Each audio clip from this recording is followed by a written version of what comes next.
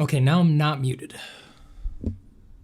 Forgot to do all my audio checking here.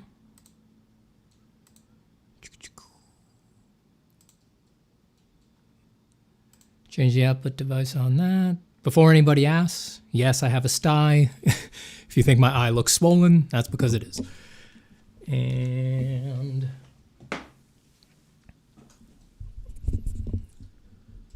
I think I probably sound loud enough here. If I don't, let me know.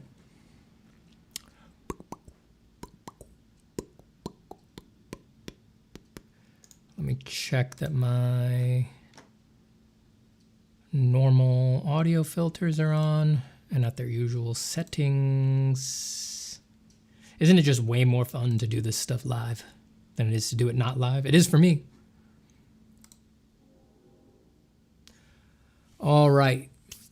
Pencil Pages, Anirudh Bansal, Sully Dietz, Boxer Wing, 1970, TB88, Mach 22.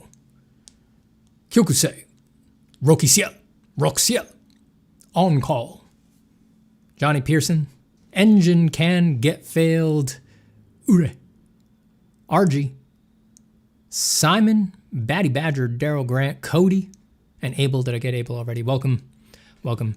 Oniorographist is here as well. The inimitable Oniorographist.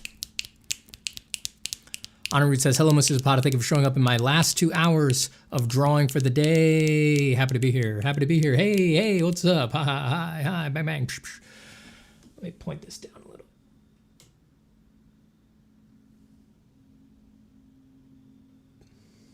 A little too much overhead there. Now it's like a little not enough overhead. Whoop.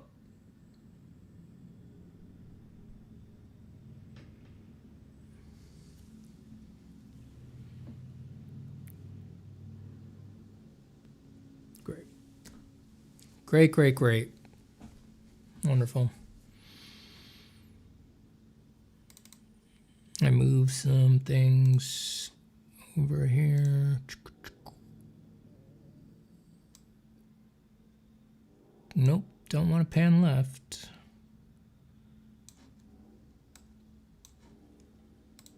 All right, let's go ahead, we're in it. Let me give a shout out to the patrons that have joined since the last stream, I believe. These are the new supporters since last stream. We have Milos, Milos. You know, people sign up with their full name, but I never know, would they want me to say their full name on stream, like their last name? Sometimes people get weird about that. So, I don't know. If you're in stream and you want me to say your full name, I think I'll truncate for now. But Milos P, Alpaki, Ira L, Nicholas P, Nathaniel T, and Isaac H, new supporters since the last stream. Thank you so much. Thank you so much for supporting. Again, that's Milos P, Alpaki, Ira L, Nicholas P, Nathaniel T, and Isaac H. I've supported the Patreon since the last stream, which it looks like was on October 14th.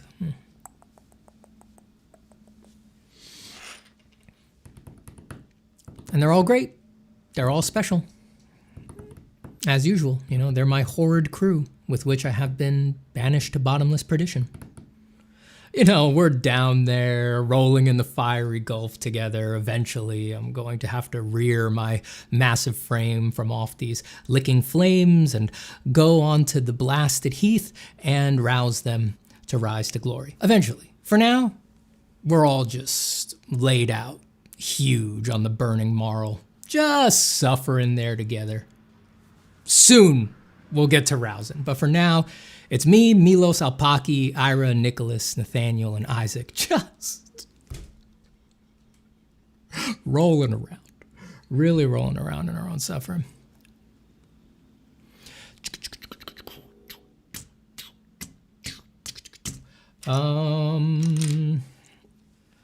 What are we doing today? We have this from last stream, which I have started poking at larger scales.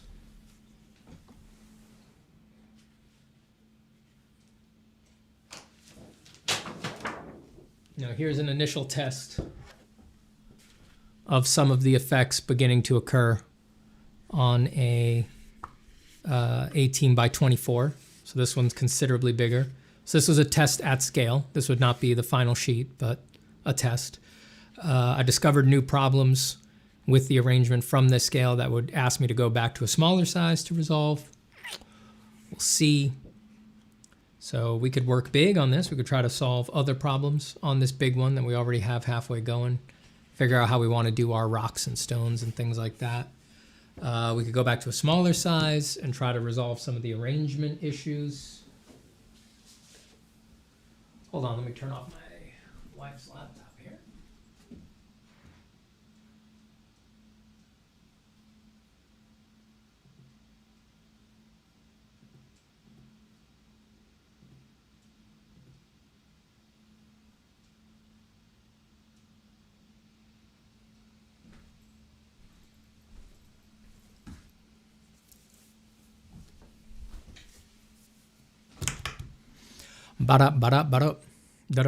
News flash. And I also have a bat. Could poke at the bat. A vampire. Also on an 18 by 24. Could poke at that more. Testing a lot of techniques these days. Testing a whole lot of techniques. We could also talk. Plenty to talk about. Maybe like any good late night show, I'll start with a monologue. Oh, it's a good time for a monologue with my swollen eye. It makes me look even more unhinged without any extra effort. Just look naturally unhinged like this. Yeah, that's good. We could also do something fun. I wanted to make I had some ideas for new loading screens for the stream based on the extended Zapataverse. I wrote out a handful, maybe 6, like a batch of 6 that I wanted to do. And I don't know if I would start actually doing those. They have a few things would be fun things to sketch and design first, some monstrous Stevens and things like that. We could do that for fun too. Maybe I'll do that. Hello, everybody.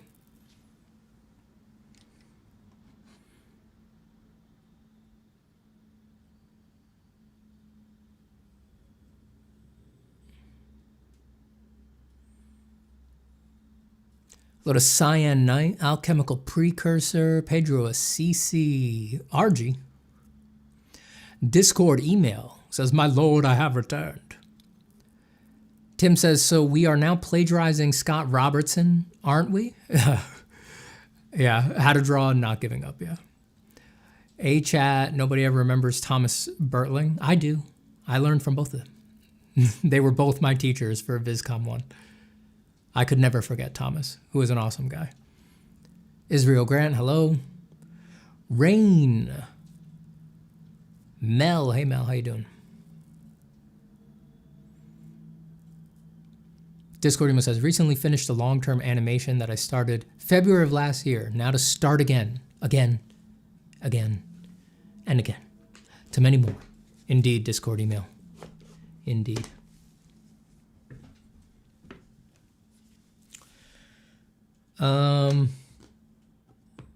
This is an unusual time for me to be streaming. I don't usually stream at night, but I think everything is subject to change here, but I think this is the time stream is going to be more often. It'll be at night now. Trying to figure out my new schedule with the baby in my life. And I mean, you know how it is. These things always can change. You try something, it doesn't work out, it's not sustainable. But like today, what I did and what we're gonna try is my wife was working today, so I took care of the baby all day. Then we trade off at dinner, and now I'm doing my work session in the evening. I'm going back to my roots as a nocturnal artist. So we'll see. but I think we're going to try out when we stream. It's probably going to be in these later hours now.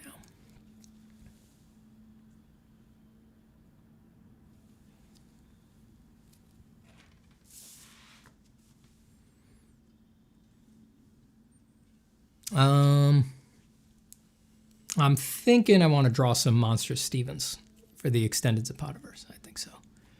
I think I want to start there. And then when I get bored, we'll do whatever.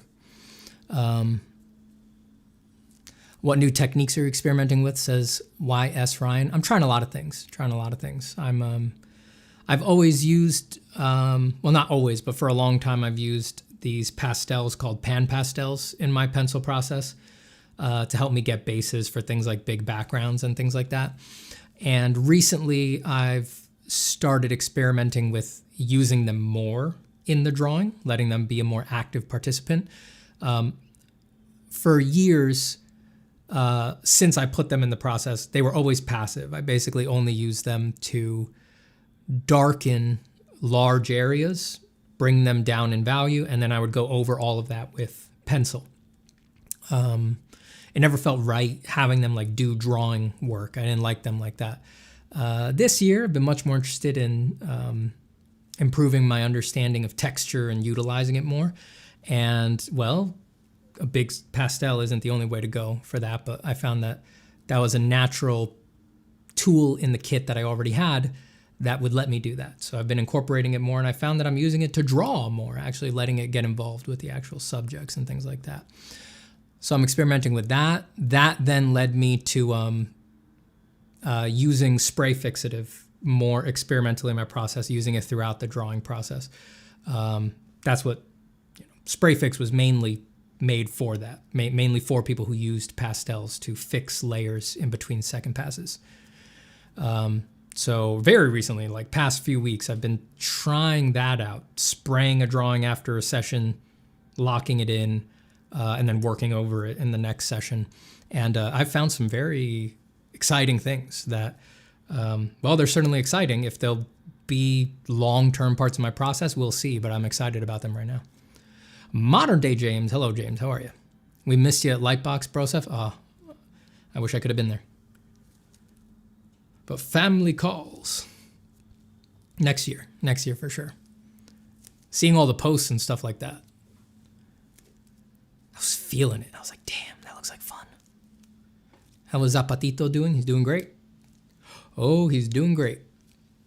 I hope you had fun, James. I hope you had a blast. Are you back already, or are you still in LA?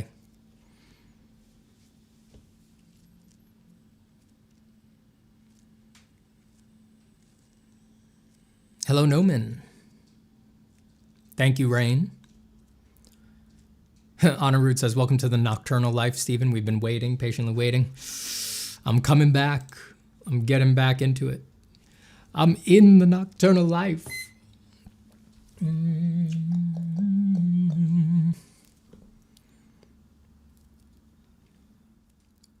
James says, it was a good time. Ian McCaig spontaneously sat down for coffee with me and my new lady. Oh, that's awesome. How cool. I've never met Ian, but I've heard nothing but incredible stories. Incredible stories. I mean, actually incredible. Like, they can't be believed. Like, he can sprout a dragon tail at will. That's obviously incredible. Nobody can do that. But so many people say he can. It's odd. A lot of these people have no real reason to lie. In fact, lying about such a thing really only calls their reputation into jeopardy. I mean, strange that they would say that if it's not true. Just saying. Just saying.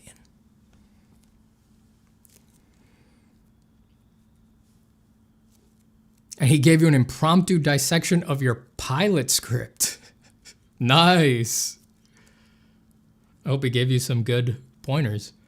Yeah, he's a serious story guy. He like directed a movie and all that. So he's been up and down that road. Chokusei says, thank you for continuing to contribute to the advancement of drawing and visual art, always at the cutting edge. Absolutely. You know, it's just my responsibility in this world as one of the few true remaining shaman, really. It's just what I have to do. You know, it's not easy. It's not easy. You know, look at, all right, here we go.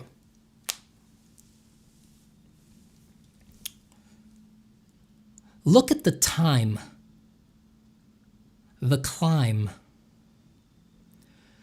that the world decided it needed to birth me into.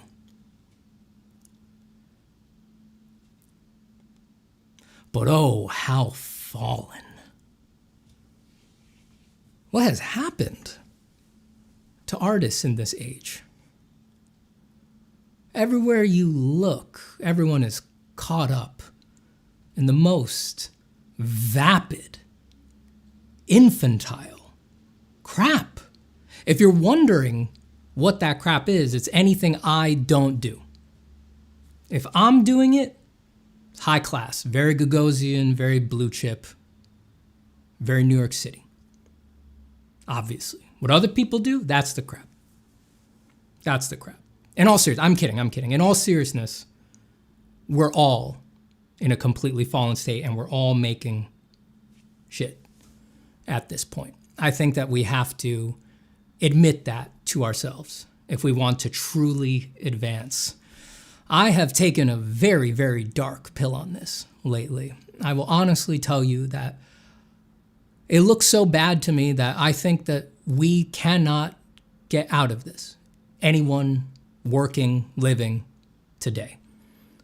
I think that the best we can do is try to pave the way for the great artists of the future who will be born outside of these systems and will be able to have grace because they never needed to put in the effort to break free of them.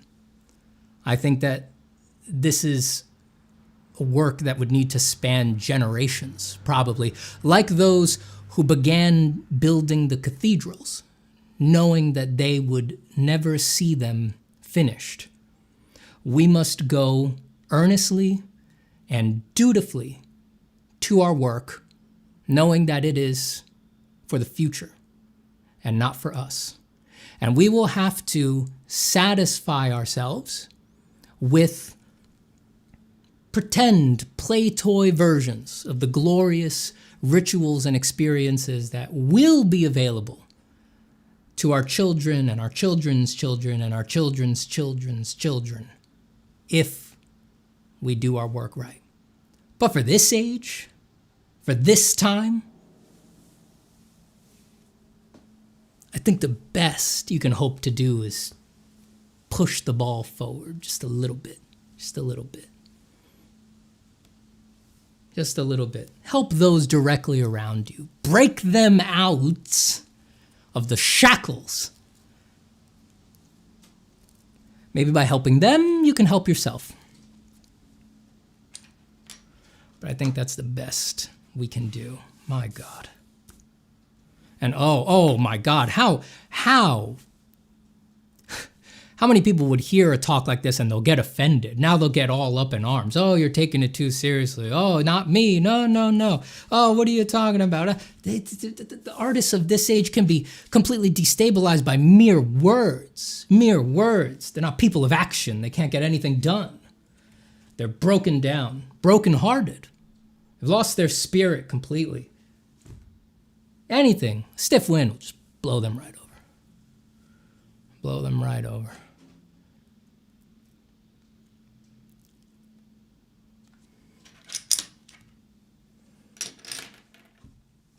James says he did the dragon tail thing at Copa Vida. Oh my God. I miss Copa Vida.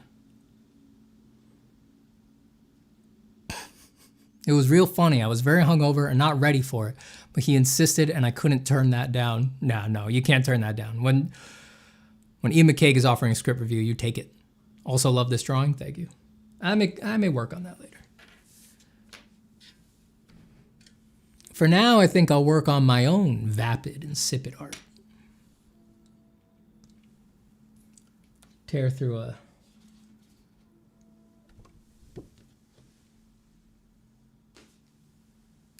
my little pad here.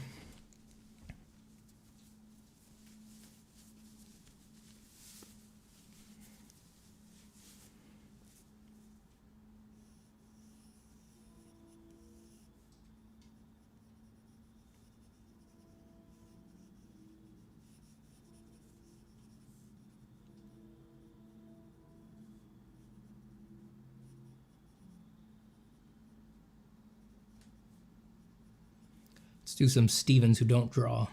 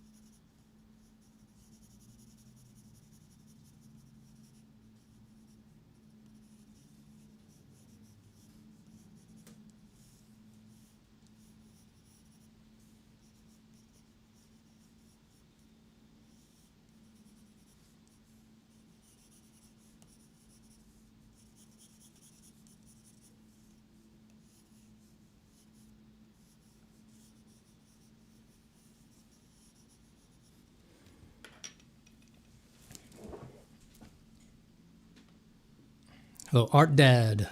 Dan.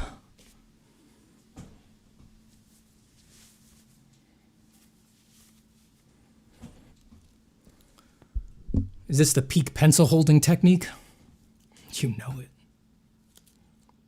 I mean, if I'm doing it, obviously it's peak. What do you think about contemporary art, says Pierre Baz? Like any form of art, there's good versions and bad versions. There's good stuff and bad stuff. Well, like any form of art except anime, which there's only bad of. Every other form of art has good and bad. I'm just kidding. Anime made 40 years ago is pretty good. The best stuff. Current, obviously. Nothing there. Nothing there.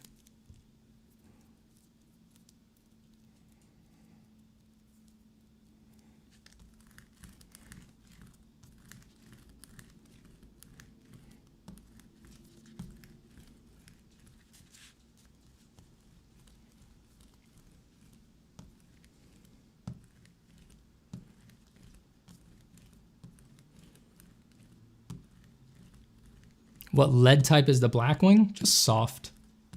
Lately, I've been loving these, the Tombow, very common brand. You can get it at most art stores. The Tombow drawing pencils, I've been loving just sketching with the 6B. Has a very particular texture that I'm loving right now. Nice and crunchy. Current anime has some of the best stuff. Nonsense. I mean, I don't watch it. I've never seen any anime, but there's no way. I've never seen it, but I know it's bad. I know it's bad.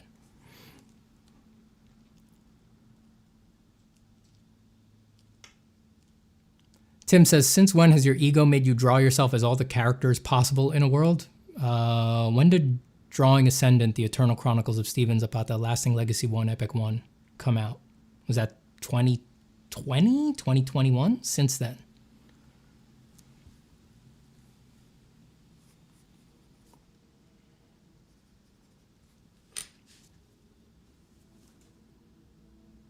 What's everybody talking about? Drawing in this economy? You betcha. Are you a freak, Steven? Are you? The the party line on this stream is that I am not a freak. I don't believe I am. It's easy. You might, you know, if you're a beginner, intermediate, you see how I draw or something like that, you may think I'm a freak by comparison, but that's just I'll just be honest. That's just from lack of exposure and knowing a lot of artists. Like if you get into it, right? Like you get to meet people, learn about their lives, you get to meet some of your heroes, learn the things that aren't out there on the internet and things like that. Yeah, I'm definitely not a freak. Definitely not a freak. I'm a very dedicated artist and certainly the most important artist of our generation, but I'm not a talent freak. Definitely not.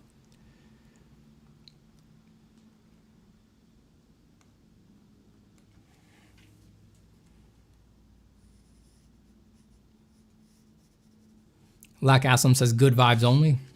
Not here. Sometimes I see people talk about this stream and they talk about it as like, oh, it's so relaxing, so cozy. I'm like, really? Really? This stream? My voice, the Miltonian monologues, the real seething anger about the way art went in this era. This is calming to you. Well, actually, no, maybe I get it. Because if you really are like me, like I find, you know, honest expressions of that anger and injustice, I also find them very calming when I hear them from other artists. So yeah, maybe I do get it.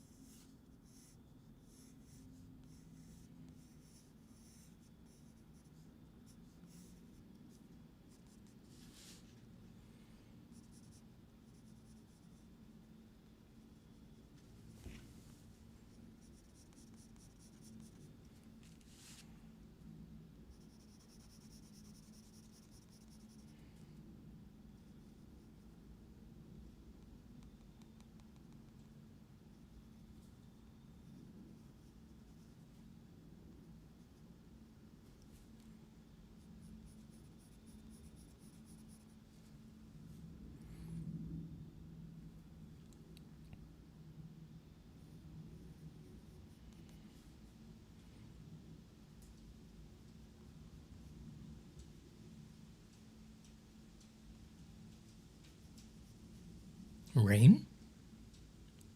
Impossible.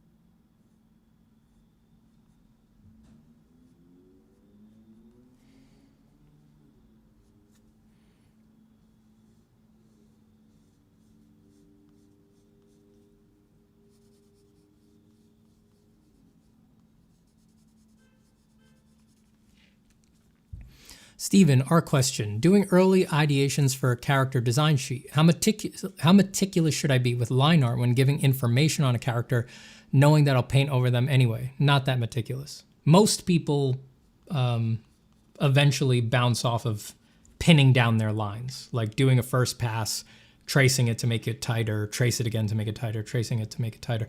Most people stop doing that at some point. The information is indeed what matters.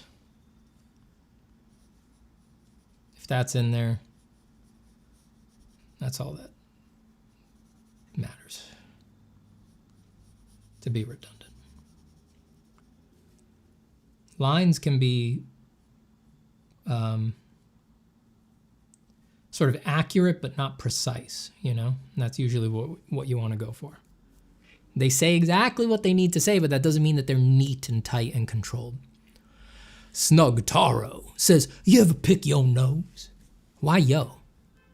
Why yo instead of you? You ever pick your nose? Now I really want to pick my nose because I'm thinking about it. Drop frames. Why? Why? Oh, it was a tiny amount.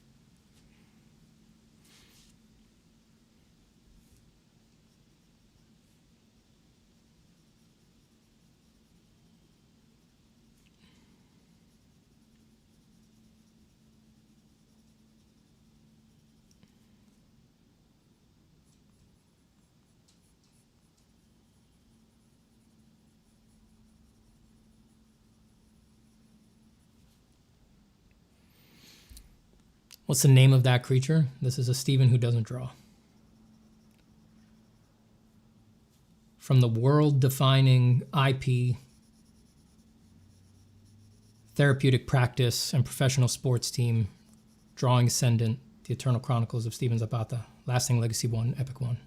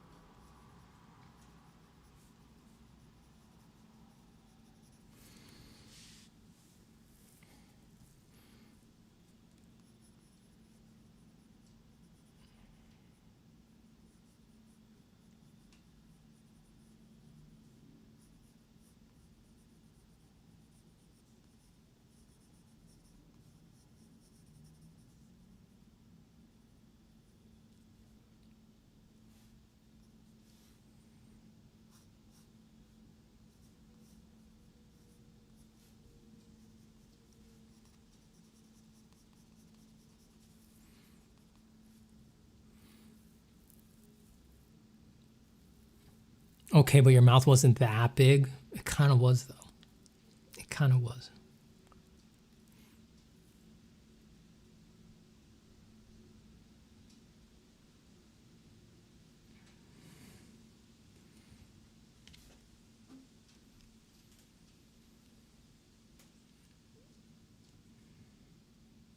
Do you like Chinese food? Sure. Oh, yeah.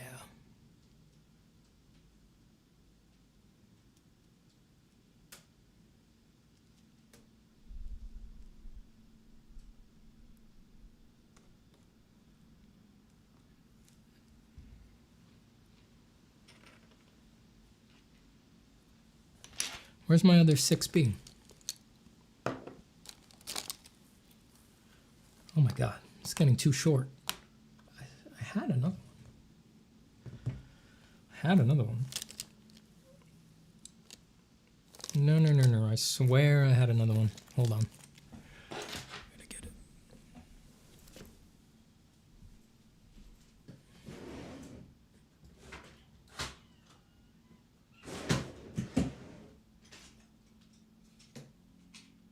Just gonna open a new one.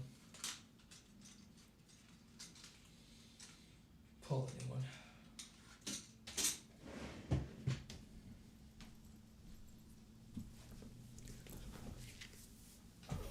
sharpening.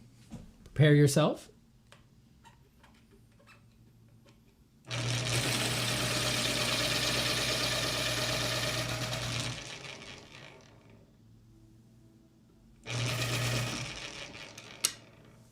Have you read Roland Barthes' Mythologies? No, I have not. Sounds vaguely familiar, though. Sam says, it's Steve if he used AI and became a Reddit moderator. Oh, God. Oh, God. AI. What have you done? What have you done? Especially, what have you done to my friends and peers? Jesus fucking Christ. Jesus fucking Christ. Oh, my God. Is it a bubble? I think so. I think it's a bubble. I think that very soon everybody will realize that the juice was not worth the squeeze. That the probability machines can't deliver on all the things that they're promising. That it's AI in name only. A false moniker that just gets attributed to the most mystifying technology that's available at the time.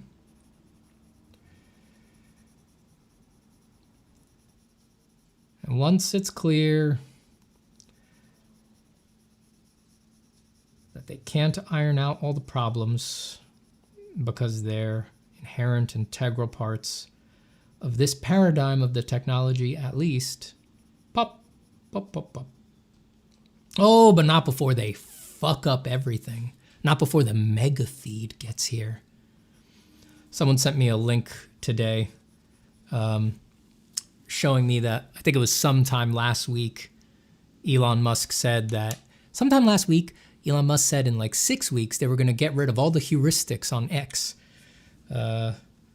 Likes, replies, reshares weren't going to matter. They were just going to have Grok read all of X, Twitter, read all of Twitter that day, every day, and then decide what you would find interesting and it'll serve it to you. Yeah. Knock yourself out. Knock yourself out.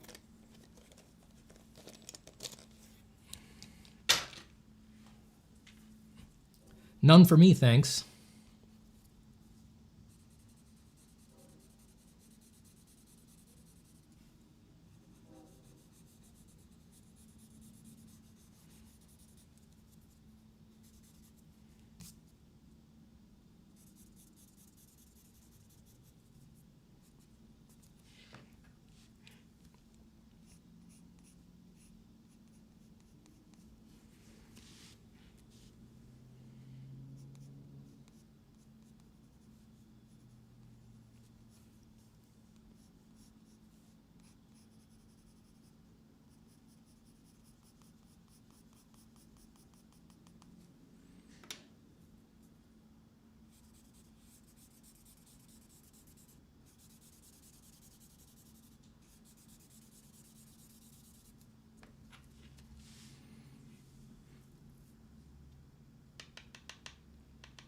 Cody says, Steven, you seem a bit more on edge this stream. Yeah, for sure.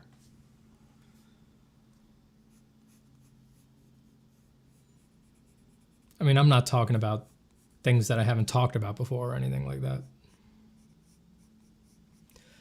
But God, some days I just feel more angry about it all. I really do. I think having a kid definitely triggered a lot, you know? It like makes it all the more poignant and painful to look at the world and be like, oh shit. We could have built anything, you know? We could have built anything and we built this.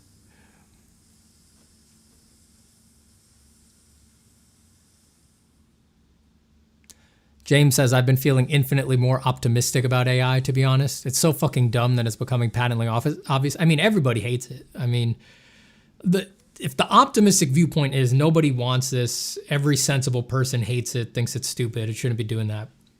Yeah, I think the grounds for being unoptimistic or a doomer about it would be like the level up. Like, well, the people who are controlling everything, what are they going to do with it, right? Is the fact that nobody wants it really going to stop Sam Altman and Elon Musk from using it to permanently change some things for the worse?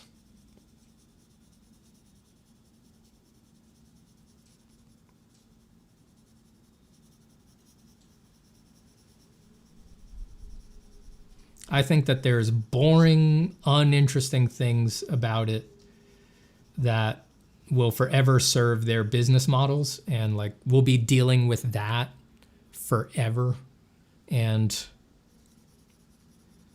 we won't get any of the promised fruits.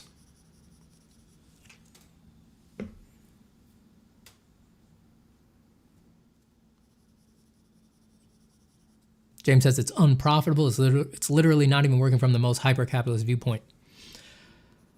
I hope it stays that way.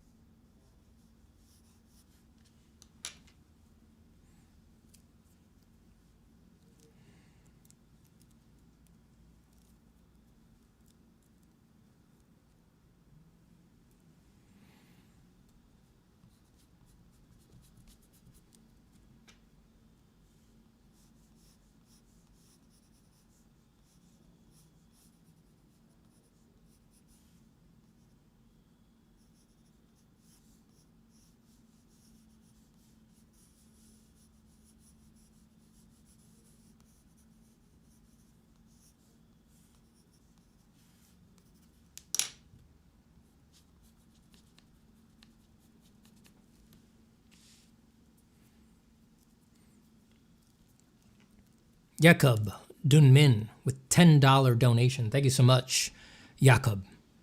I appreciate it. And my son appreciates it. As always, we're going to take those $10, sublimate it directly into fresh, piping hot coffee that I will put in a baby bottle for my son and feed him. This will unlock the full potential of his Colombian genetics and make him a superhuman. Not just I, but the future. Thank you, Jakob. Truly. Thank you. I mean, we can all agree that, he's going to do incredible things and be a great benefit to the future, so long as he is constantly mainlining coffee, pure, uncut coffee. And so what you just did is great. You've really contributed to the future. Hi, Stephen. Any advice for someone struggling to find what they want to specialize in? I'm torn between creatures and environment cutaways and props.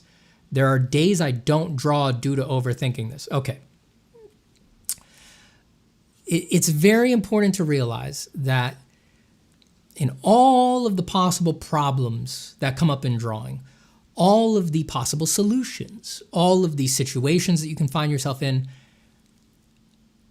the number one indicator that something is the wrong way to go is that it makes you draw less, right?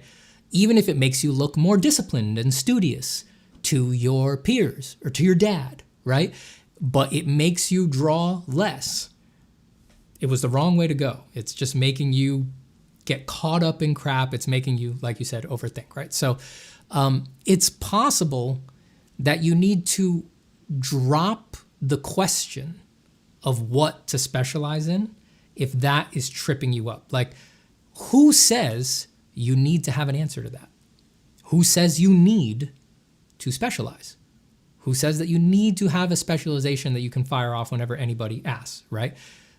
There's nothing in the art rulebook that says you need to specialize in something, right? Especially, you don't need to choose to specialize in something. Now, there may be a rebuttal there, like, well, don't I need to specialize to succeed in such and such industry, for example? That, my dear friend, is an assumption based on things that you have heard about an industry that you do not understand and are not a part of yet. Assume very, very little in this world. I'm assuming that you're looking at concept art and things like that because you're talking about environment cutaways, props, creatures. Concept art is not a real job, right? Or it's not like other jobs, right? It masquerades as other jobs. It masquerades as if it is like other jobs, right? That you just do A, B, C, D, you have these skills, and then you'll get this job, and that's it, right? No, it is still art. And the most important thing in art is being bombastically, baroquely interested in the things that you're making so that you will do new, unexpected, and truly interesting things. That is always what is going to be the number one driver of a true concept artist, right? If that's not the number one driver, you are guaranteeing that you are replaceable, right? Just another cog in a machine that eventually is going to eat you alive and eat your practice alive, right? It's a very common experience that people feed themselves to this machine, and yes, they make some money. They get to say that they made a living as an artist for a while, but when all is said and done, not only do they not want to be commercial artists anymore, they don't want to make art anymore, right? It has all gone wrong. Now it's only misery whenever they say make art. That is an existential disaster and something that needs to be avoided at all costs. So, to summarize, to put it more pithily, the fact that there's days you don't draw because you're too busy overthinking means that this is a for real problem that, as far as problems in art go, needs to be taken seriously. A lot of other problems in art don't need to be taken seriously. This one, days you don't draw because you're overthinking a question like what should I specialize in, that's a real problem. And the root thing that I want you to examine is, do I actually need to specialize? Who said I need to specialize? Why can't I pursue all the things that I'm interested in, creatures, environments, props, and discover what I'm best at, or where my interests really max out, or discover what people react to, right? Like, is it not going to make you a better artist to be good at all of these things, to view the core principles of design through all of these different lenses? Of course it is. Of course it's going to make you better. Like, choosing to specialize, I think, is false most of the time that people attempt it, and they would have been better off letting their interests get broader, right? And I understand that there's a lot of things creating anxiety around this, right? You know, mom said last week that she really doesn't think I can make a living off of this, and I need to prove to her that I can do this, right? Like, all those drivers are just fucking things up. Like, I know it hurts. I know you need to prove mom wrong. She's super annoying, but for 99% of people, it's best to forget mom ever said anything and focus on exploration. That's always going to be the best thing for the art. And then the answers are always going to, people always respond with, no, but I have to. Well, easy for you to say, you can eat, da, da, da, da. It's like, ugh. Back to the feeding yourself to the machine point, and eventually it destroys your love of art. It's like, it would have been better to not do it in the first place. It would have been better to not do it in the first place. Life is so dark. You can't destroy the artistic impulse because a lot of people never get one outlet to resolve their spiritual constipation. You're lucky that you have one. It could save your life. To let it die can be an actual life-distorting, possibly life-ending, existential disaster. It's not to be played with lightly.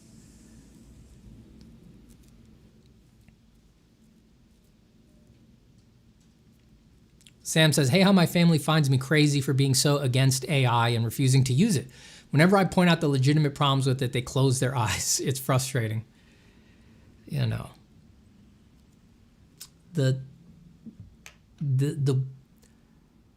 you blame them to a certain degree. You know, look at the culture that everybody is swimming in, right? Like AI is just the perfect technological black box to have emerged in this culture, right? Just like completely sapping the world of meaning, and its creations are devoid of meaning. And it's like, it didn't have to go this way. Like, don't you guys find it fascinating that in the era where all art and meaning and substance had already been reduced to mere fucking content that had already happened,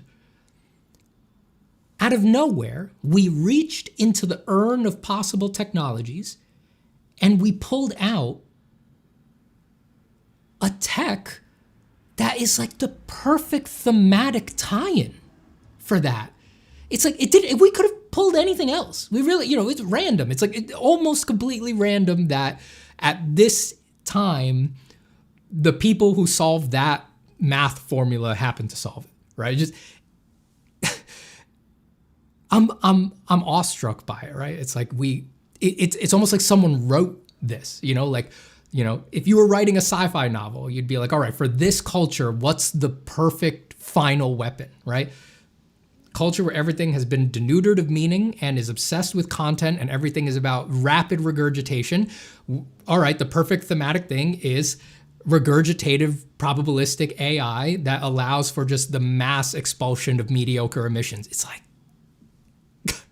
it could have been anything else. That's amazing. That is amazing.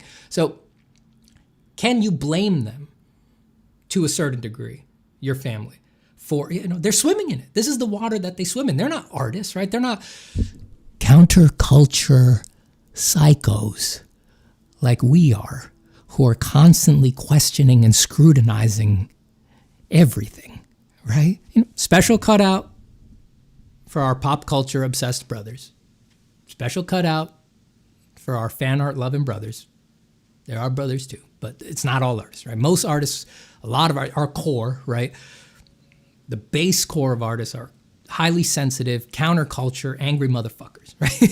So your family, the rest of your family hasn't been in that, hasn't been turning the stink eye to the world for years and years and years. So they're just like, oh yeah, this is great. This makes sense in this totally shallow mirror dimension that we live in, right? And, you know, it's, to get them to understand it, you'd have to grip their reptile brain and wring it out like a wet cloth and sort of rewrite their understanding of their culture so that then they could look at AI and be like, oh, right, yeah, that sucks. Yeah, I see it now.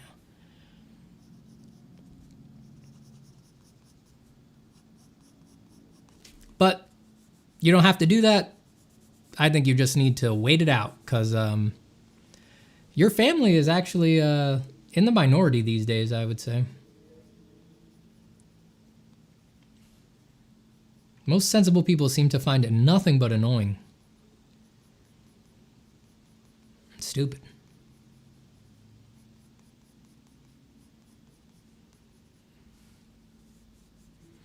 And again, the juice is not worth the squeeze.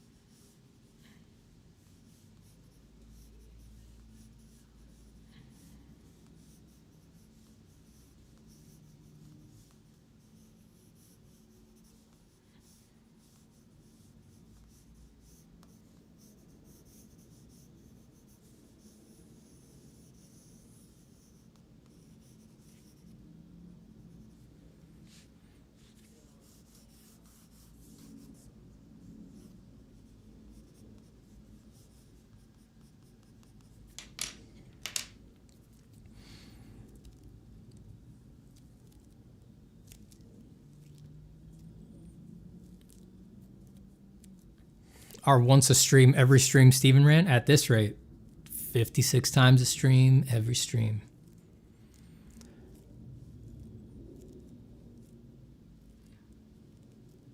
Cody says, I can attest to that. Didn't realize for a long time that when I sat down to draw was a form of art therapy that let me assess my depression, anxiety from relaxation. Oh, yeah. That's what it's all about, baby. That's what this channel's about.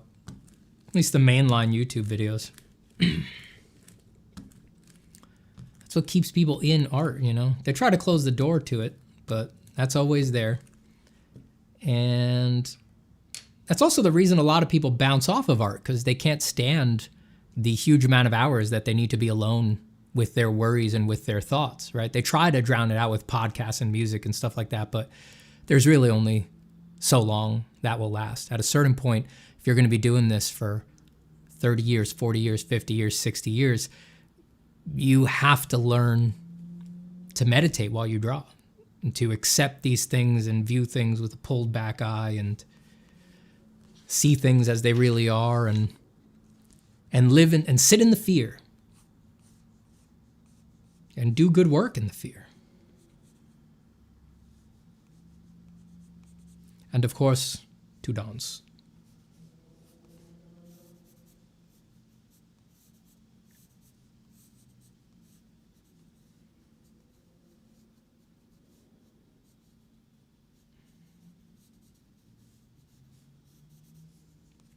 Where would we be without a good dance?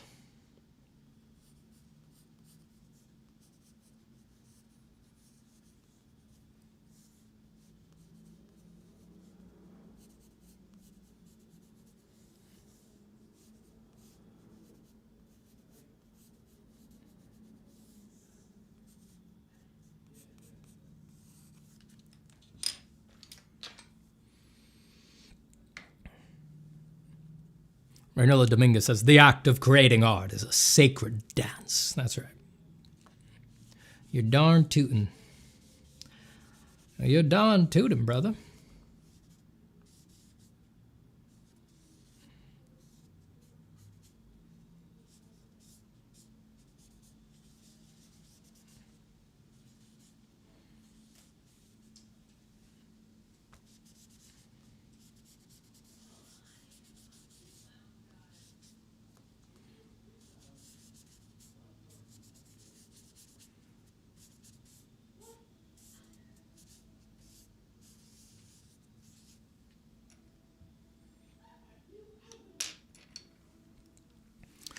The part of AI that especially makes me sad is seeing how many of my brothers and sisters in art have fallen to it.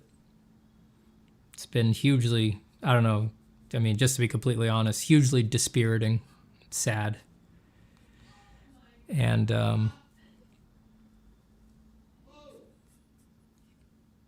hold on, I'm hearing activity. Give me 1 second.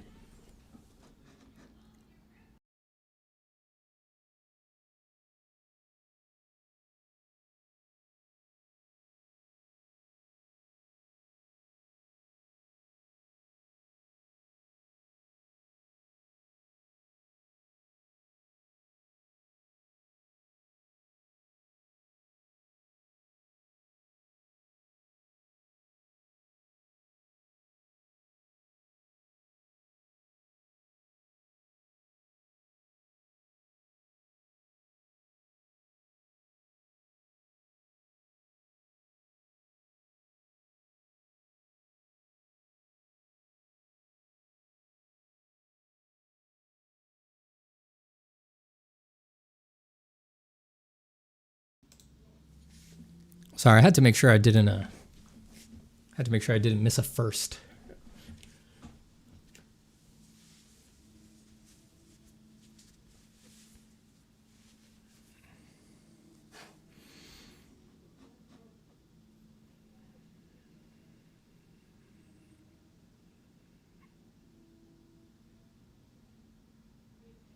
Titan says, I'm glad my parents listened to me about AI. Good. Lucky you. My mom's with me on it. Imagine if she wasn't. I was very gratified, though, the first time that we were on the phone and she was like, this AI is going to fuck up everything, isn't it? I was like, nice, even you get it. Good, good. There's a lot of chat I'm missing. I don't know if I missed a question or something like that. Just keep throwing it. Hi, Steven. What is that round pad used to spread the graphite called? It's not spreading graphite. Well, first off, the pads are just makeup sponges. These are like $1 for 12 makeup sponges from the drugstore. And it's not spreading graphite. It's spreading pan pastel, which looks like this. You can get it at most like art stores. Not like a Michael's. I don't think Michael's. Well, maybe Michael's sells it actually. Shit, maybe I bought this one from Michael's. I actually don't remember. But most art stores carry this. They'll have the black even if they don't have the other colors. But I keep this makeup sponge dusted in some pastel. And yeah, if I just kind of rub it over something, it'll give me a little bit of a gray base.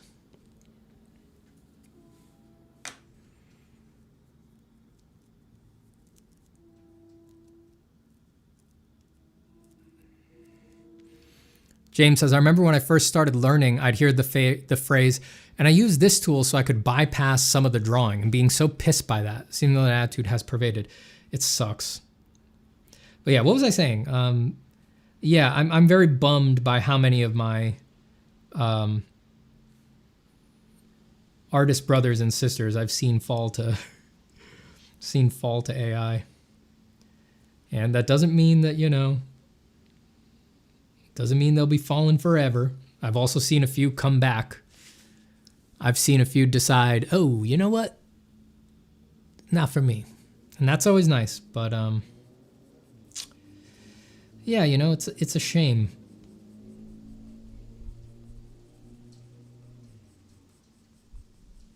I hope that all of the things that I'm sure that will do don't happen.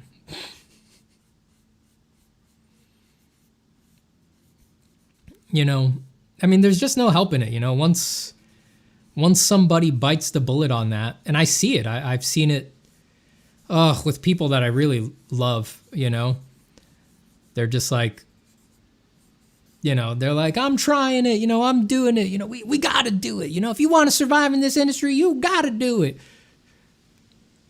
And then it's like, you did it, you made that announcement once, and then since then, now everything you post, I loved you. Now I'm just like, is that AI? That has to be the first click on everything that you share now. And that sucks. And if that's the case for me, it's the case for everybody. And if it isn't the case for everybody, then that's because the only way it isn't the case for everybody is if they just assume everything is AI anyway and don't care. And so they can't value your work the way that it's supposed to be valued. It's a lose-lose either way. There is no winning scenario for using AI in your process, except for the short-sighted, meager hope that somebody's going to pay you to use it until they can replace you with it. And the worst part is that is all super fucking obvious. Super fucking obvious if you think about it for a fucking half second. And yet,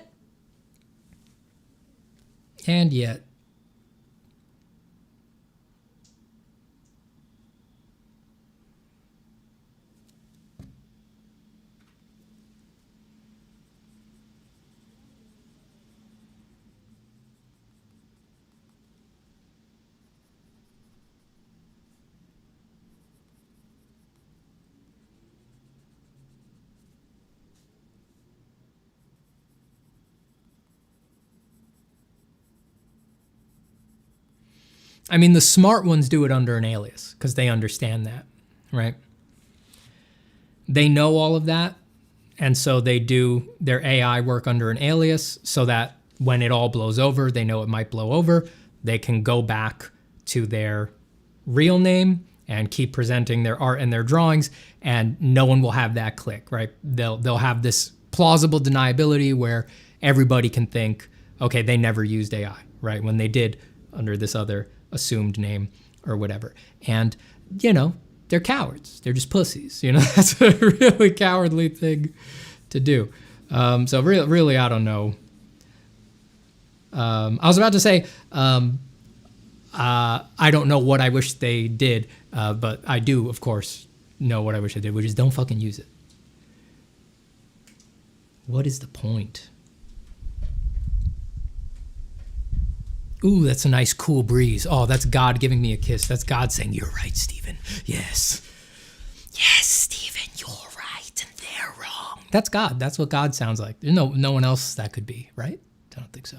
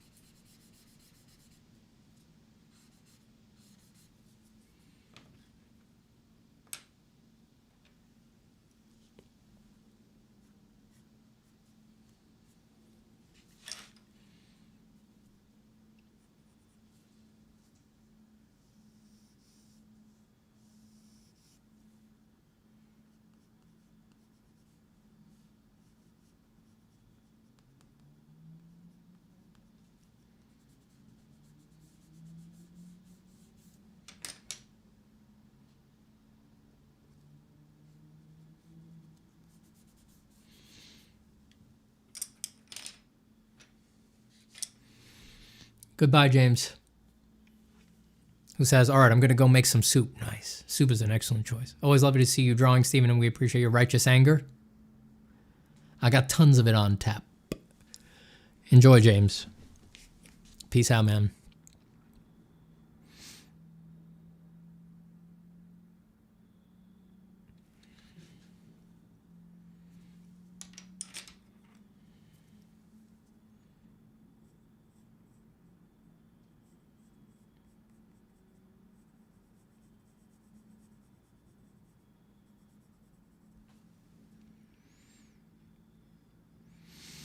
A friend uses it for logos and ideation, and I can't convince him not to. He's partly on the tool opinion. I mean, there's currently some people alive. Who, for them, it can be a tool, right? A master graphic designer or something like that, if your friend is that. The thing is that they'll be the last generation for whom it is a tool, right? It can only be a tool, possibly, for your friend, because they had the motivation to gain the truly foundational grip on the things that put images together and make design work, because there was no other option, because there was no easy route, because it had to be gained through blood, sweat, and tears. It'll be vanishingly few people in future generations who will do that, in the same way that no one today can manage to be Jean-Léon Gérôme. There is no one who can paint like that today, right? Because the cultural incentives aren't there, right? And if you were going to be Jean-Léon Gérôme, if you had the temperament, you'd wind up being a movie director instead of an oil painter, right? So once the culture has sealed that off and made it so that the incentives are not there, it will truly fucking die, the way that everything else of that sort has died, if you look through history.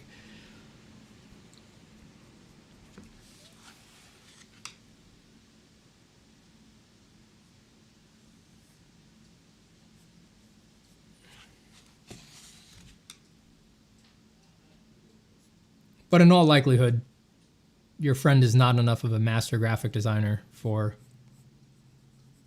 him to be truly tooling the AI. He's just telling himself that. It is he who is the tool.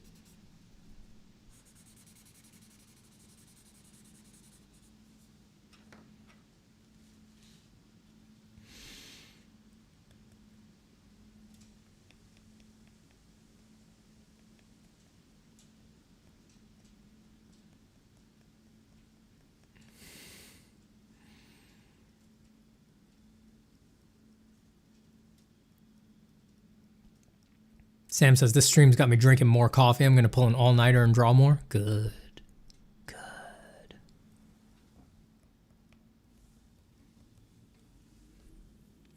Circle Door says, is there any place for the use of AI in your opinion talking in art? No.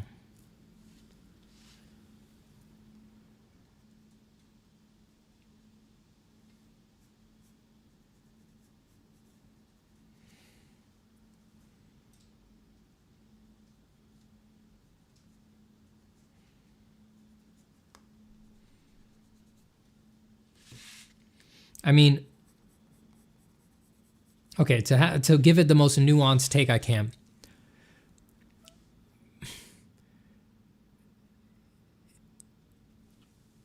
Algorithmic art has been a area of interest for fine artists for many, many years, since the 1960s at least. And in all the intervening years, artists have explored the concept of algorithmic art. How can you take art out of a person's hands? Certainly when computers first emerged, lots of famous art has been made that was trying to do that. You can look it up on Wikipedia and you'll see tons of examples, and you can read the history of algorithmic art. And even beyond, software-based processes, creating robots that made art and things like that was a pursuit for fine artists and things like that. And it was a way to question, undermine, and explore notions of authorship and authenticity and human consciousness and things like that. And there, again, many, many famous, legit fine artists have made careers off of doing that. Within that lineage, it's clear that AI is going to be the current versions of the commercial AIs, things like Midjourney and Stability and things like that, are going to be very interesting things to that lineage of artists, either the old ones that have been around forever or new artists who find themselves in that lineage, having that particular set of questions. But that is not going to be at all the vast majority of people who are using these things. That is not going to be the reason that the vast majority of people who use these things, right?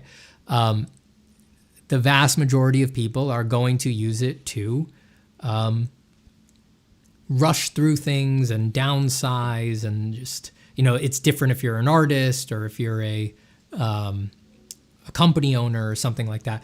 They're using it for every other goddamn reason, and very few people are to make money, especially. Very few people are going to be using it for a extremely high-minded, avant-garde exploration of those notions: authenticity, authorship, human consciousness, and human agency as it relates to the art-making process, right? Like, very few people are doing it for that reason. So it's like that's not to say that it's like if there is a place in art for it, that's its place, and that's not a new place. That's the next technology that incorporates automation and algorithmic systems into art creation is going to slot into that place again, right? Into that fine art place.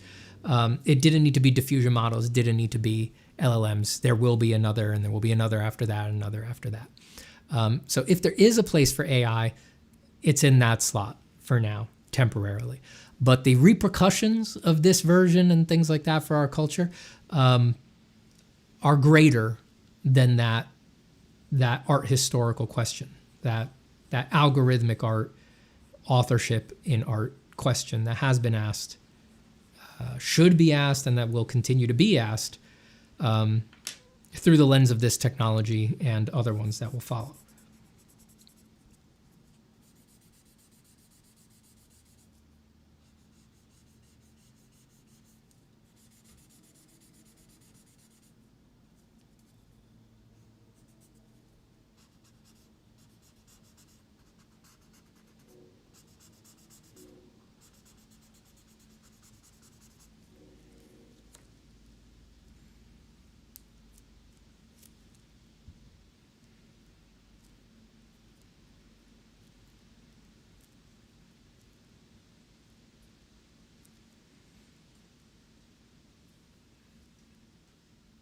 What will be the next evolutionary step that will be after AI? I have no idea. Obviously something that can't be predicted.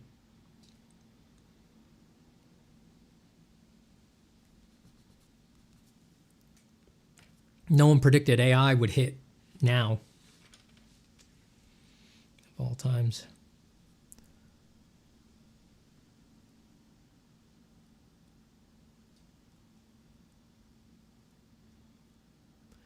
Snugtaro says, in art college and for one of my subjects, I need to draw 100 sketchbook pages of studies. Is it feasible to hit 50 pages in a single day? It's feasible, but they'll be bad. I wouldn't try to do it.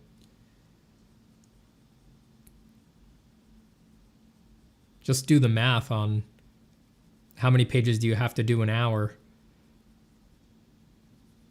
to do 50 in your workday, you know? How long are you going to work? 8 hours, 16 hours?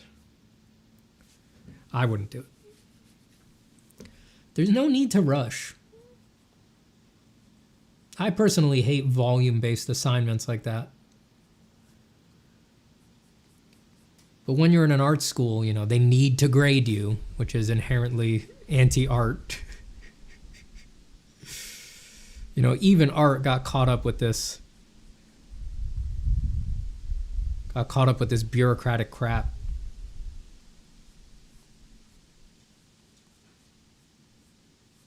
The data obsession of the managers.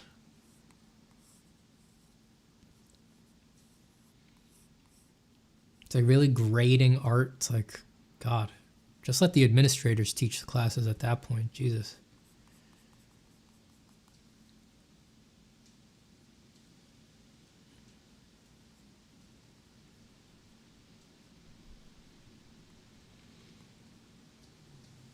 It's like, who benefited from saying, all right, you need to do 200 drawings in a week because some people will be able to do it, others won't, and then the people who hit it, they get an A, and I'm able to give an A to my fucking supervisor, who is a manager, and they don't really care if people are improving or what kind of art they're making. They just care that they can submit the grades and the course evaluations and the performance reviews at the end of the semester.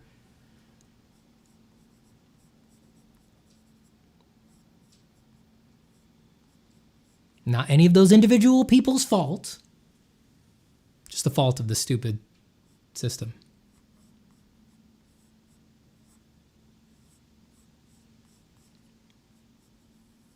It's like in art, you don't benefit from rushing. It's like if you did 9,000 shitty drawings, did you benefit from that? Just probably built a pretty good habit for rushing and making shitty drawings. You would have been better off getting an F and doing one excellent drawing that pushed you forward. That's what I think. But that's just me, right?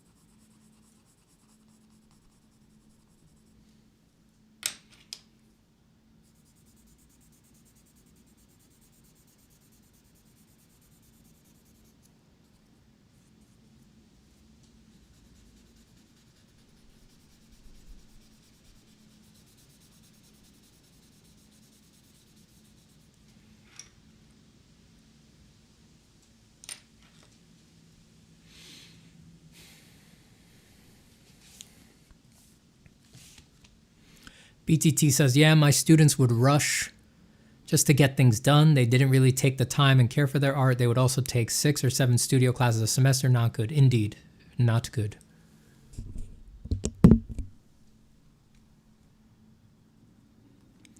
Oh, not good.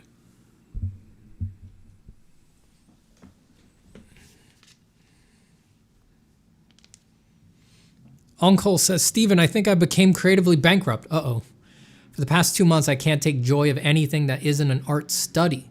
How to get out of this? Take a break if you can, you know. If art's your job, that's hard, but try to put the job part in a little box and close it off from the rest of you. If you can just hands off completely, just like take a couple weeks of like not drawing at all, completely reset. And the solution here is always to get back to your interests. For a lot of people who bottom out and go creatively bankrupt, the practice is miserable, they're not enjoying it anymore, they don't even know how they would get back there, they're sitting there drawing, wanting to leap out of their skin, right? The almost universal experience to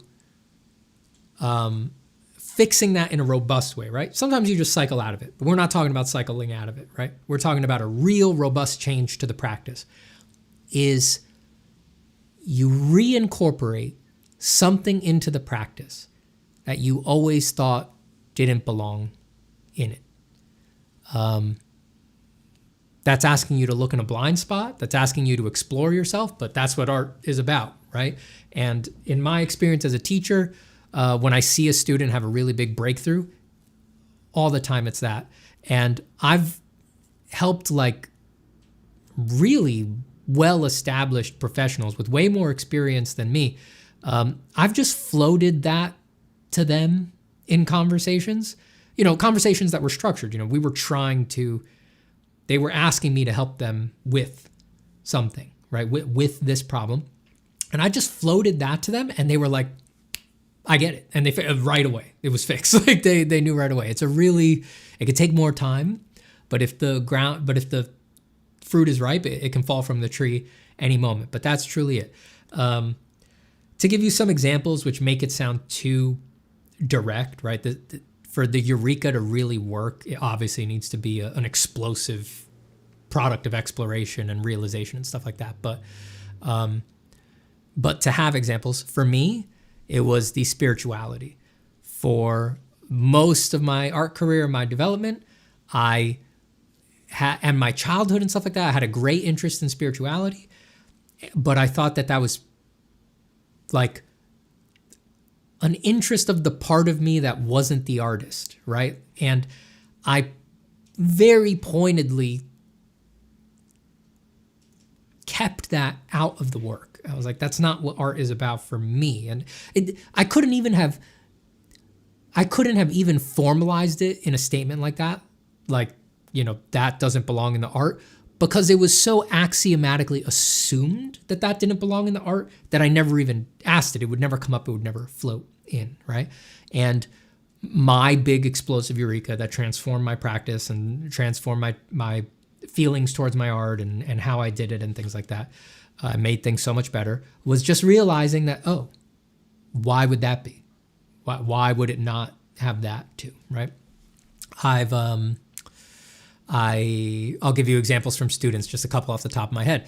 I had a student who was crashing out. They were like, I just don't know what to make. I don't care about my art. So we were on the cycle of how do we make you care more about your art? And they just brought up at random, like, yeah, you know, I have a zoology degree. They brought up like, yeah, when I was getting my zoology degree, I couldn't draw much. And I was like, oh, you have a zoology? You like really like animals? You really like animals? They're like, yeah, I love animals. So, you know, I went to school for it. And I was like, why don't you draw animals? And they were like, right. Another example was similarly, you know, I had a friend who's an amazing artist, professional, super long career, really, really high level, super intelligent person. And we were talking about this. And they, their interest in art was oil painting, doing still life. They were especially a big fan of still lifes and things like that. And we were talking, and she was telling me that she has an anthropology, that her background is in anthropology. We were talking about our life stories. I always I get people's life story a bit to try to find something. And we were talking about what her interest in anthropology and studying it sort of did to her, and revelations that brought her in when she was a young person and things like that. And I was like, why don't you incorporate that? Like you do all these still lifes, you probably know everything about them. You're picking them like antiques, right? Every single object. Like, you probably have in your head a whole deep research well and anthropological viewpoint on all of these things, don't you? And she was like, of course. And I was like, yeah, most people don't have that, including other still life artists. Why don't you incorporate that? And boom, out. So it's usually stuff like that, right? There's something in a person's blind spot, a deep well of interest. It's usually something that's already there in their life, but because of a trauma, a door that they had to close in their past, it's somewhere behind them where they're like, that was in another life, a different version of me, and unconsciously, axiomatically, they've shut it out of the art. And usually that's what you need to grab and drag back in to the art. That's what will do it. And again, if hearing that, the answer is not obvious to you, that's probably a good sign. That means that there's grounds for exploration there, journaling, seeking, searching, so that's a good, because then when you bump into it, it will charge it with explosive eureka energy. And that explosive eureka energy is what gives it the ability to ingrain into your life and make a profound change that lasts actually years instead of a few weeks, like most lower level art eurekas.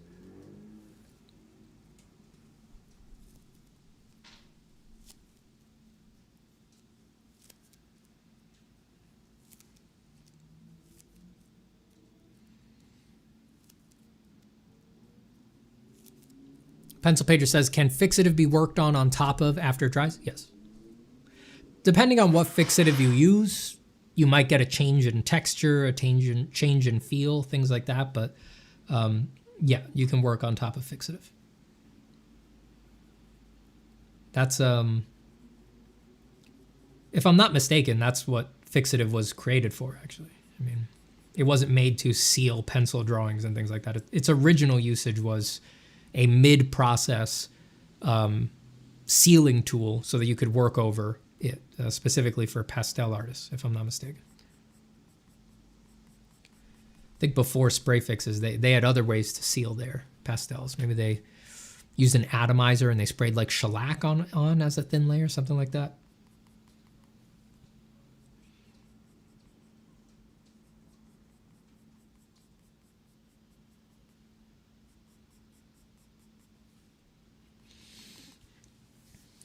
Time-stamped, that's actually amazing. Damn, that is good advice.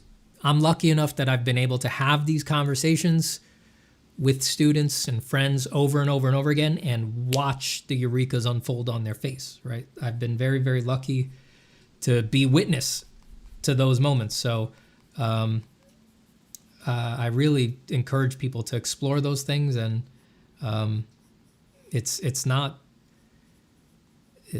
really, I don't think of it as like my advice. It's like, I've seen smart people come to this particular realization over and over and over again. And I'm just handing it off to you.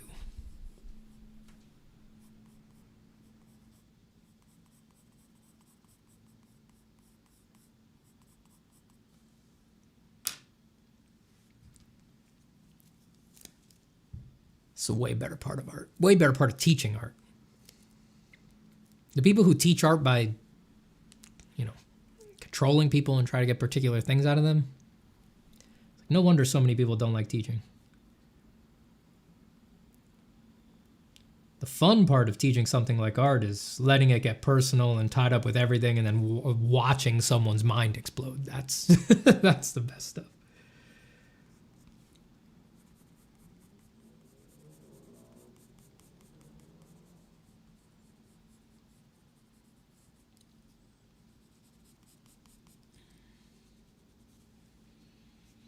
And don't say that's just because I'm a Cancer and addicted to novel conversations or whatever.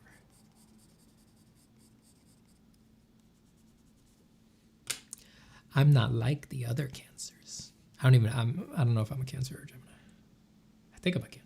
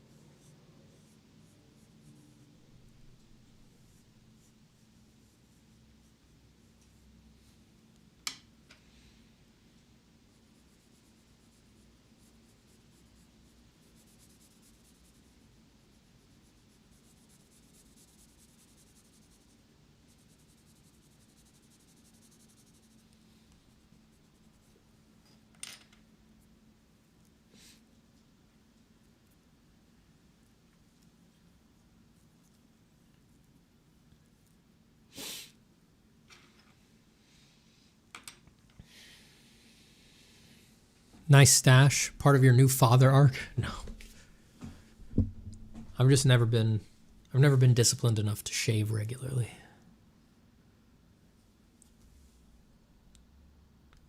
I did right when my son was born, well, probably for the first 2 months, I did grow out a beard there because when I was cuddling him, I didn't want to irritate his face with my stubble.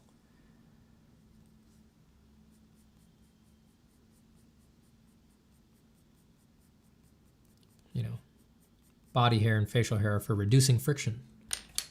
So it's actually less irritating to be rubbed by a nice grown out beard than it is to be rubbed by sharp little stubble.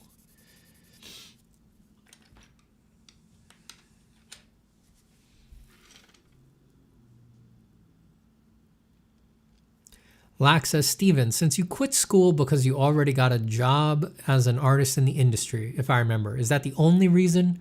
Or were there any others that incentivized you to do that? I was planning on going back to finish. I didn't because I had family stuff going on at the time.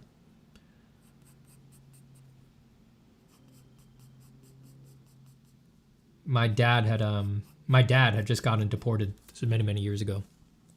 And the family, was in turmoil. He was like the main breadwinner. Him and my mom worked together. So when that happened, just threw the whole family into chaos.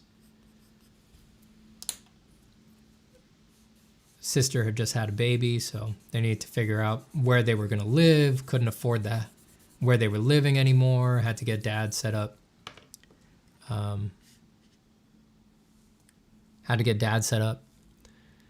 In the country he was fucking exiled to. So, yeah, at that time I was like, yeah, you're offering me basically a kid, I was 22, 23 at the time.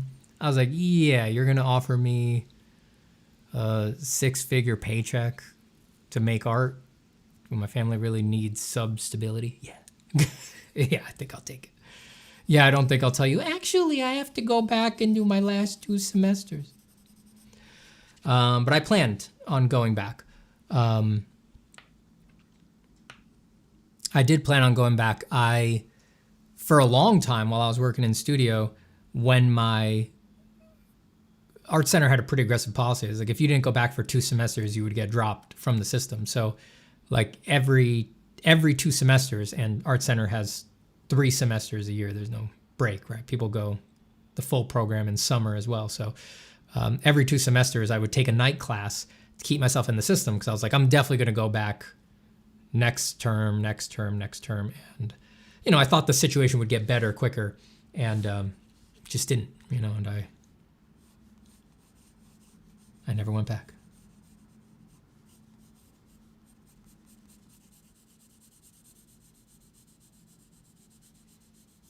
Given the circumstances, that's just the way things were going to go, but I wish I'd finished. I do.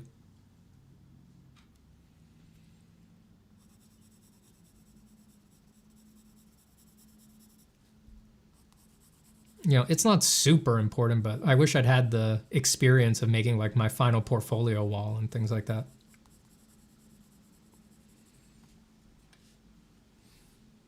What is the difference between vellum and bristleboard? Well, real vellum is a translucent drafting medium. This paper comes in smooth and vellum surface, which in that context is just vellum is slightly more textured than smooth. But that's not what vellum actually is. Vellum as a drawing material is an expensive tracing paper that architects use. Hi, Poji. Steven, did you have an AP program in high school? If so, what was the experience like? Yeah, we did. I don't really remember. I don't really have an alternate frame of reference. Because, I don't know. What were the AP classes I took? I took AP English. God, I don't remember. I think I took AP English, AP Art. That's it, I think. I don't really remember anything about AP Art.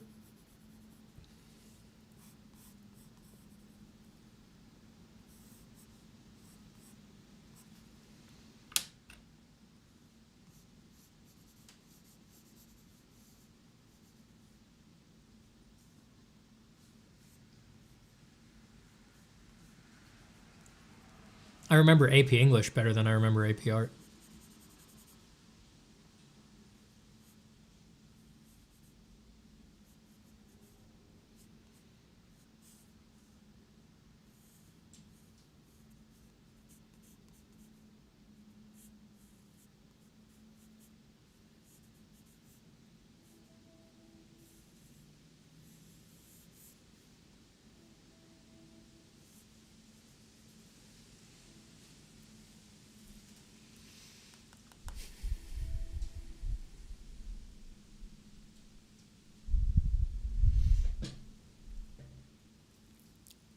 Noah says, hey, Steven, just wanted to say that I remember accidentally walking into a live stream chat on your Discord when I had my first week of classes in undergrad, and I'm on my last semester making cool art. Nice.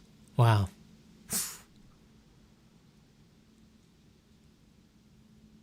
Wow. That really just blasted me into time.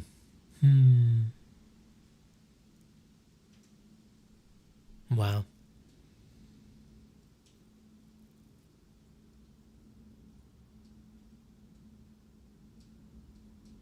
Hey, Charlie.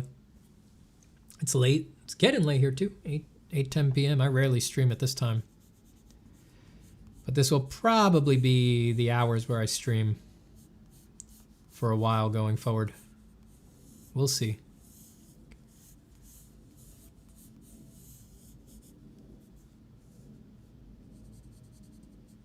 My wife just started work again, so we're probably going to be experimenting with We're going to be experimenting with schedules for a while, probably.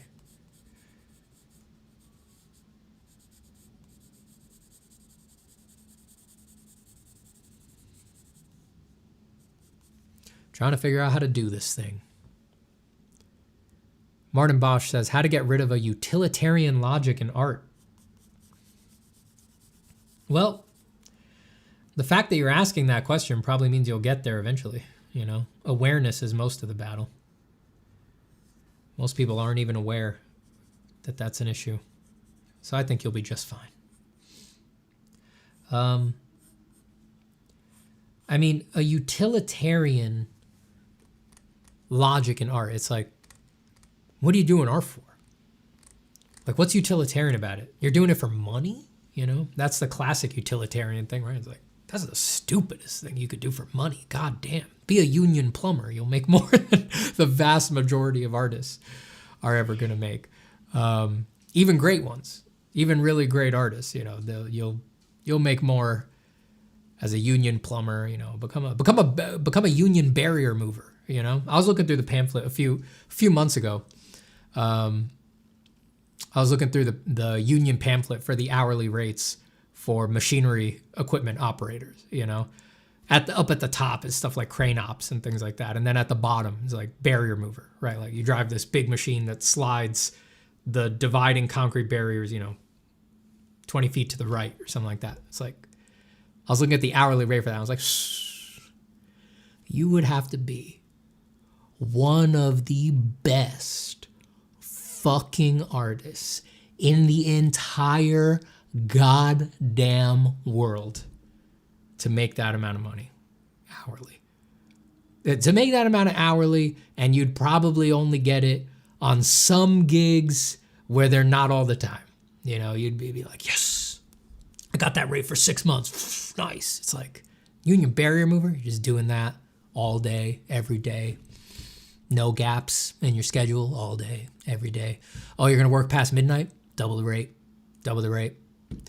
Overtime is time and a half. Incredible benefits. Best benefits ever. Awesome healthcare. Just like, you know. So the utilitarian logic in art, stuff like that, like completely undermines it for me. It's like, what's the point? Like, don't do it. It's stupid to do it for money.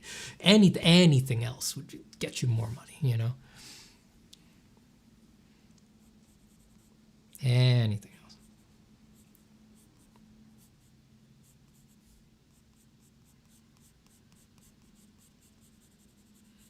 If there's other kinds of utilitarian, then I don't know. Those are even more questionable. You know, as far as utilitarianism goes, like money is one of the most honest ones, you know? If you have a utilitarian logic for things like likes or clout through art, that's like, ugh!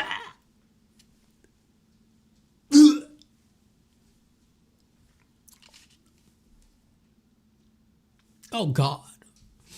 Doing art for clout? For clout? Oh, my God.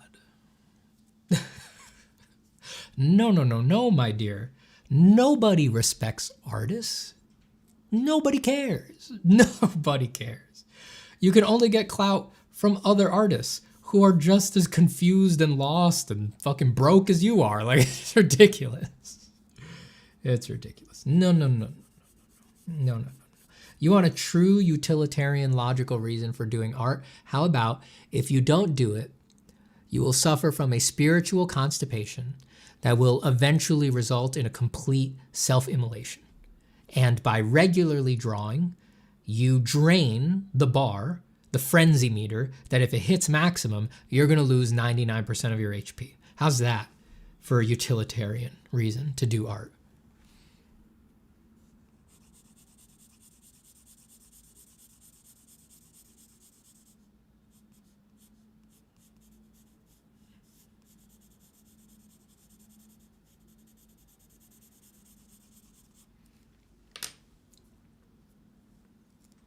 Only other artists care for a little bit. They care for longer if you're very good. I mean, really don't care. All right, without Googling, somebody name the lead concept artist at From Software. Go on. Anybody know it? You all love From Software. You all love Dark Souls. You all love Bloodborne, you all love Elden Ring. Without Googling, anybody name the lead concept artist at From Software.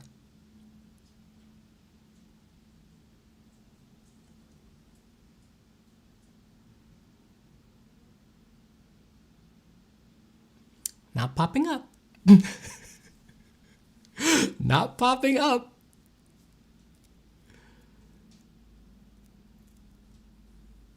Not popping up.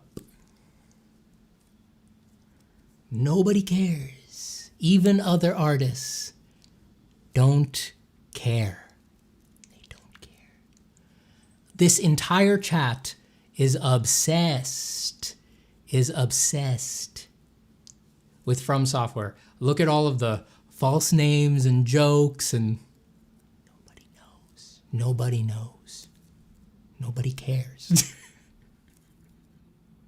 Cornelius Johnson. That one made me laugh. That one's funny. To do art for clout is stupid. So stupid, you know.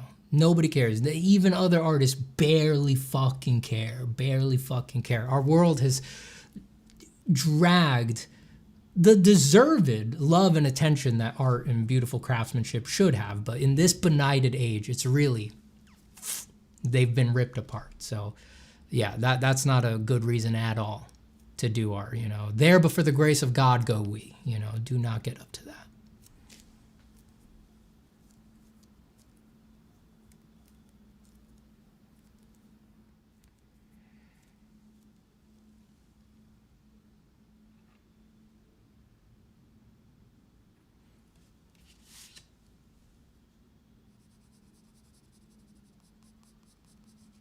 He exists, by the way. There is a lead concept artist at From Software. I've been on his art station before. He has almost no followers.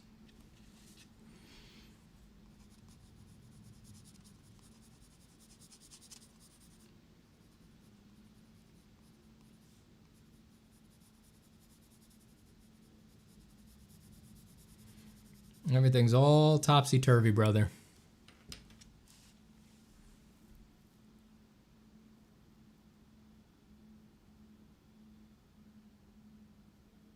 Cody says, but Steven, without Clout, how do I measure my worth? How indeed, detectives. How indeed.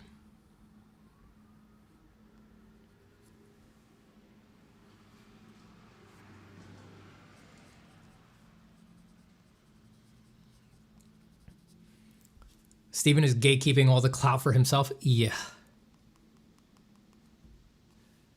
That's right.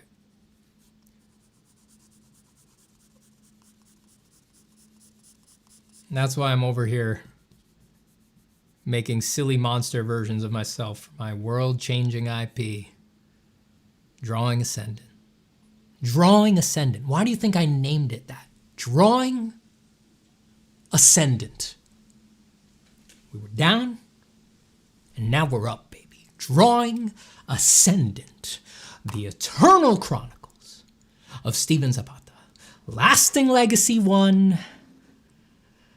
Epoch 1. Why do you think I named it that? Why do you think I named it that? The year is 87039, new nonlinear time. It's been 50,000 years since Steven Zapata's final art stream, but we still live in a golden age defined by the gifts his stream bestowed upon mankind. Faster than light travel, eternal life, Steven cloning, and the keys to a truly galactic human civilization. My name is Stave Satapaz, a reminder clone of Steven Zapata, an exact reproduction of his personality as constructed by an AI compiling millions of hours of his original art streams. By all accounts, I'm exactly like the original Steven's public persona, just more muscular, exactly as he would have wanted. I travel the stars on my light tracer, a dream of Steven. My crew is, of course, all clones of Steven. Some of my officers are reminders like me, but not all.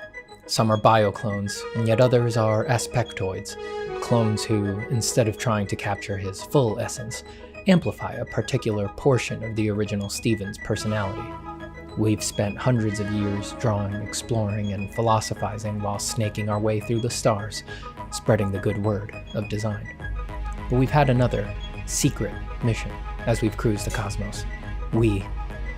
I seek information on the legendary originals, Steven Zapata's true drawings that he flung wide across the stars at the end of his life on Earth, never to be seen again.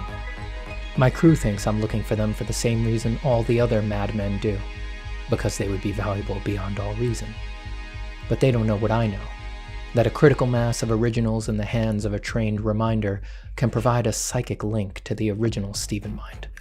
Once I collect enough, I'll be able to fulfill my destiny and achieve psychological continuity with the original Stephen. And through me, he will live again to usher in golden ages of art forever. Drawing Ascendant, the eternal chronicles of Stephen Zapata. Lasting Legacy 1, Epic 1.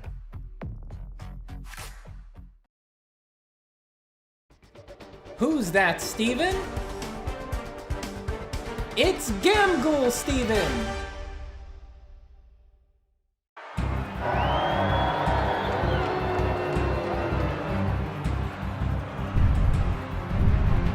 How you holding up out there, Stave? I'd say considering I'm fighting a Stephen who doesn't draw, I'm doing all right, really. Ha! Just try to keep everyone entertained while you try to keep your head. I need more time in Cathar Stephen's palace. I know the god graphite is here. Somewhere in here. If I only knew where. Hey, no rush, man. I got this guy on the ropes. Trust me. Yeah! Usenya Thunder, Dunija Madito, Dunya, Nanyata Da Giata. What? What?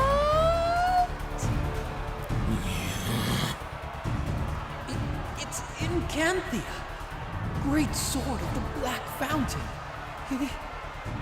He really does have it. Yeah! Nitroya. Nitsuyo Tufu. Gimya Tanta. Ata. This is a dream of Stephen. Stave, are you there? Stephen, you got to the ship. How did you get past the blockades? Nothing the dream couldn't handle. But they're on me, and we're coming in hot. I'm gonna get you out of there. Do I have clearance to murder some citizen Stevens as I strafe the arena? Soon, but not yet. Sturvin needs more time in the palace to find the god graphite. If you attack now, all the guards watching my execution will rush back to the palace to secure Cathar Stephen. So give him the runaround until I get word from Sturvin. The god graphite! Finally! Oh, it's beautiful. Whoa, yes. Come to Sturvin. Hold on. No need to rush there, little Stephen. You and I both know Stave wouldn't want you to get sloppy and spill any of that, would he?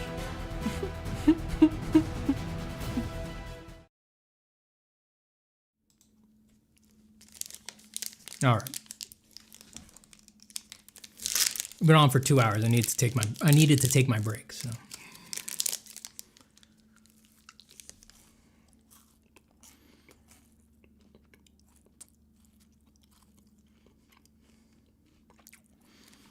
All right, what else is up? What else is up?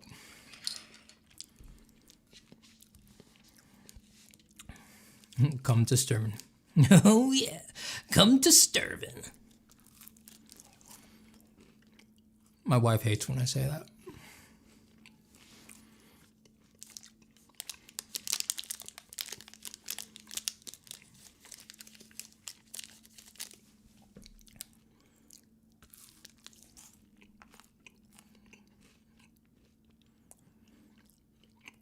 You did anime waifu. Fucking Shivan, man.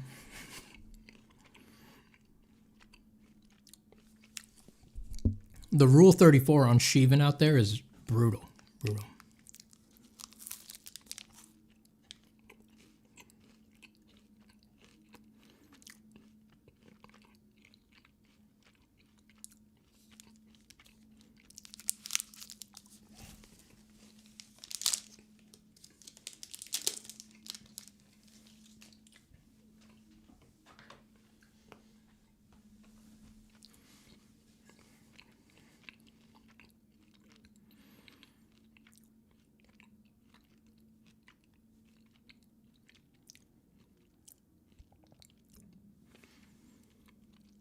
How come this was my first time witnessing it?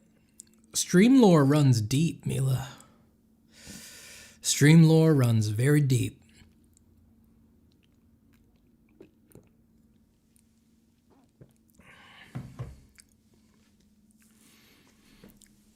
Cody says, did you transition your diet to vegetarian slowly or all at once? Been dealing with an autoimmune issue. Have been considering going only plant-based in an attempt to address it. I don't recommend doing anything like that all at once. I don't think that's the right call for most people. For me, it was basically all at once. But I don't think that's the smartest way to do anything.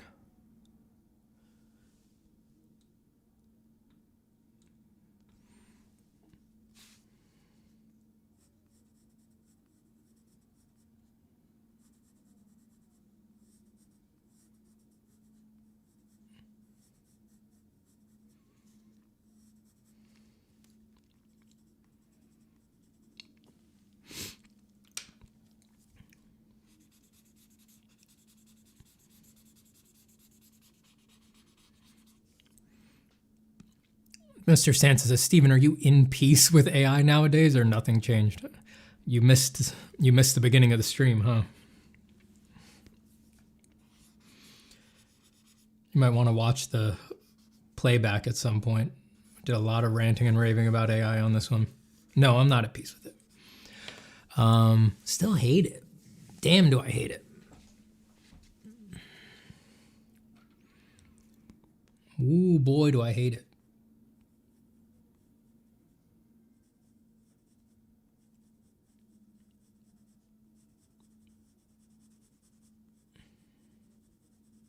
I don't know.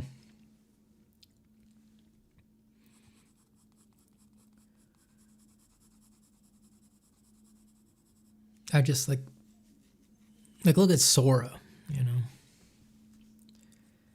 They're playing around with AI only social media platforms now. It's like, this isn't going anywhere good. And the delusion of artists who are going in on trying to be AI artists, right? AI conjurers. It's like, no, I have not made peace with that. And I don't know how people can do it. I mean, you're just contributing to the number one delusion of our era. Like, don't you want your art to make the world a better place? Instead, you want to make art that contributes to the problem we're all going to have, where nobody knows what's real, nobody knows what's sincere, what's authentic. Everyone is confused. Everybody is trapped in just entertainment, right? Like brain rot and just watching shit that they wish that they wouldn't watch, and just completely captured by these goddamn slot machines on our phones, on our computers, everything. Like, you just want to, that's what you want to be a part of? That's what you want your art to be a part of? You just want to contribute to the great evil of our era. Okay. Well, I guess what I'm saying is I can't say okay. I don't understand how people can so blithely do such a thing.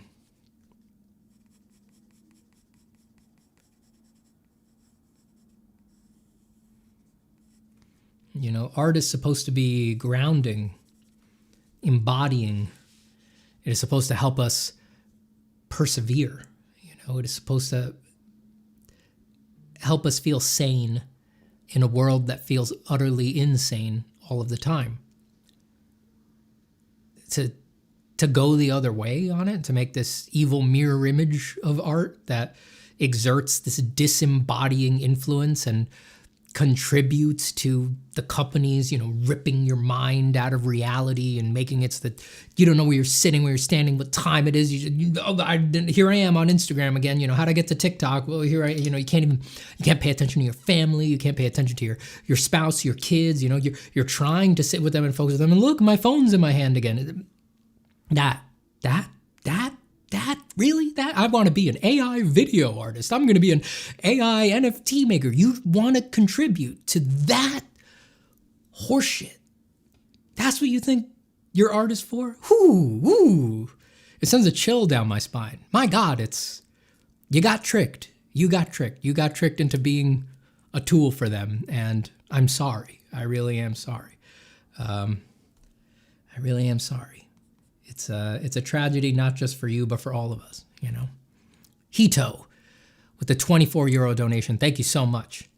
I appreciate that. Those 24 euros are going to get taken and immediately turned into pure, dark, 100% black Colombian coffee that is going to be funneled via Crazy Straw into a large 8-ounce bottle for my infant son. And he is going to chug that entire 8 ounces of scalding hot coffee. And he'll feel nothing but incredible because it will unlock the full potential of his Colombian genetics. And allow him to do things that he wouldn't be able to do without the coffee. So thank you, Hito. I really look extra unhinged with the swollen eye. It's very funny. Whenever I catch a glimpse of myself in my video preview, I'm laughing.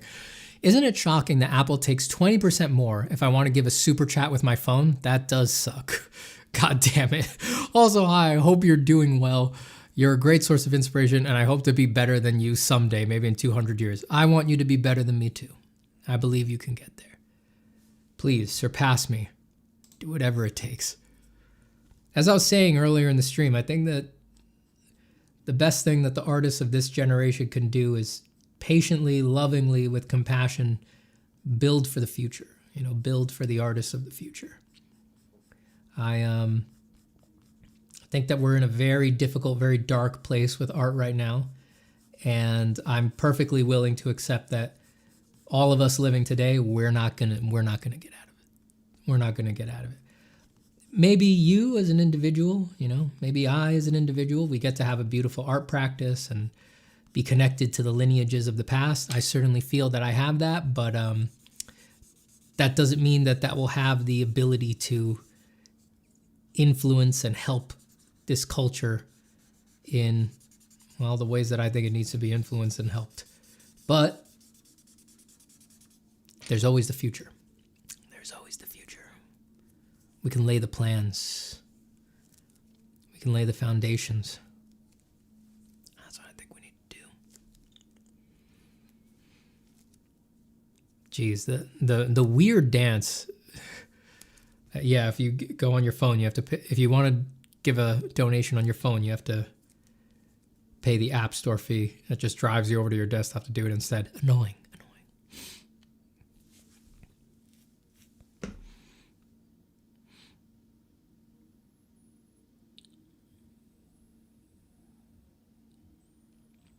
What current projects are you working on? I've got a bunch of individual drawings on the drawing board right now. And what I'm drawing right now is I'm trying to do fun little designs for some extended Zapataverse loading screens that I want to add to the stream.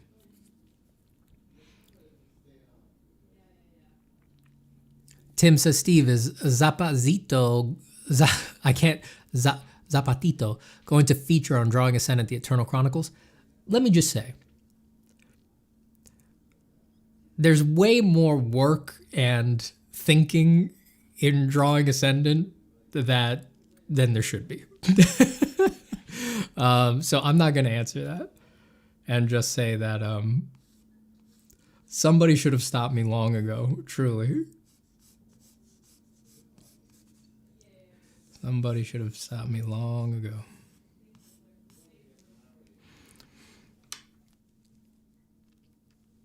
Sounds like shamanic ritualistic approved coffee. Oh, it is. NM Optus says, this is dope, Steven. Thank you. Thank you.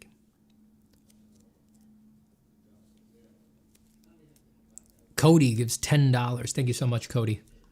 Many blessings to you, sir. Is it correct that highly saturated color doesn't lose saturation towards the grays, blacks when in shadow, and it maintains saturation, say, at the right side of the color picker? Is it correct?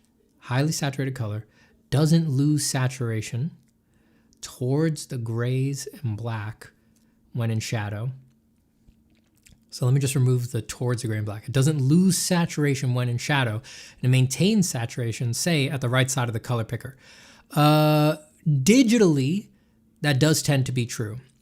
Just practically speaking, when you're painting digitally, it does seem to work better. And if you color pick around paintings, it does seem to bear out that shadows are painted more saturated than you would if you were painting traditionally. I've often wondered why that is. A more desaturated shadow looks much more natural in a traditional painting. And my speculation is that the reason for that is because traditional paintings have so much else going for them that they can use to sell the shadow. You have transparency. You know, you can put down a very saturated underpainting and then glaze or scumble a desaturated shadow over that, and then the shadow is more grayed, but there's the subtle effect of light going through the scumbled layer, hitting the more saturated underpainting, and then diffusing back up through the layer again. That creates a level of depth, literal depth, and for real, like subsurface scattering within the shadow itself, like actual physical subsurface scattering that is not available in the digital medium. And so I think to compensate for the flatness of the digital medium, you do wind up needing to just edge more saturated in general there in order to make the shadows hold up.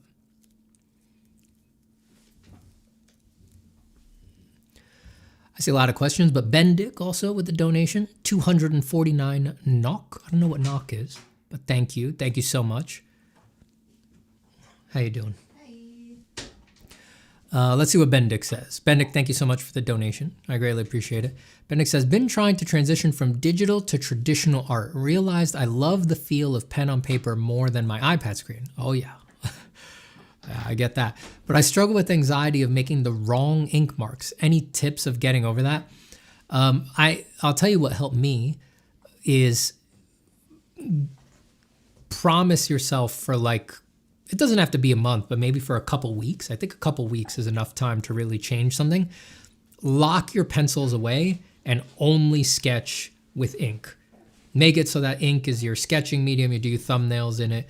You throw the initial gestures for drawings in it. Do life drawing just with ink. If you do that for an extended period of time, you'll get over any insecurities about your ink marks. You'll realize that you can use it just like a pencil. And if your concern is more like less about getting the virtuosity back into it, but more about, oh, I can't undo my ink marks. Actually, yeah, you can. Artists have been undoing their ink marks for hundreds of years. Use whiteout. And if you don't want to use whiteout, if you work on a really good paper, especially if you work on something like an illustration board, which can be high quality paper all the way through like a 1/4 inch of thickness, you can even scratch your ink marks away with a knife and then still draw over it again because it's the same paper all the way through. Or you can draw on clayboard, which is a bleached white clay on a hard substrate, and you can, it takes ink very well. And yeah, with a knife, you can scratch it back to that same pristine clay again, because it's just a continuous layer of that down to the masonite backing. So if you just want to have the sense of security that you can redo your ink marks if they're wrong, try those mediums. Or again, just don't be, people get weird about using whiteout. They think that it's not allowed or something like that, or it means they're not a badass. Let's not forget everything we talked about in the stream. Nobody cares. Nobody cares. And all of your favorite ink artists are using whiteout. They're all using whiteout. Don't be fooled by, the comic art that you see that has been scanned and then run through a bitmap process where everything has been reduced to perfect white and perfect black. It's like, if you look at the originals, you see whiteout all the time. It's used to make ink art. So you're never trapped. You're never locked in to any of your ink marks.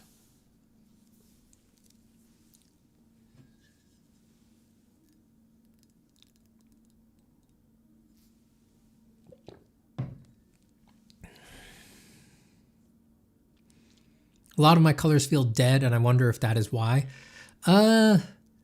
Usually saturation is not the problem with dead color. If anything, most people would benefit from staying more desaturated throughout a picture. Usually what makes colors look dead, for my money, is lack of variety between warm and cool. That's usually what does it. It's deeper than warm lights, cool shadows, right? That's the way it's commonly talked about today, but throughout most of our history, it's been more than that. It's warm specular reflection, cool form light, warm halftone, cool core shadow, warm reflected light, cool ambient occlusion. Like it's swapping warm and cool between every modeling factor. If you look at like Rubens paintings, for example, there's very, very clear movements of warm to cool between all of the modeling factors. So for my money, usually what's causing dead color is lack of temperature variety. Pushing saturation, like not being saturated enough, stuff like that is usually not at all what's going to save someone's color. I mean, if it was that easy, everyone would have great color,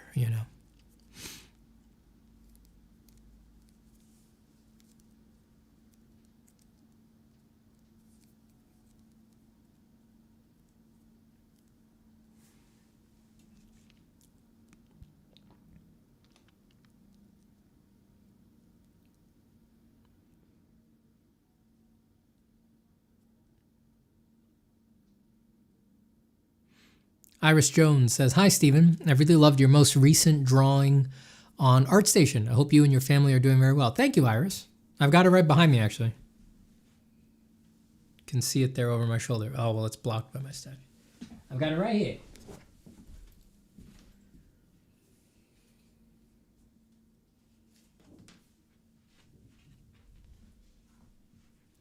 Hunting with the Ancients. 14 by 17 inches. Pencil and pastel on paper.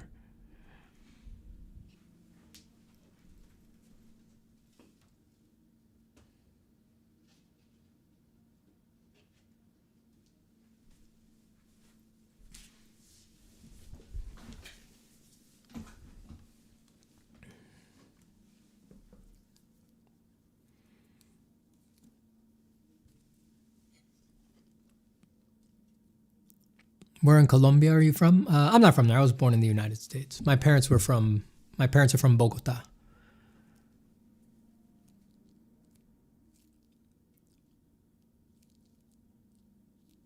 Shady says, "Love that you're adding to the Zapataverse." Me too. I really should just be doing more thumbnails, but it's so fun. It's so fun to draw myself. Ahmed will tell you that disgusting self-portraits have always been one of my favorite subject matters. So it's no wonder that they got into drawing Ascendant. The Steven monster you're drawing now is my favorite, probably. This one, the lame one, yeah. I guess when I started, I was thinking more of the one that's in the opening animatic right now with the tentacle arms, stuff like that. But I'd like to play with other very different forms of Stevens who don't draw. Yeah, more. What do you call it when they have when they're walking on all fours? What do you call it? I'm brain farting on it right now. Quadruped, a more quadruped one. It'd be fun to do like an octopus one, like an aquatic one. Just really different formations. A flying one, you know.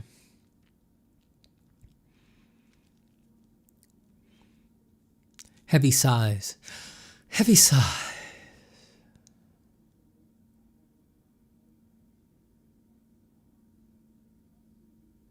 Sorry, I had to completely relax my body there for a second.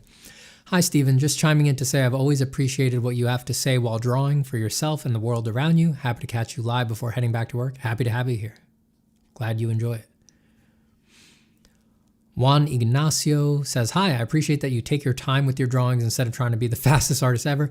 I thought I had to go fast, but lately I've been realizing that just makes me go slower." You got it, baby. That is it. You cracked the case.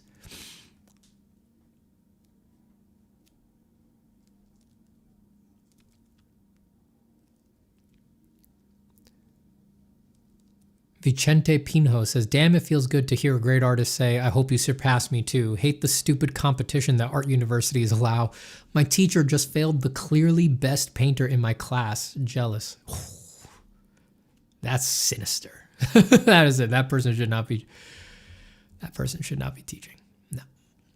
You gotta, it takes time, but you've really gotta, the world is such a dark and scary place sometimes that, it's really, really small to not celebrate people's greatness, you know. We talk about one of the memes on stream is definitely talking about the freaks, right? Like, does talent exist? Or the people who are just really built different? It's like, yes, there are. And that really disturbs a lot of people because, you know, they're not quite mature as artists yet. You know, they're looking at it through a narrow lens. It's like, it's a beautiful thing that some people really are untouchably talented, that they're just gonna, you know, be 14 and be incredible, and it's only up from there, and they don't even really have to work hard at it. That's a good thing, you know. To be upset about that and self-reflexive about that and have that depress you and really just not be able to accept it, to instead be like, no, that can't be, there's no such thing as talent, you know, that can't be, you know, just doing the mental gymnastics to pretend that these people don't exist when they so clearly do. It's like, it's a good thing.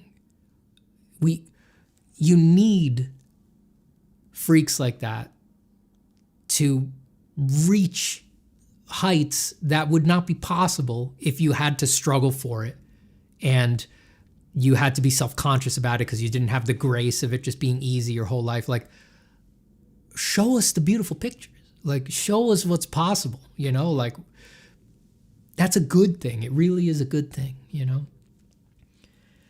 Is there really such a surplus of joy and positivity in this world that we can afford to shit on that? I think not. I really think not.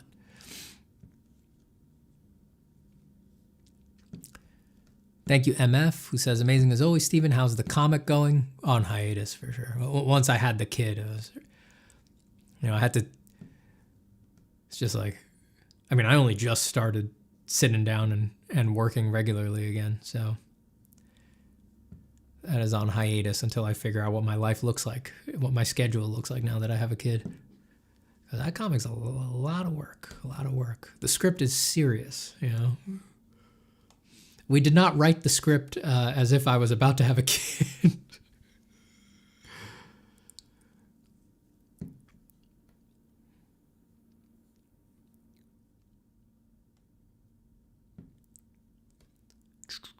I'm missing stuff here.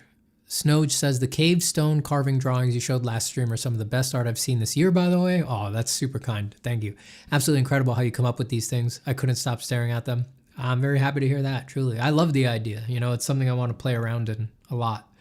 I'm going to do that alien one for sure. That'll be the second one in the series.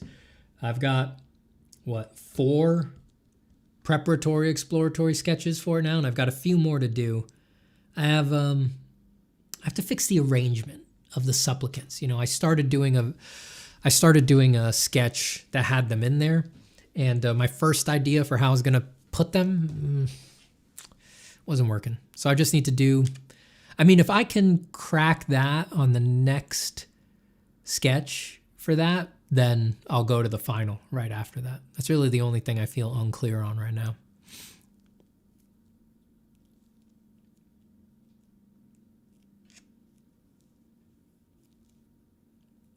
I think Alan Williams loves using clayboard for those same qualities. Yeah, it's a cool medium.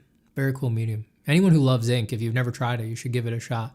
I think Nico Delort uses it. He does some very, very technical, sophisticated work on there. Do you know Hans Belmer art? I do not. Well, as with most artists that people ask about on this stream, I've probably seen their art, but I don't remember their name. I'm terrible with names.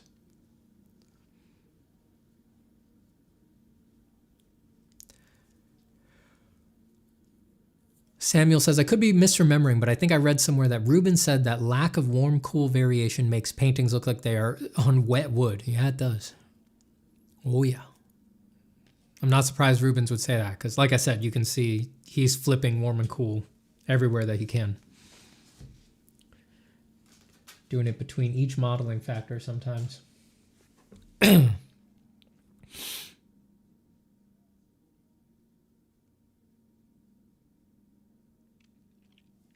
Lax says, Steven, any tips for studying materials and their properties, like how chrome reflects like a mirror because of how smooth it is compared to something more matte, so light rays don't bounce evenly?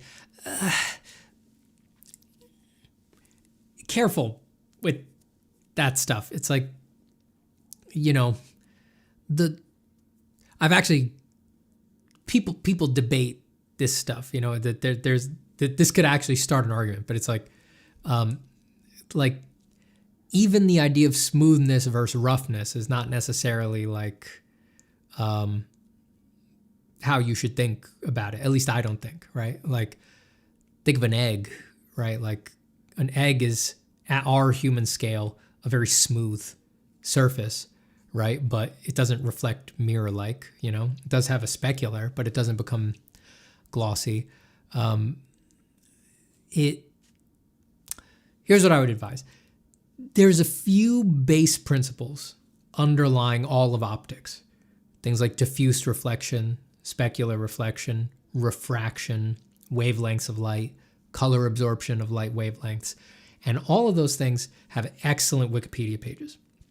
And for most people, I would say, as much as artists hate, researching stuff like this, you would get way more benefit out of reading the Wikipedia pages for some of these effects and reading the science about them, which you could do in a couple days, and then letting that guide your understanding of the typical art principles that people spout off. That's what I would advise. It's, when you look into it, like, it really is, the material sciences of why things look the way they do is really complicated and super interesting, It really does come down to the individual material, In the end, it comes down to how do the molecules that a material is made of affect a light photon. And a light photon is, this wave interaction between a magnetic field and an electrical charge or something like that. It's not even a freaking, it's not a little dot of light, right? It's a very sophisticated thing, and every material has a unique interaction with a photon. I can't, this is such a deep topic. I can't go into it in any great detail here, but that would be my basic advice. Begin the conversation with the material sciences, and learn that stuff on the science side, I would say. The art stuff, if you're really interested in understanding it, the art stuff simplifies it too much.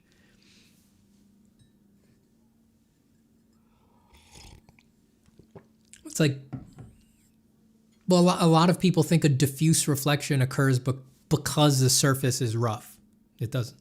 The diffuse reflection occurs because a photon will permeate the surface of a material, enter the surface, bounce around between molecules underneath the surface of the material, and then exit in random directions such that it averages out to being the same luminous intensity and wavelength from all angles in respect to the surface normal. Like, that's why diffuse reflections occur. It's not because the surface is rough, right? So it's just, very interesting stuff.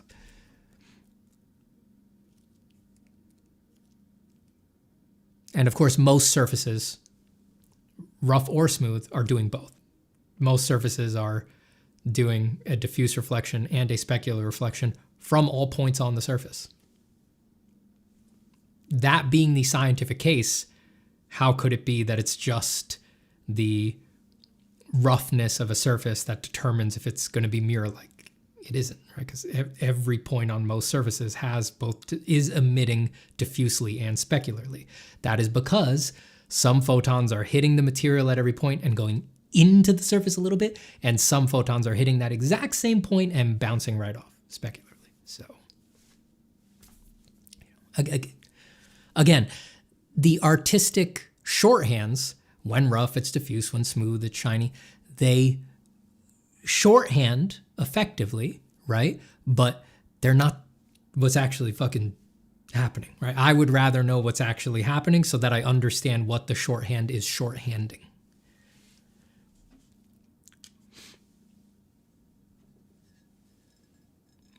Pencil Pager says, does Fresnel happen when an image reflects off a flat, clear surface at a view of 45-degree angle? I don't know why you would ask something that specific. I mean, you can't know, it's unlikely you know angles like that in a picture, but Fresnel just occurs the more shallow the viewing angle is. It can happen at 45 degrees, but that's probably not shallow enough. You know, it's, again, you have to remember, like with all of these things, Fresnel, specular, you have to ask yourself, all right, well, looking at that same spot, if there was another viewer below me, above me, where are they going to see Fresnel? And it's like, they might see Fresnel where you don't see Fresnel, right? So it's all in respect to the eye of the viewer, how things are bouncing off the surface from the light source to the viewer. So a 45 degree angle plane to you may not get Fresnel, but if Fresnel is occurring on that surface, it's just you're not the viewer who's going to see it. My head, my brain.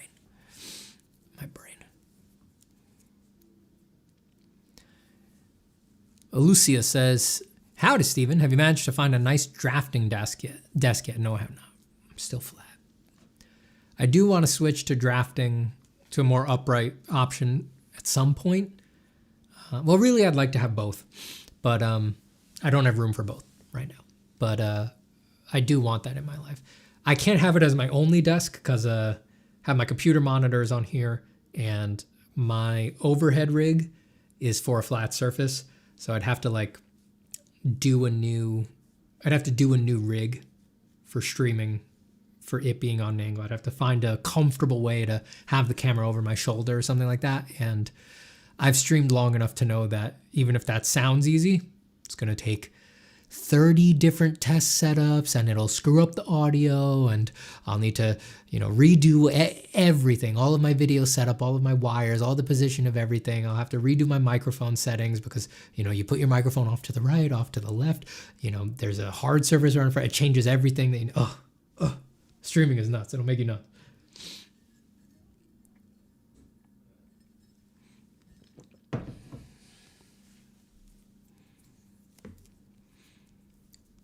Psychobilly says, Steven, your wisdom is too large. It has crashed my browser tab twice. Oh no.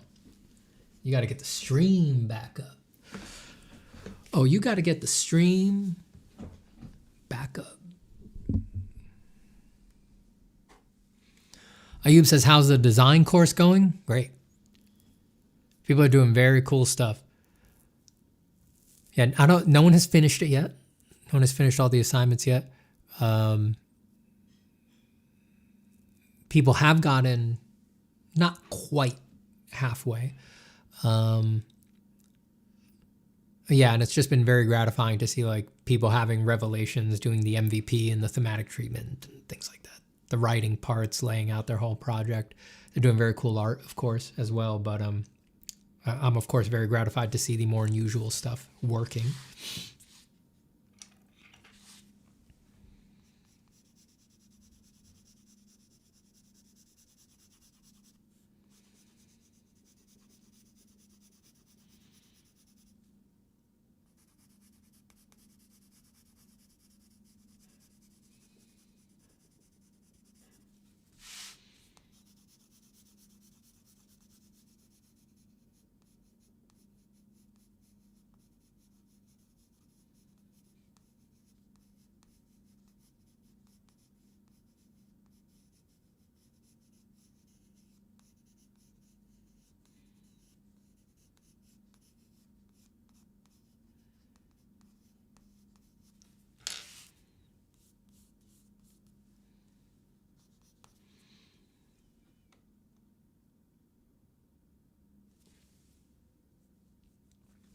Daryl Grant says, work question. I got the opportunity to paint a mural recently, and it's basically all I've been working on for the last 3 weeks. That's awesome. The deadline is quickly approaching, but it's been hard to finish the pieces. It was a big opportunity, so although I didn't have much time to prepare, I took the job. Any tips on pushing through fatigue for a hired gig without having an established process? P.S. My job is photography. This is my first time doing an art gig like this. Well, first off, congratulations. That's excellent. Well, I'm not to, say that there's nothing to worry about, but it's if it's a mural, have you started actually putting paint on the wall? Because, the deadline may be quickly approaching, but once the mural's in progress, it's got to get done, you know? It's got to get done. And no one wants a half-finished mural on the side of their building or anything like that. And seeing as how it has to get done, I mean, anyone who would not pay you for work completed, even if it's a little late, would be a total asshole. They would be a total asshole.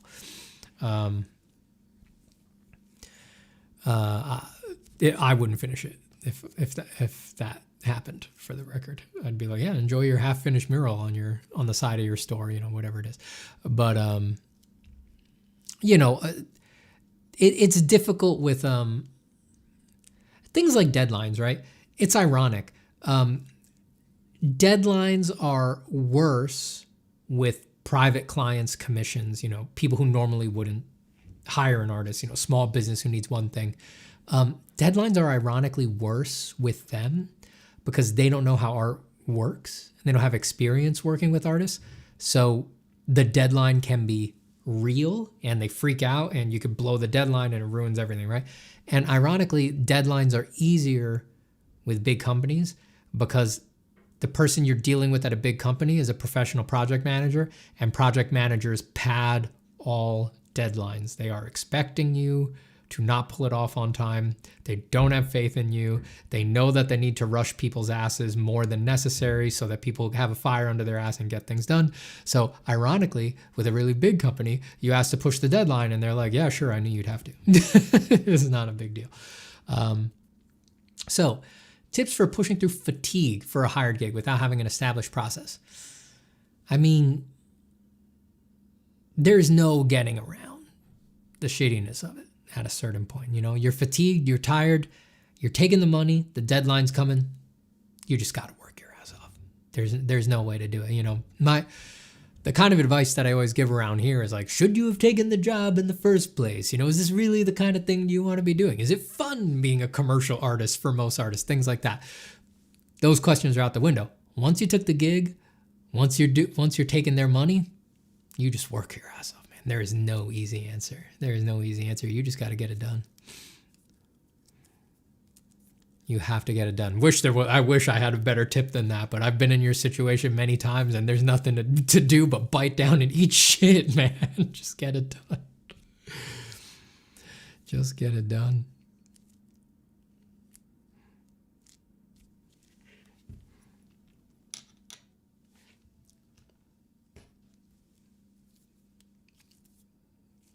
Daryl Grant says, oh, forgot one key part. Due to the short deadline, I agreed to paint it digitally and print it to vinyl to go on the wall. It's at the front of the airport. Oh my God. I'm sure check in with the project manager. It's at an airport. Yeah, I mean, if it's at a big airport, probably, yeah. Anyone who's commissioning artists, they might be able to give you a little wiggle room. Yeah, they might be used to padding things. All professional project managers, they pad. It's their job to, you think you're the first artist they've had to deal with who, misestimated how long it would take them to finish something? No, not at all. Yeah, so you don't have, well, the great thing is, okay, so you don't have to paint it onto the wall, which is, you know, the bread and butter hard stuff for a muralist, right? Yeah. If you just have to finish the digital file, buckle down and get it done. Drink coffee. If anything's just got you completely confused, get reference, you know, go shoot reference if you have to. That's often when people are rushing, they often skip reference for things like hands or complicated pose or something like that. And it's like the amount of time you're going to lose repainting that hand 5 times, you would have been done in 1/3 the time of walking over to your friend's house, asking if he can hold his hand a particular way under a lamp, taking a photo, and even just cutting it out with the lasso tool, putting it in, running dust and scratches on it, adding some brush strokes, and I'm in an emergency, let's move on, right? That's way faster than repainting that hand 5 times. So don't in your panic make difficult parts of the painting harder for yourself than you need to, right? You're a commercial artist in this case, so bohemian stuff goes out the window. Get the fucking job done.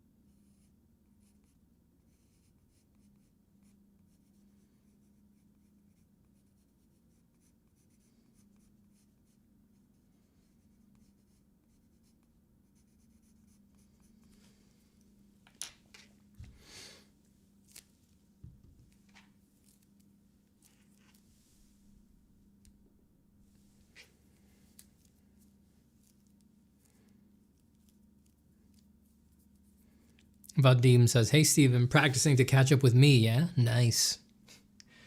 That's right, Vadim. That's right. We're all just trying to keep up with you, big boy.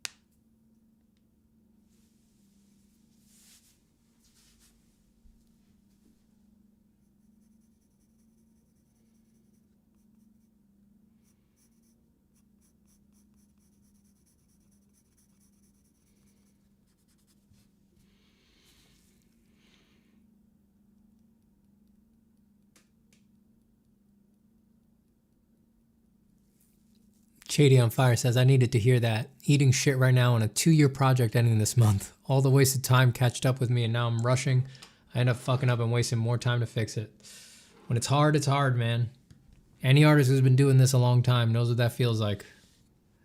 We're there with you, brother. This too shall pass.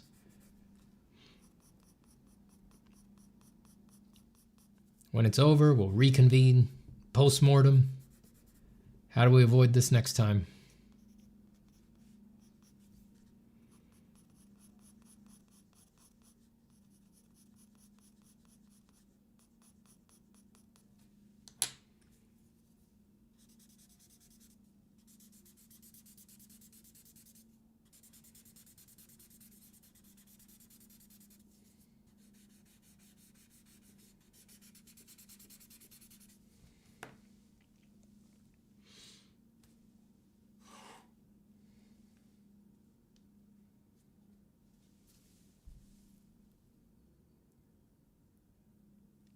Hey Spoon says, hi Steven, just a quick question. With the improvements with the Altman video slot machine going around, how do you discern real news these days? Oh, I don't know. You can't. And that's only going to get worse and worse. Which makes me wonder, again, like I said, like why do some artists want to contribute to that? I don't understand it. But that's not the question here. I don't know how you discern real news. I think some very smart people are working on it, trying to find technological solutions for detection and certification and things like that. Like being able to know that a video was caught on camera with no AI usage and things like that. But as of right now, I don't think you can know for sure. And that'll get worse. And that's why I don't watch the news.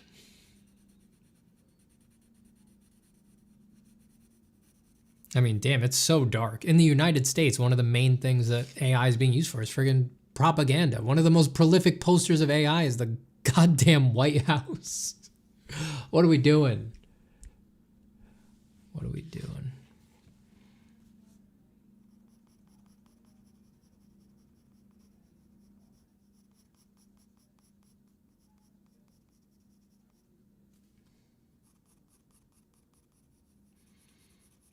It's like, it is crazy how quickly it got apocalyptic.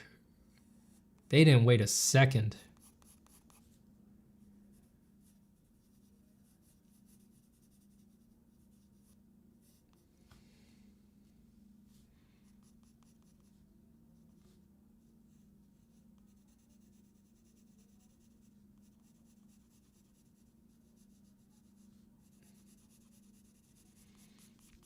Like we were talking about earlier on stream, it really is amazing how it's the right tech for the right time.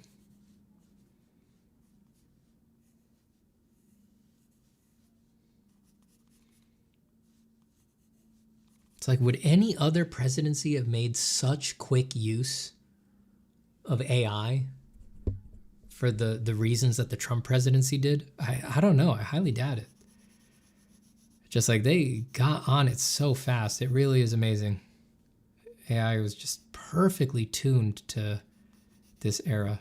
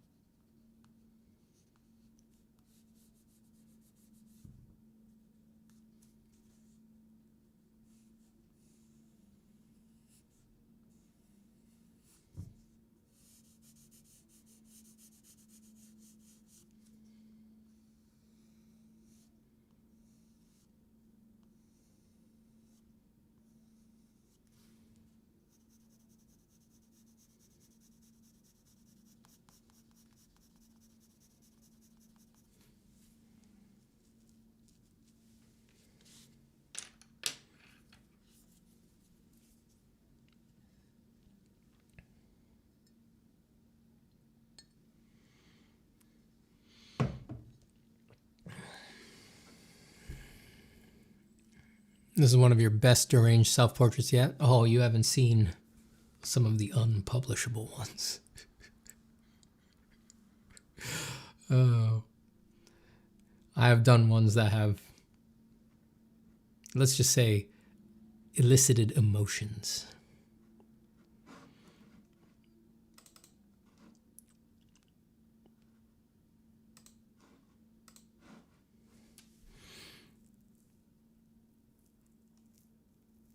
Hey Spoon watched Good Fortune. Thought it was good. Haven't heard of it.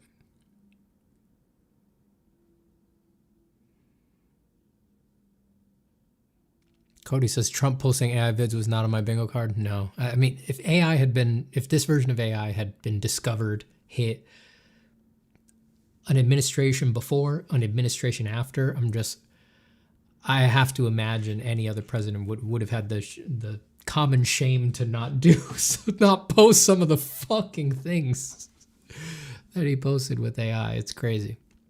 It's so, I feel like it makes you feel like you're in a simulation. It's like the perfect tech for the perfect era, perfect present, just like it's designed to destroy us.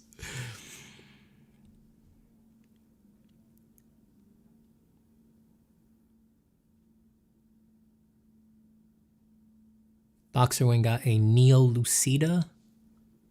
Not sure what that is. It must be a camera Lucida of some point, some part, some version. Is it one of those mirror things that you kind of put into position in front of your phone and then it projects the drawing down onto your paper, or the reference down onto your paper?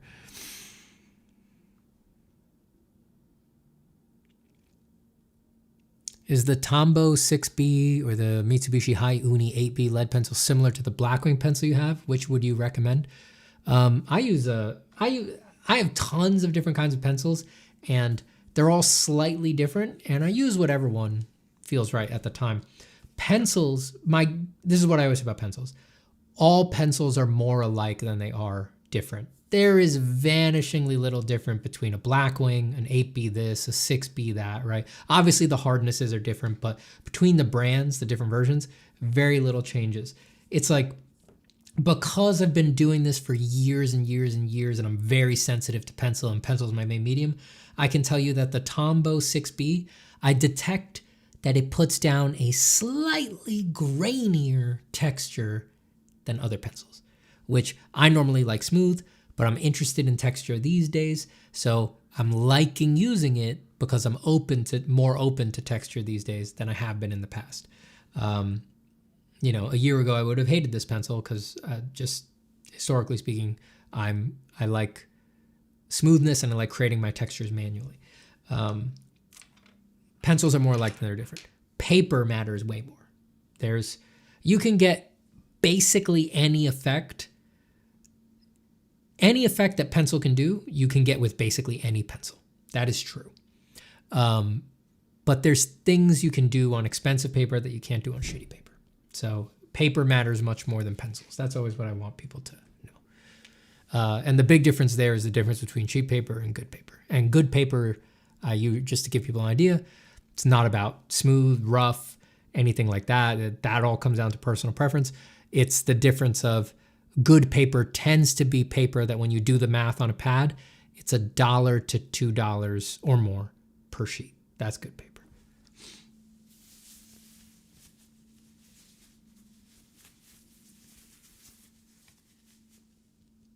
So, cheap paper, like bond paper, the paper that you put in your printer for printing a DMV document, cheap paper, tons of great stuff you could do in it. It's actually really nice to draw on. Printer paper used to be my favorite paper to draw on. I just love the way pencil went down on it. I love the way I could blend hatches together. They can have excellent working qualities, but don't kid yourself. If you're serious about doing serious drawings, involved drawings, do not do them on cheap paper. It cannot hold up. It cannot survive changes. It cannot survive etching. It cannot survive erasing. You need to be on good paper so that you have flexibility and you can do the best work possible. If you try to do finished work on something like printer paper, you basically have to execute it flawlessly on the very first attempt because it cannot withstand erasing and changes, and it pills, it falls apart. Even if you can erase something, The paper is not consistent throughout, so when you try to go over that area again to do your correction, you get a different quality to the way that it accepts the pencil. It's not what you want. And it's easily avoided. Even expensive paper is cheaper than most things in this world. So don't skip. You ever drawn hot press watercolor? Yeah. Not to like finish a drawing, but it's quite nice to draw on.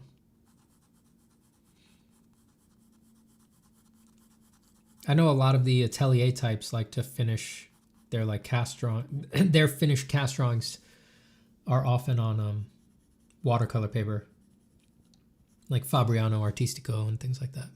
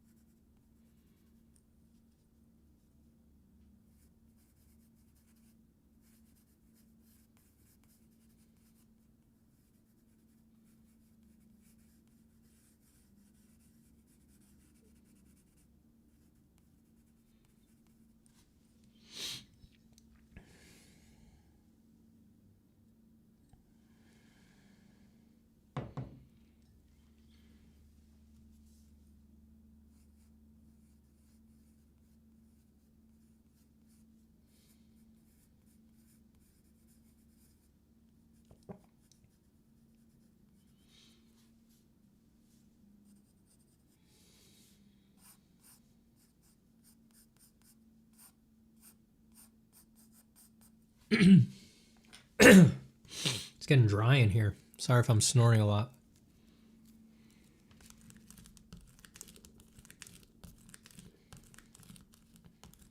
It's not usually this dry in here. Maybe I need a humidifier or something.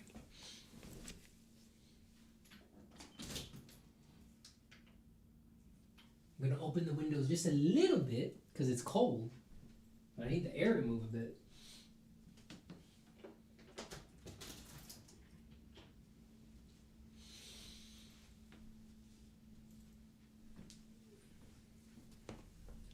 If you've been sitting there this whole time, it's time to do your stretches.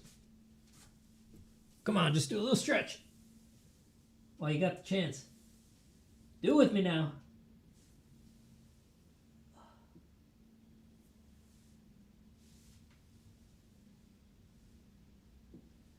All the artists in the world, we gotta be like a Japanese construction crew, you know?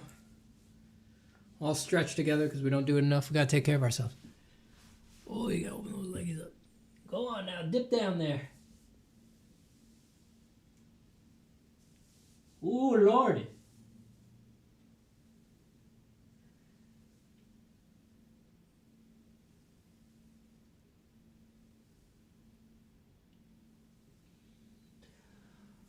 Oh my god, I've been avoiding manual labor my whole life. All right. Steven, hot or cold coffee? Hot. Fuck, I go for hot coffee. Is 9:30 p.m. too late for coffee? If it was on my desk, I'd be drinking it, no doubt.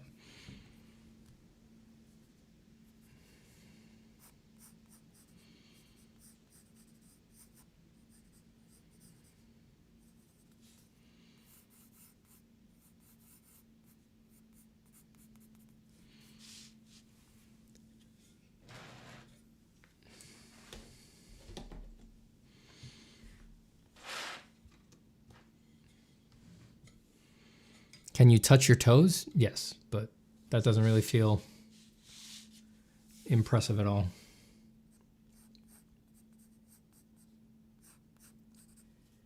I have truly horrible, like world record horrible hip mobility. I really need to work on that, especially now that I have a kid. If I'm going to be I want to be able to sit on the ground with them for a long time and play. I can't sit cross-legged for even a couple minutes.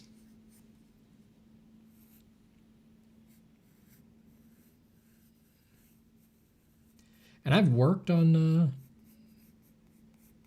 making my hips better, and they have gotten a little better.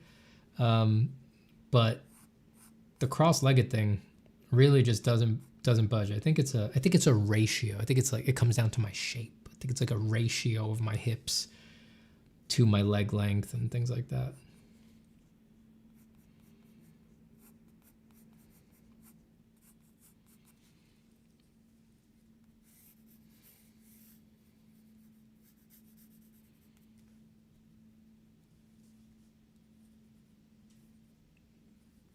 Nitroya.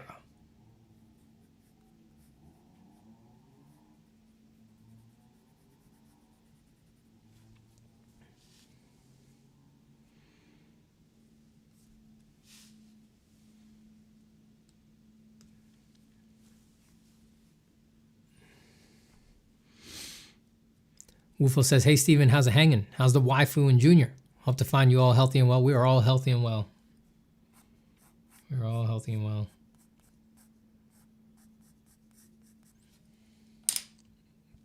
Having a kid is great. Today was the first day. Today was my wife's first day back at work.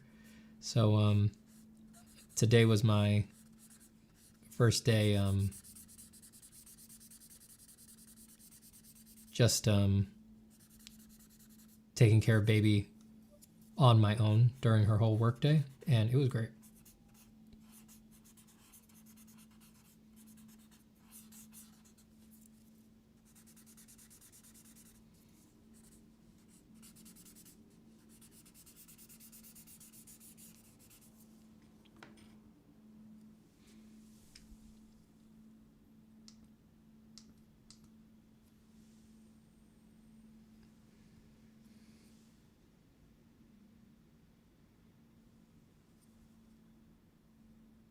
Changing my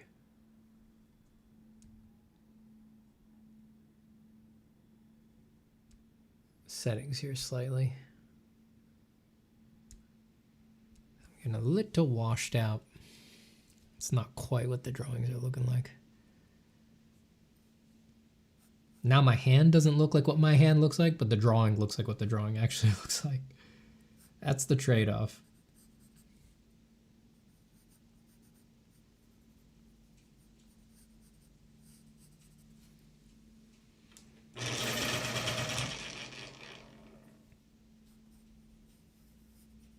Is your baby going to be in the next Elden Ring DLC? Why'd you say Elden Ring?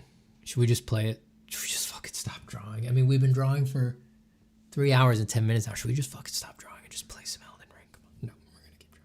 I'm kidding. Kidding. No Elden Ring until you finish your vegetables.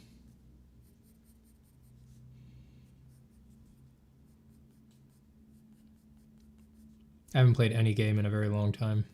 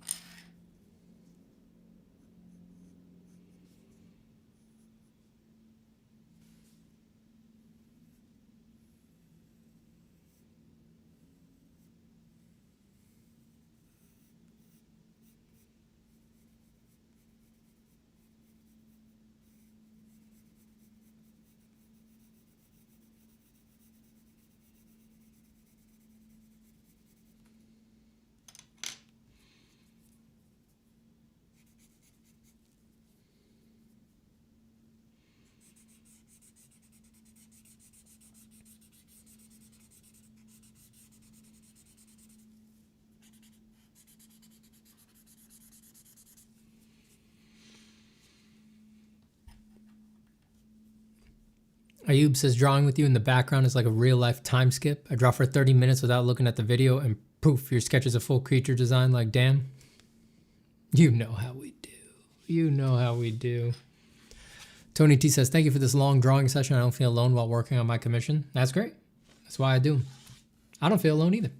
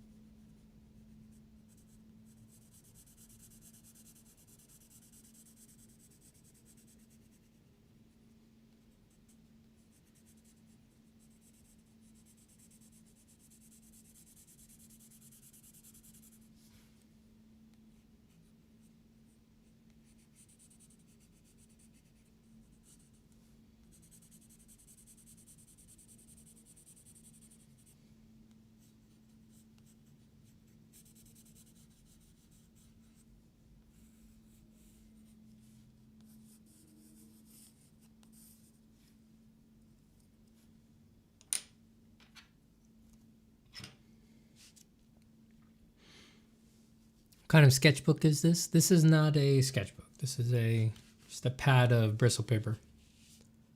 Strathmore 300 series, the smooth surface.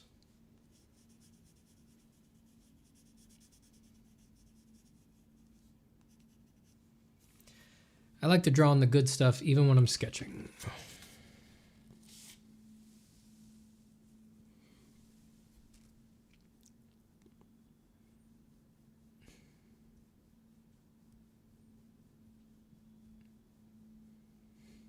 Lack is putting the stylus down and just watching the zapatas. Watching the zapatas. Art means a lot to me, says NM August. I think the same goes for a lot of us here.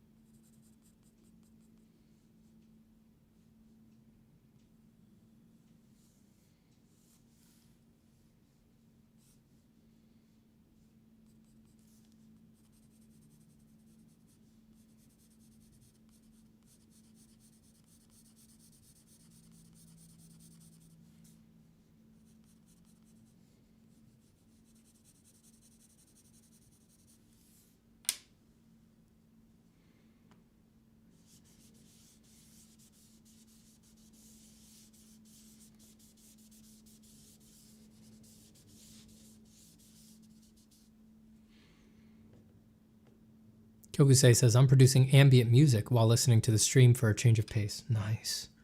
Ah, the multi-talented.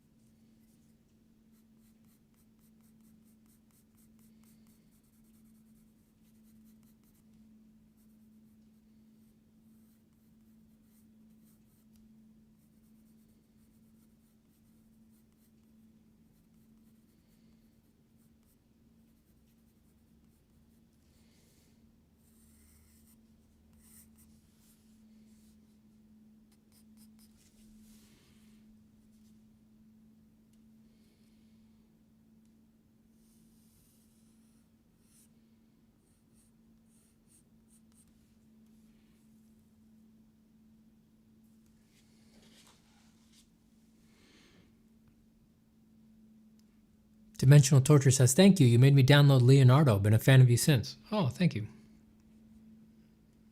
I'm glad you checked it out. Enjoy it.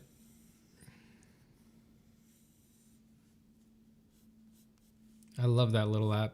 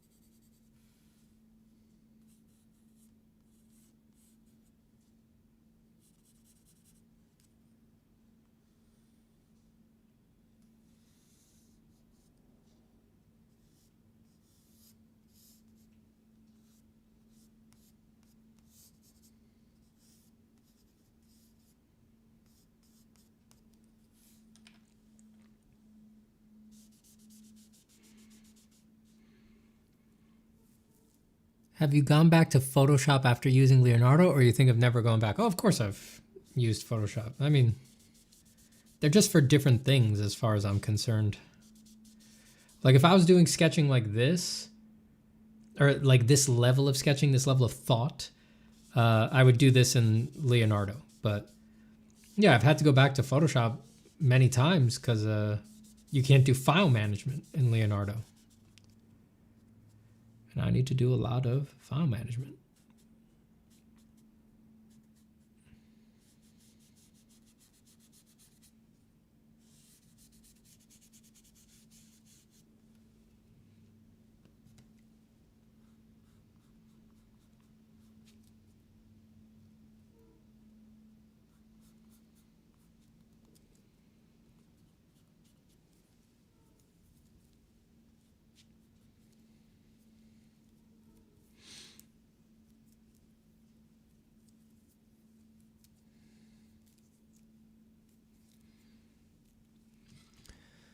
I missed something from Chady out here.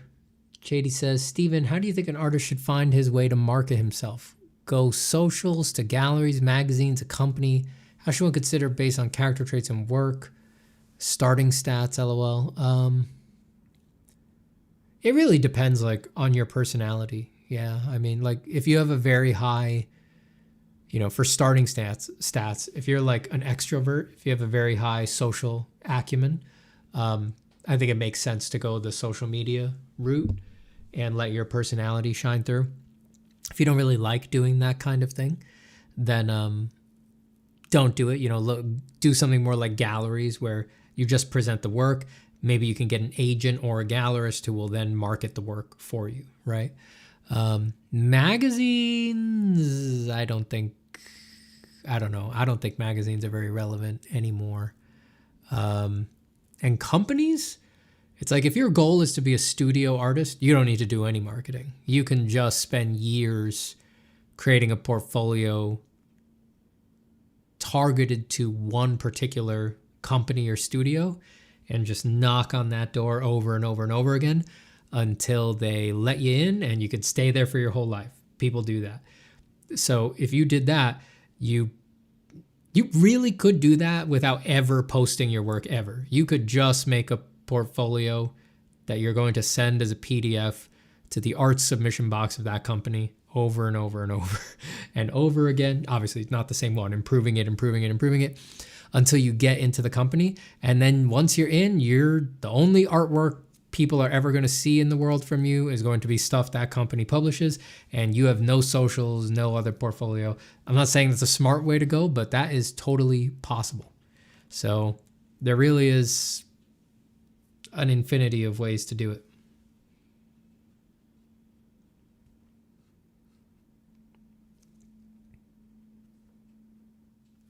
It's very individual.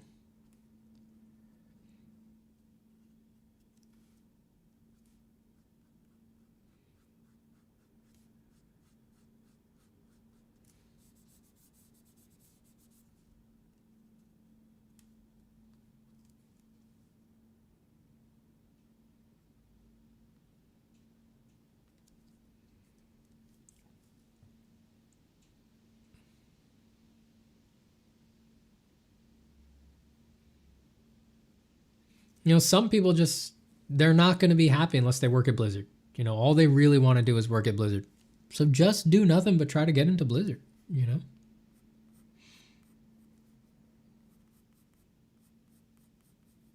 Don't get distracted.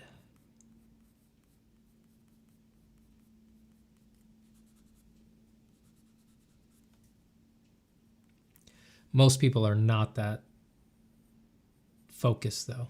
No, focus is not the wrong word, because that implies like you should be focused.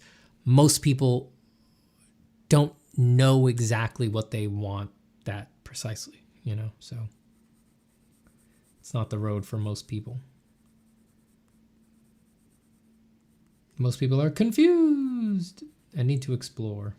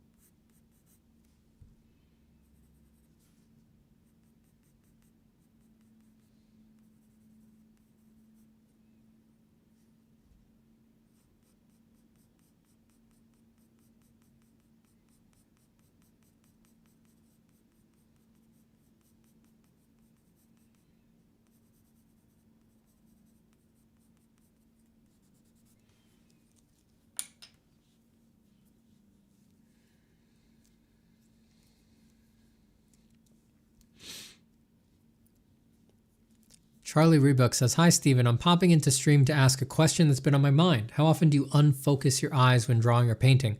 Find this helps me see larger gradients. Is it the same for you?" I really don't. I squint when I need to, which can let you make similar judgments, but I don't do the unfocused eyes thing. Maybe occasionally it'll come to mind consciously and I'll do it, but it's not a habit. It's a thing though. I know my good friend Ahmed Al-Duri, who you may know, another artist. You can find him on YouTube. He was big on it. He did it constantly.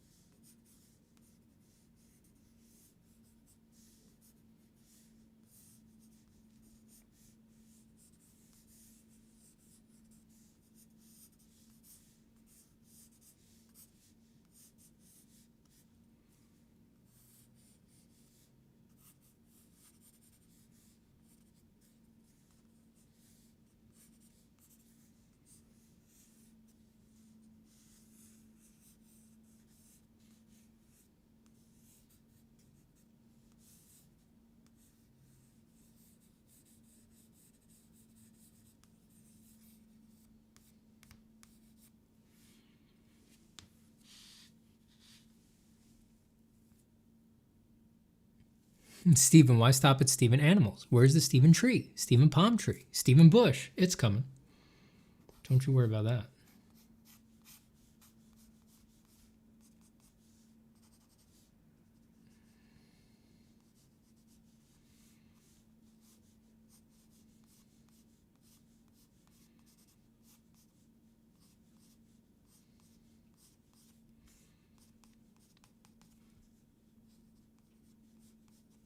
In the extended Zapataverse, all things are born from the sacred ZNA.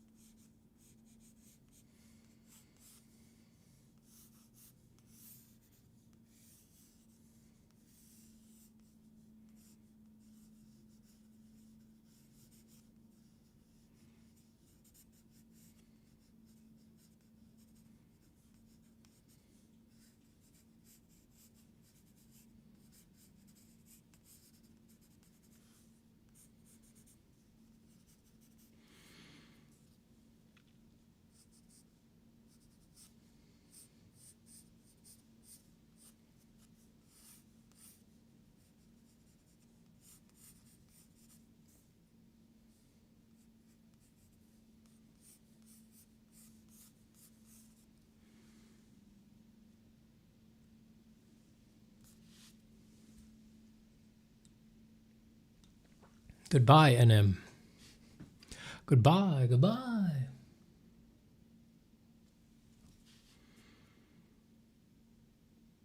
Do you have an image in mind when you start these sketches, or do you just see where it goes? I would just react to the lines. I just see where it goes.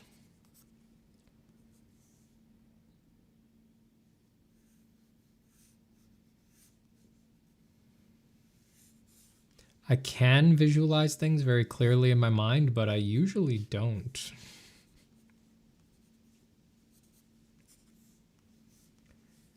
I just put down a squiggly and say, you know what squiggly would look good next to this squiggly?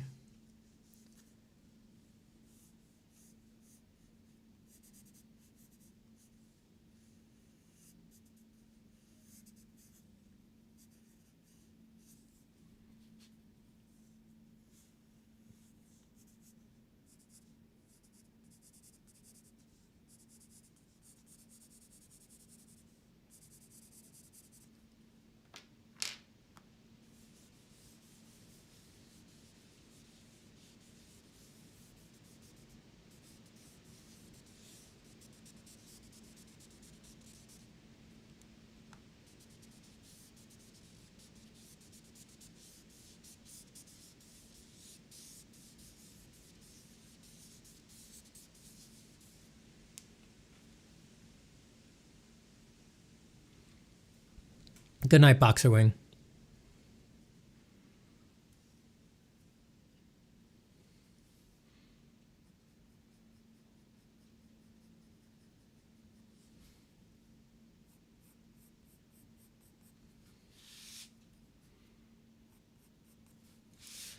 Oh, give me land, lots of land under starry skies above.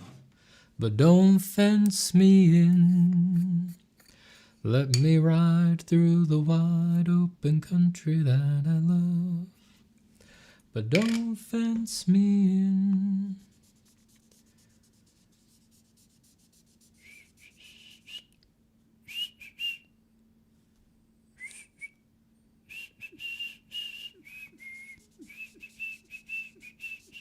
Can't whistle tonight.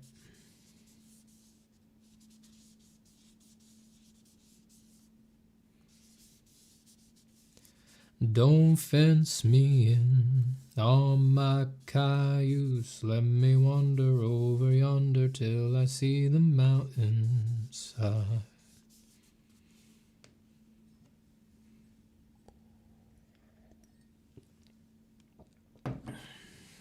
Do you still use Leonardo? You betcha.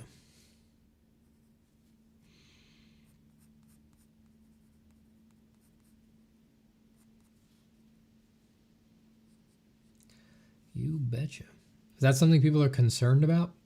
I got to tell you, inside baseball, now that, you know, we're almost 4 hours into stream, it's only the diehards in here. That Leonardo video reminded me why I don't make videos like that. I mean, if you guys have followed the channel for a long time, you know I don't do stuff like that, ever. I just really like that app. I wanted to give it its props. I wanted, you know, if people were interested and it got sales, like help support the creator so that he keeps working on it. And moving towards that next release, that update. All well and good, all well intentioned, but damn.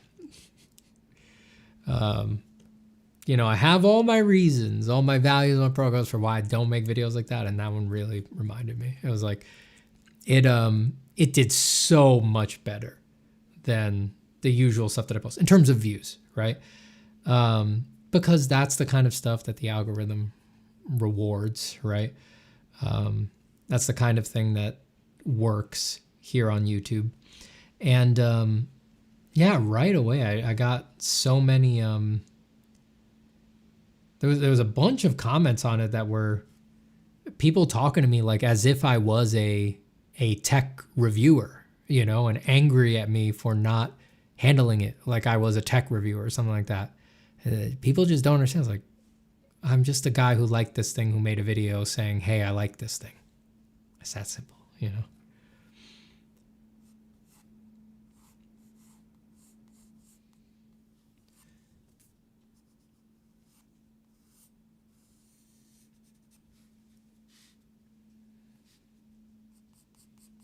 It's like, even though the whole short video is about how I know it's limited, and because it's limited, that's kind of why I love it, so many of the comments became like a critique of its limitations. It's like, that was the point. That was the whole point.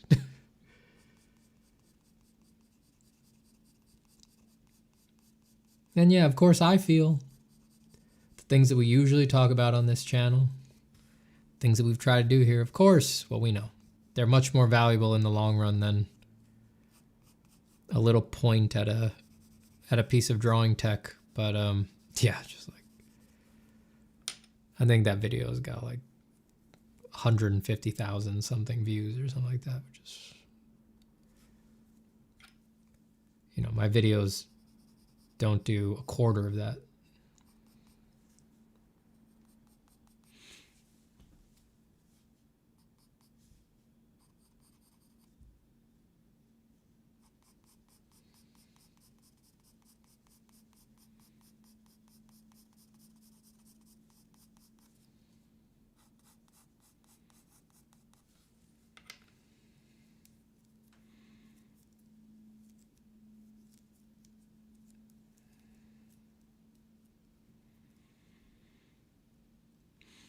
Leila Wahab says, Steven, gotta say that the lecture portion of your design fundamentals class has been life-changing. I've been hard stuck ideating on the first assignment.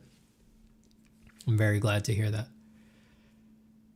I'm very glad to hear that. Yeah, I'm not kidding. I'm just gonna say straight up, the lectures in design fundamentals, elements of art and principles of design, I was trying to make them life-changing. So to hear that they were life-changing, I'm like,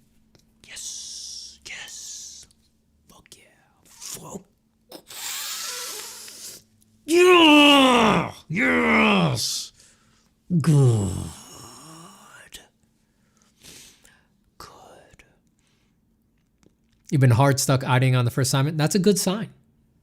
That means that you're pushing your limits, that you're not rushing, that you're looking for something you really want to do. As far as I'm concerned, and I say this in the introductory videos there to the assignments, like, I think that's a good thing. Take it as a good sign.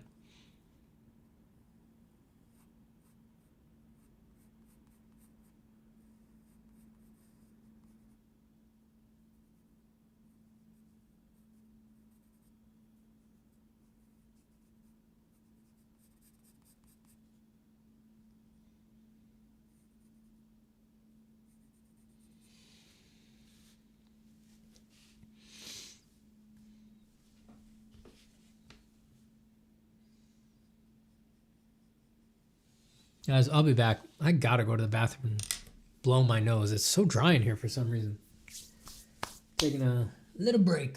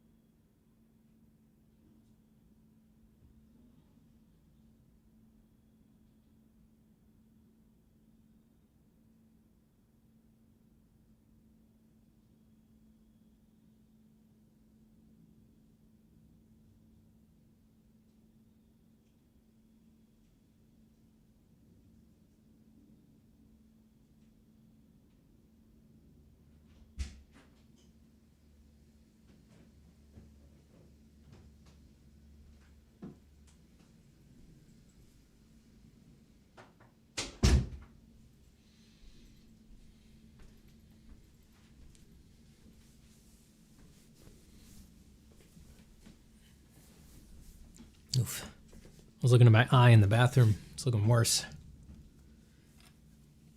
I think probably when you do stuff like draw, you suppress the natural blinking reflex, and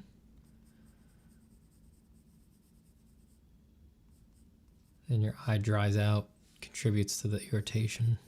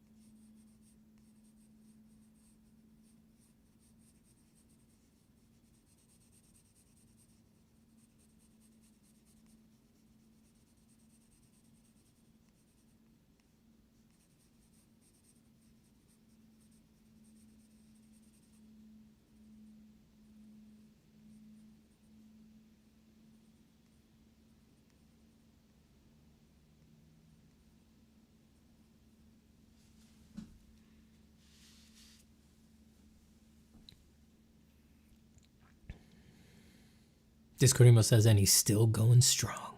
Tonight, chat, we stand up until 1 billion o'clock. That's right, baby. 1 billion. What happened to your eye? It's just a sty. I've been mistreating my eyes by drawing a lot too. I know the solution is to rest, but I want to draw. It's hard. It's hard. But you do got to be kind to your body.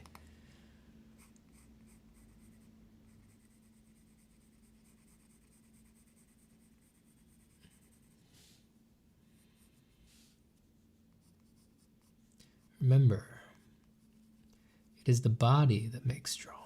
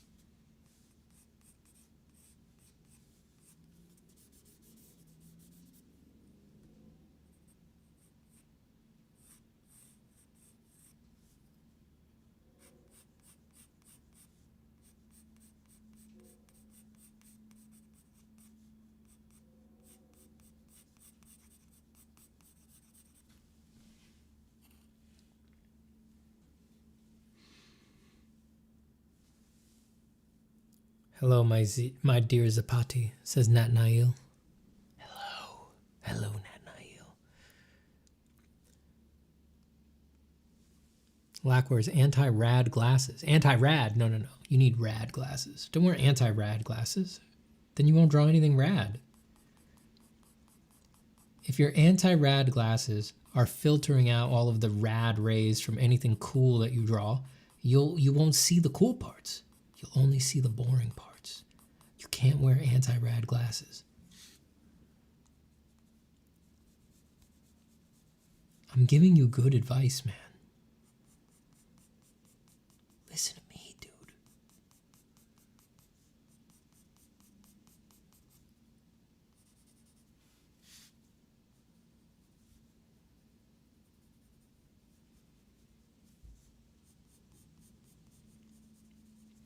I'm really in for it, trying to switch to nights, man. You guys know. I'm a morning person. My favorite time to draw is like between 8 a.m. and 11 a.m.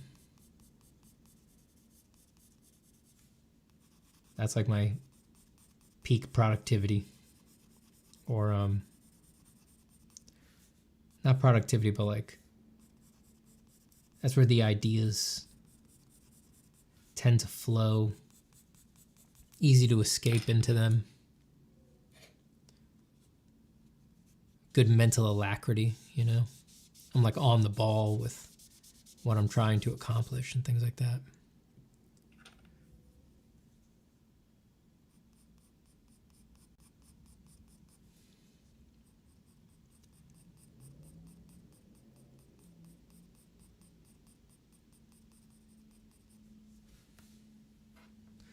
But life likes to pitch a change.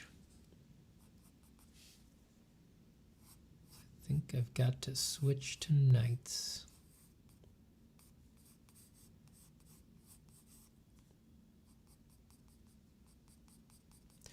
This will take some getting used to.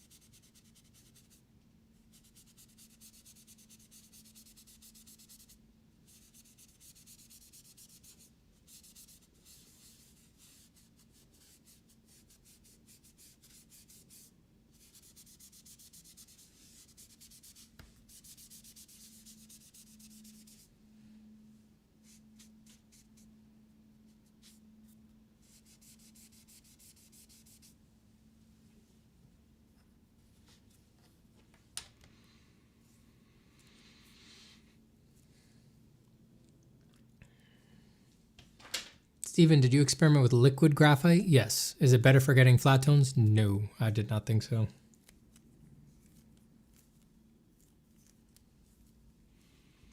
The flattest tone you can get is, it takes forever, but it's made manually with the pencil.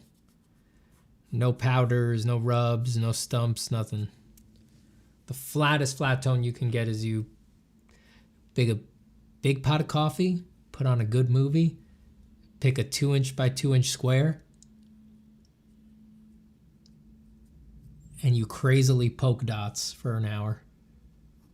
That's the flattest tone you can get.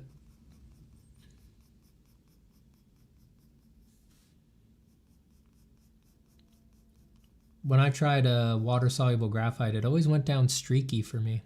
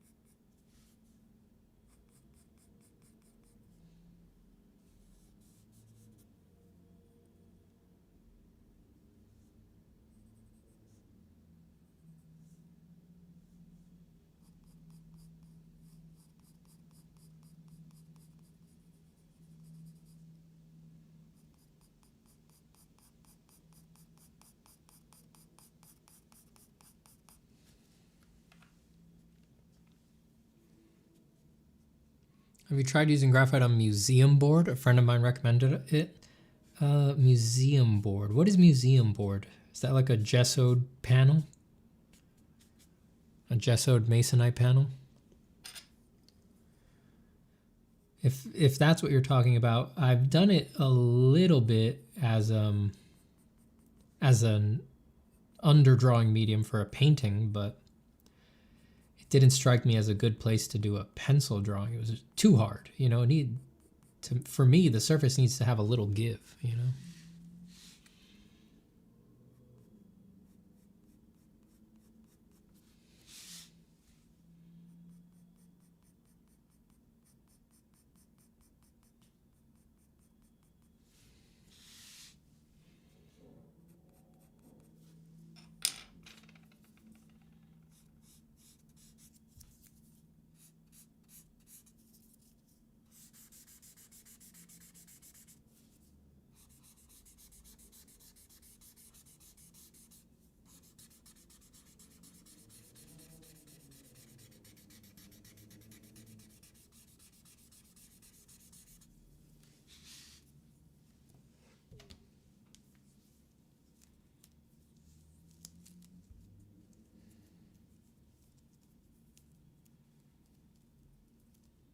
Warrington says, just recovered from a 1 week long sickness. Thinking of drawing again today. You should do it. You should do it.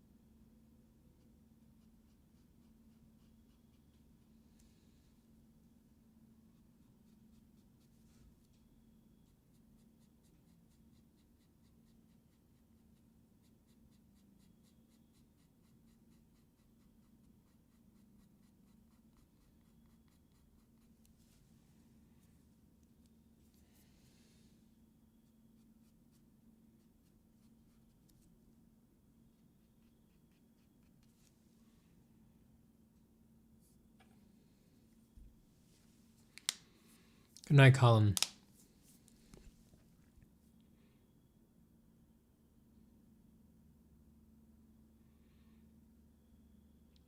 It is archival map board. Oh, I see. And it's normally used for archival mounting of drawings for frames. No, I've never drawn on that.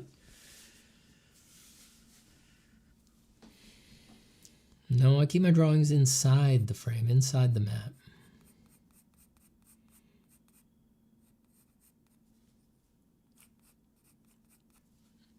I don't know. So you say you like it? It's good. Never thought of using that as a drawing medium itself. Map boards always look very textured to me, like cardstock. And historically, I haven't liked texture, but I'm more into it now, so maybe I'll give it a shot. Hello, Susa.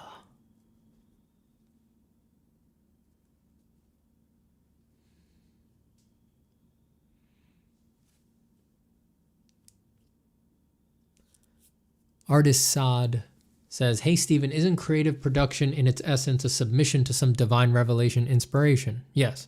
Like, where do ideas come from, especially the creative novel ones? Nobody knows. Yeah, man. Affirmative on all of that. I am also a total weirdo.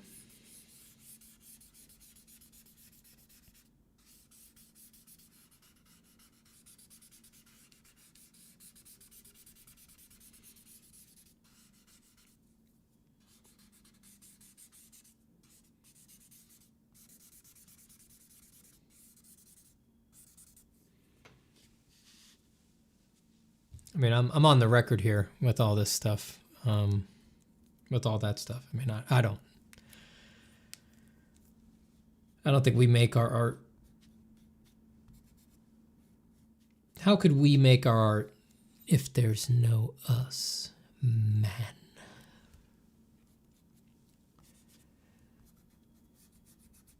You can't be making the art if there's no self to make it, baby.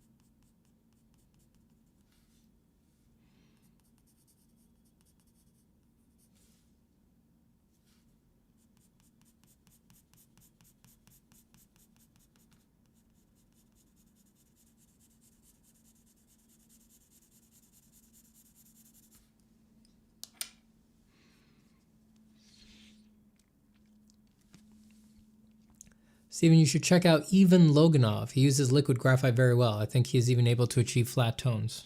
Yeah, I'll check him out. Who knows when I'll check him out, but I got nothing against checking anybody out.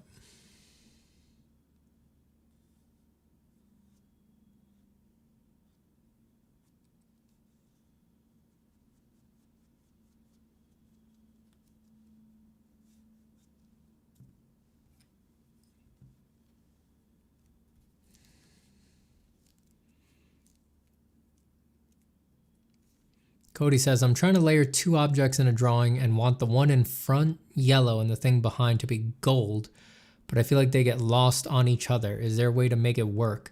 Yellow tends to be darker. No, gold tends to be darker than yellow.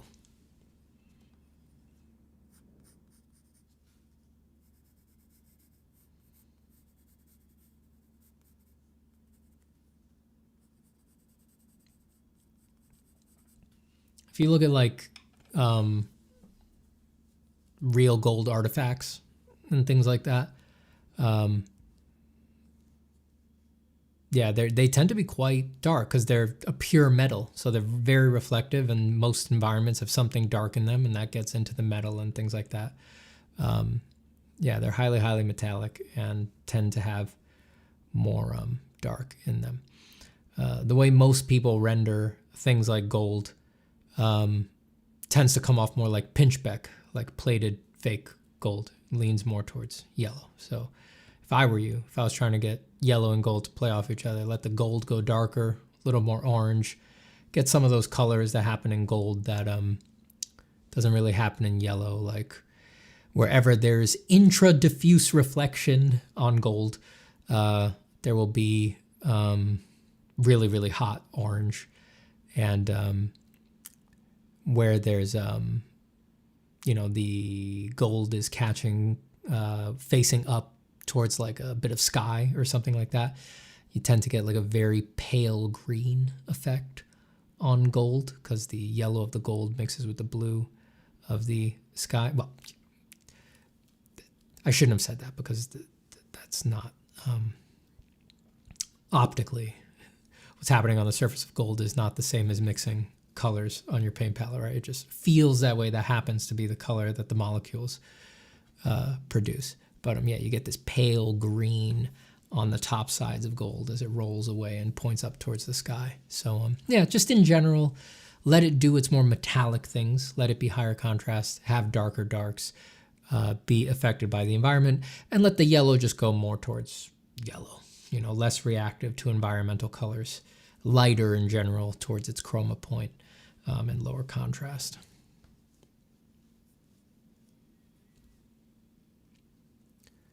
Demon of Hell Anime Studio says, hey, ever tried drawing on a cardboard box pinned on a wall before? No. Well, You know what? Probably at some point I have. I've definitely drawn on cardboard boxes before, but not one pinned to a wall. Why? Is that your favorite way to draw?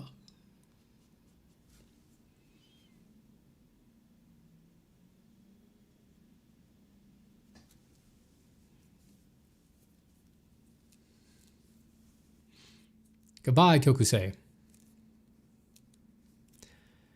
Did you ever think that Stonehouse art book was useful or just way too deep? I didn't read it. I haven't seen it. I know who you're talking about. I know the book you're talking about, but I haven't investigated it.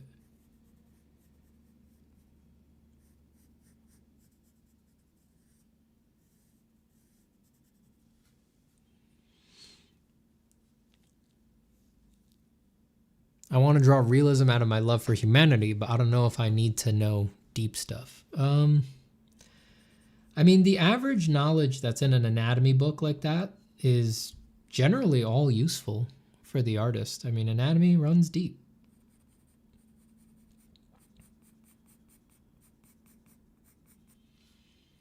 I mean, like I said, I haven't seen it, but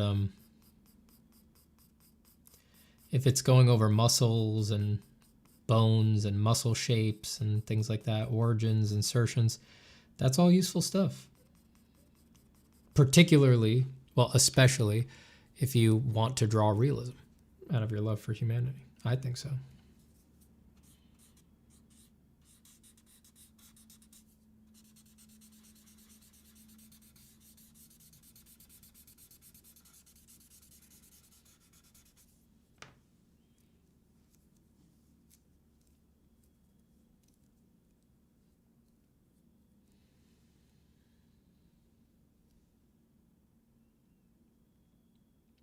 You know, because the info, the level of info that's in an art anatomy book is still nothing compared to the full breadth of anatomical knowledge that's out there. I mean, you know, artistic anatomy books, you know, they only do the surface muscles, the ones that influence surface forms. There's layers and layers of named muscles with origins and insertions underneath all of those, you know?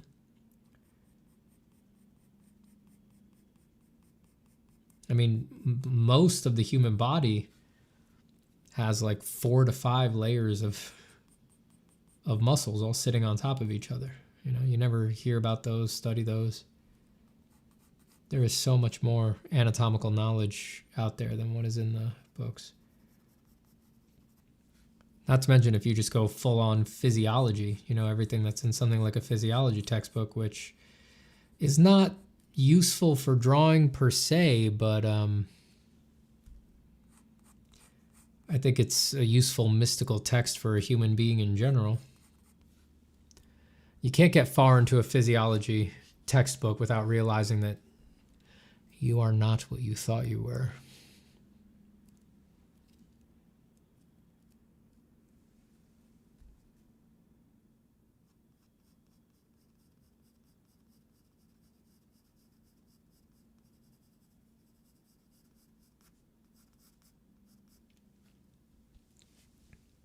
Do you ever cut back on what you show anatomy-wise? All the time, because you need room to design.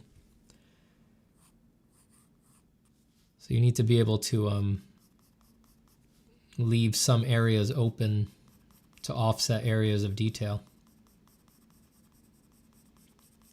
If you put in everything you know anatomically into a drawing, you wind up doing an écorché by accident and it doesn't look real, you know? You need to hide some anatomy that you know to make it feel like there's skin over it and things like that.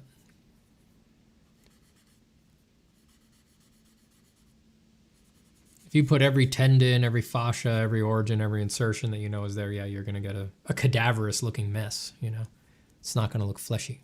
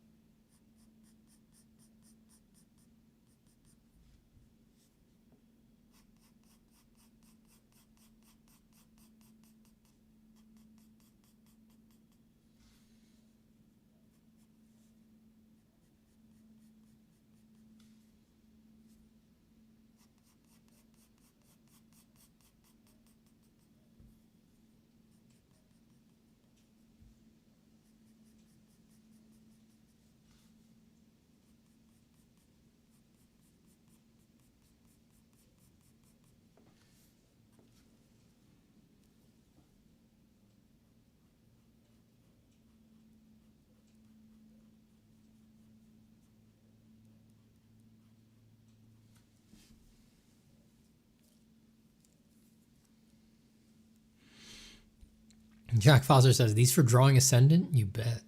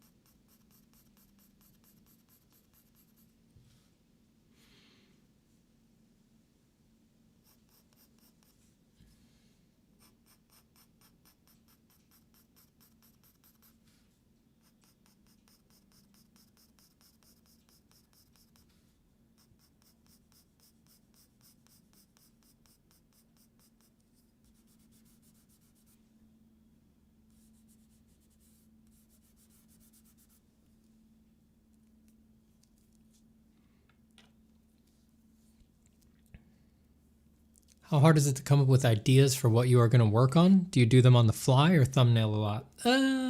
Depends what I want to do. I mean, stuff like this, I just do it on the fly. Other kinds of things like my more quote unquote serious drawings that I get involved in. I mean, coming up with ideas for that is like I'm not going to say it's hard. You know, it's all enjoyable, so it's hard to say that it's hard.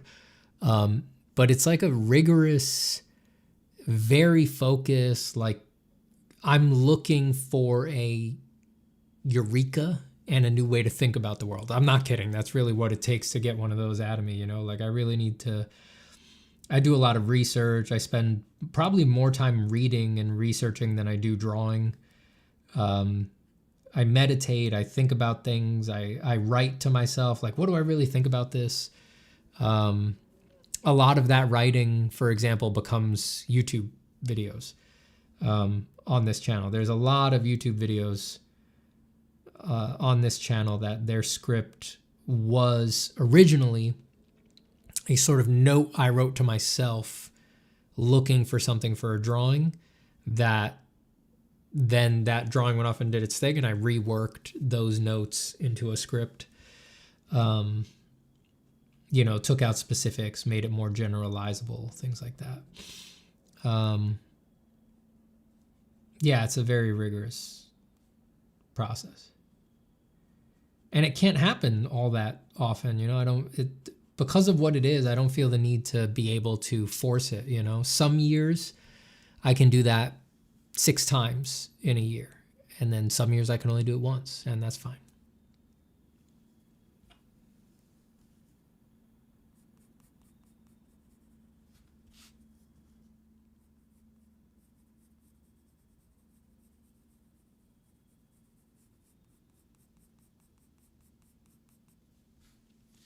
It's like, forget thumbnailing, you know, it requires a lot of like spiritual exploration, personal exploration. That is, of course, what art is really about.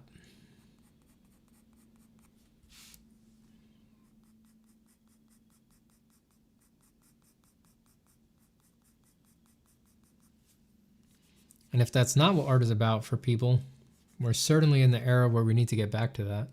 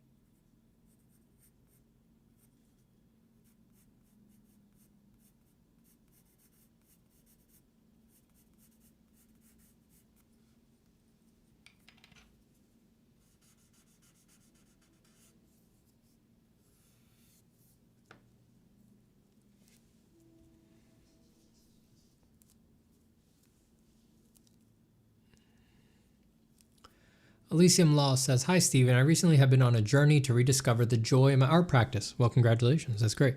"You talked about getting a closer look at where your ideas come from. Do you have any more advice on how to do it?"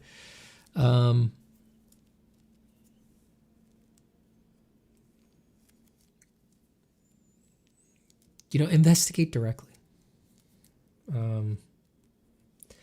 It's not an easy path, but it's a valuable path that over the years will pay robust dividends where other methods will not.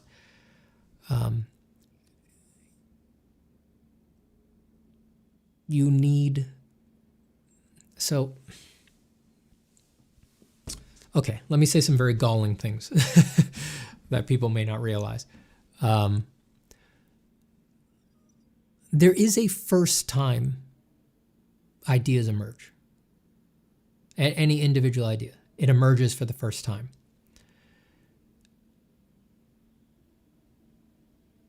It must emerge in a particular form. Some people will have the necessary level of moment-to-moment mindfulness that doesn't mean permanently in life, but maybe for an era, for a month, half a year, right? Two,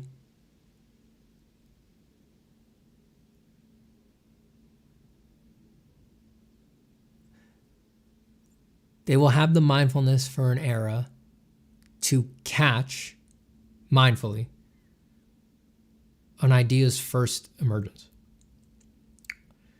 This is distinctly unlike just having an idea, which is a experience in which the idea sort of possesses you for a moment. You live the idea, you get excited about it, you quickly sort of maniacally, you unravel it, you see where it could go, all that stuff. And I'm not saying don't do that, right? But all of that is different than the form that an idea takes when it first emerges. The roller coaster ride that comes after is different, is a concatenation of chemical fireworks that will eventually, produce a glorious seed of inspiration and devotion that will then become the piece. But the initial form is something else. I think the initial form is different from person to person, and you want to identify what that form is for you. To do it, like I said, you need a degree of mindfulness. You need to really be paying attention to it. That doesn't mean that you need to be, some monk who's mindful all the goddamn time. First step is to realize, where do you usually have your ideas, right? It can take a while. You have to cycle through a few ideas to see where the common places are, right? But for a lot of people, it's like something like driving, right? Like I get a lot of ideas while driving, I tend to drive without the radio or anything like that. So these days, at least. So driving is a ripe time for ideas to come. Other people, it's in the shower, it's while they're reading, things like that. For me, for example, it's driving and runs. That's where my ideas come. So if you can narrow it down to those couple things, then you don't have to be a monk. You just have to, in your interest, a few times sort of gird yourself and say, all right, when I go on this drive, I'm going to try to really pay attention and see if I can catch an idea emerging. When I go on this run, I'm going to try to really pay attention the whole time and not get distracted, see if I can catch this idea emerging. Until you've tried it, you probably think it's impossible, right? But it is actually, it's possible. I won't spoil things for you, but the experience of observing an idea emerge, seize your consciousness, and take you on the roller coaster of chemical prestige, as I said, you only have to see it happen once in vivid detail to have it change the relationship to your ideas forever. It makes them, at the same time, more fascinating and also less mysterious. It's very, very interesting.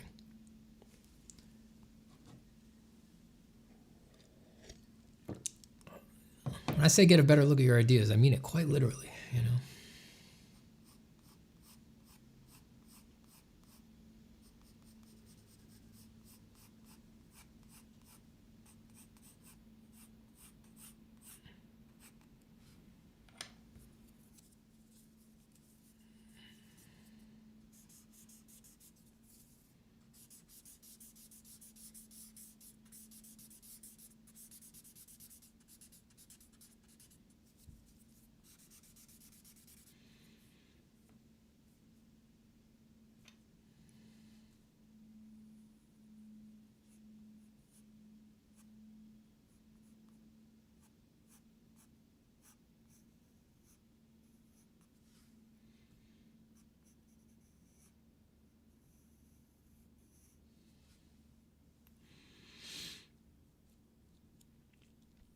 Go eat, Sam.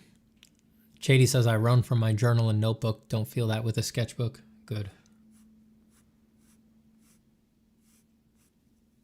Sketchbook is a special place, truly.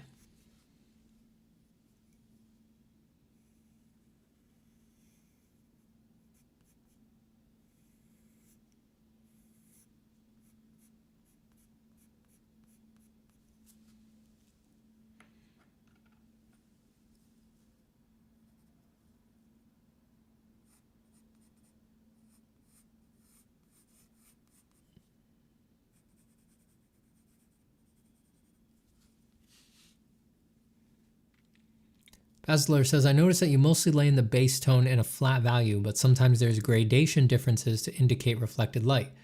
What's the difference in using the two approaches? It just depends if I want. It's usually if I want a simple, strong, single point light source, or if I want to do something that I just think of as more complicated, where I generally don't think of it as...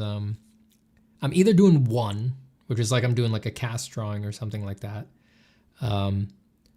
or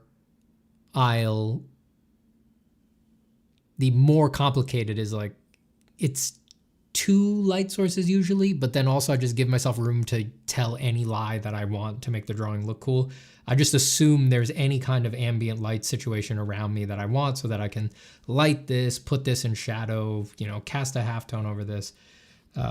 That you definitely need to have some comfort with dealing with lighting to handle that well. You need to know the lies that you're telling so that you can balance them. But I'm usually doing one of those two things.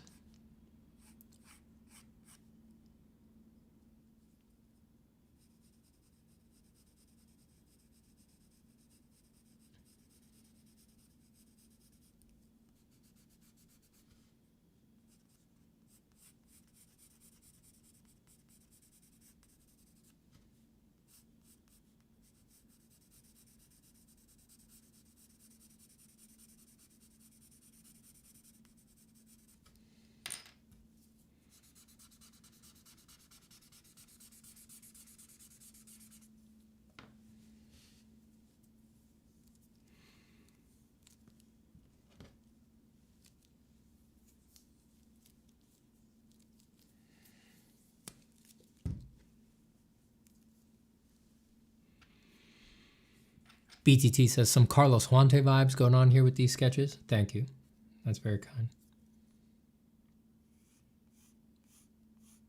These kinds of transmogrified monstrosities are definitely his wheelhouse.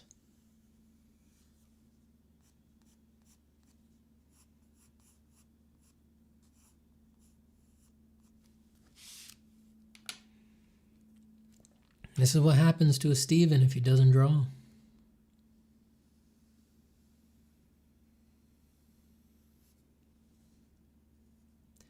Body horror.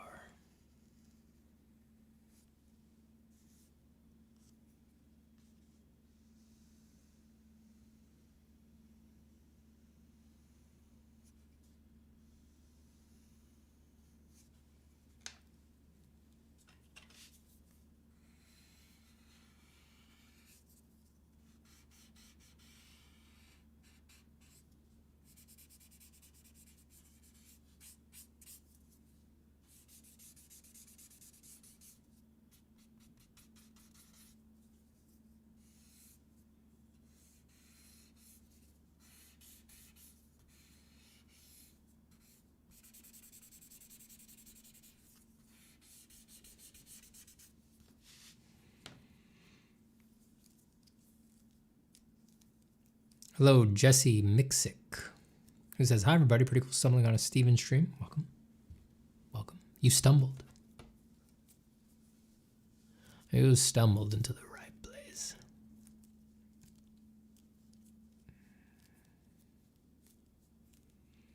Tim says, Steven, what was your wife's reaction when you showed her drawing Ascendant? She said, this is incredible. This will change the world. She said, this is the single most important piece of media I've ever seen. And I'm so proud of you, my husband. I have often thought that you are a genius, but never more than now.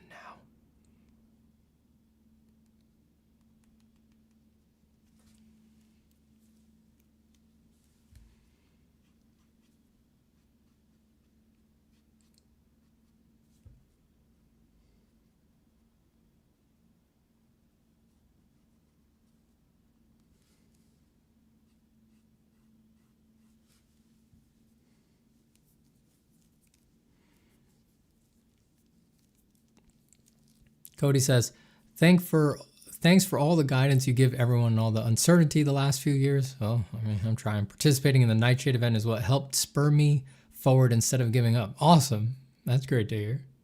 Cool. Thinking about Nightshade all night also blasted me back into the past. Memory lane.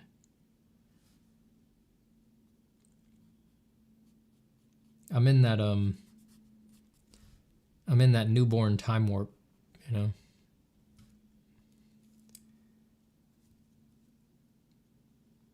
It all seems so long ago. Life has been quite crazy in general lately.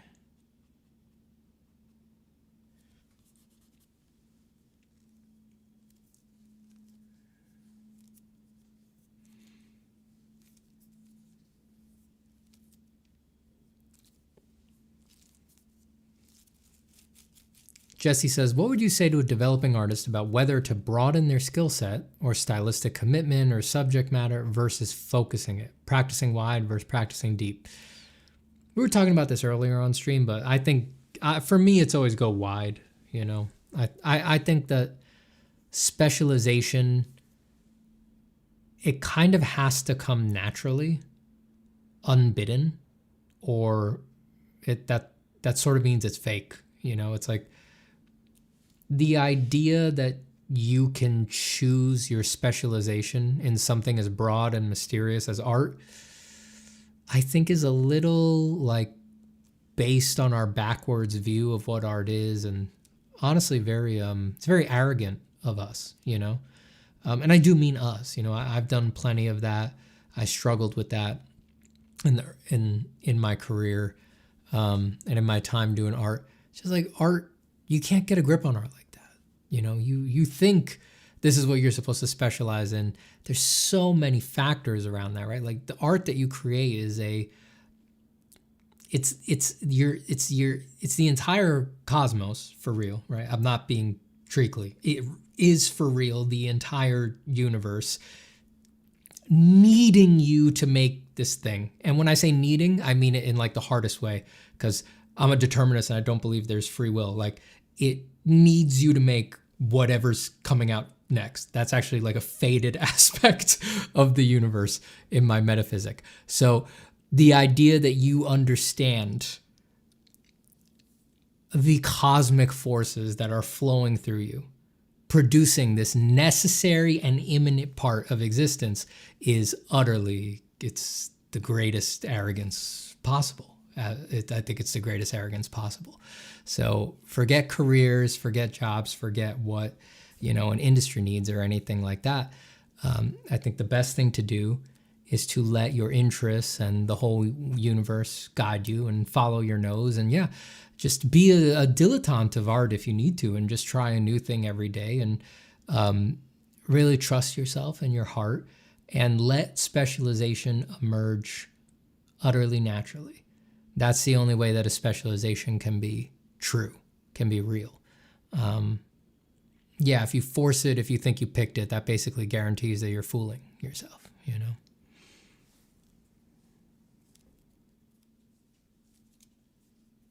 Then once it has emerged naturally, then practice deep. Then now you've got a jewel in your pocket. Now you've got one of the rarest jewels in the world in the pocket. Once the practice with a capital P has emerged, and you'll know it, you'll know you have the philosopher's stone in your hand, then dedicate your life to it and go as deep as you can, as deep as you can.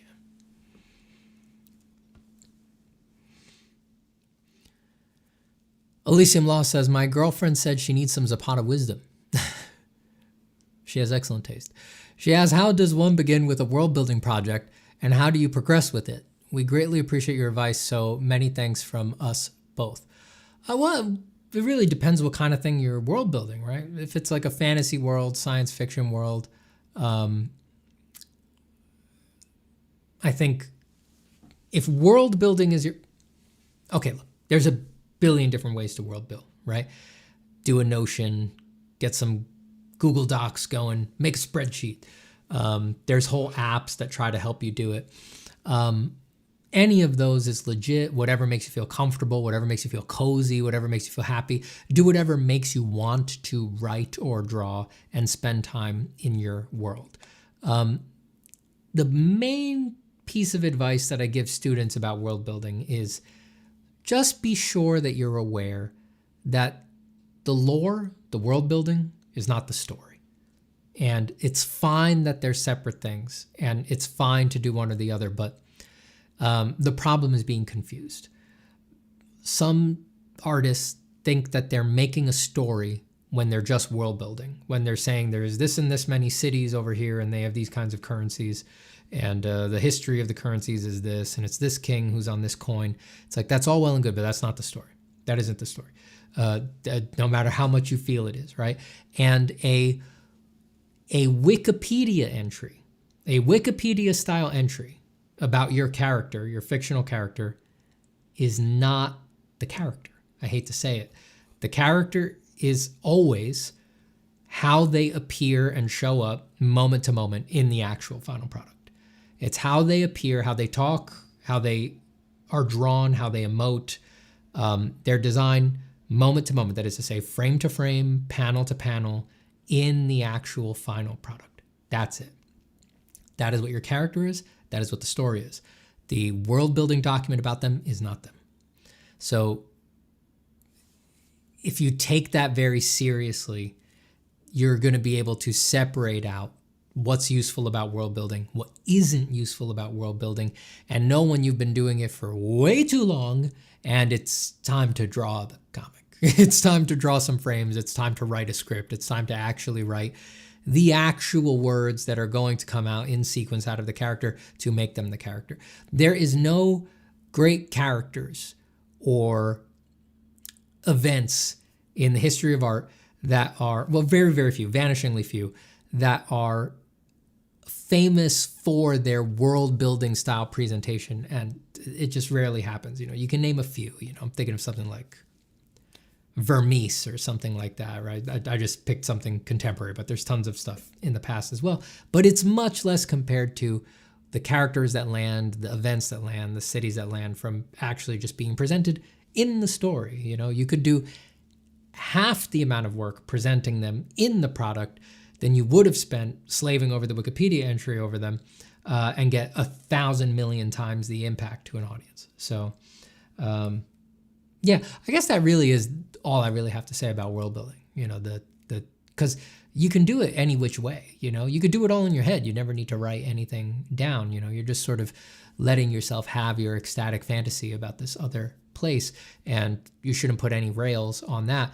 The one thing I always wind up talking with people about is just make sure you're not confused. Make sure you know what's lore and what's story, and don't spend 15 years writing lore, doing world building, you know, making a design doc, thinking you're writing your story, and then you sit down to write your story and you're like, oh shit, none of that stuff helps.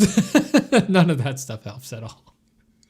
I should have been writing the story from day one, along with the design documents and things like that, you know? You'll get one page into writing the actual story, and then you'll be like, oh, actually the coins in this city should work another way. Shit.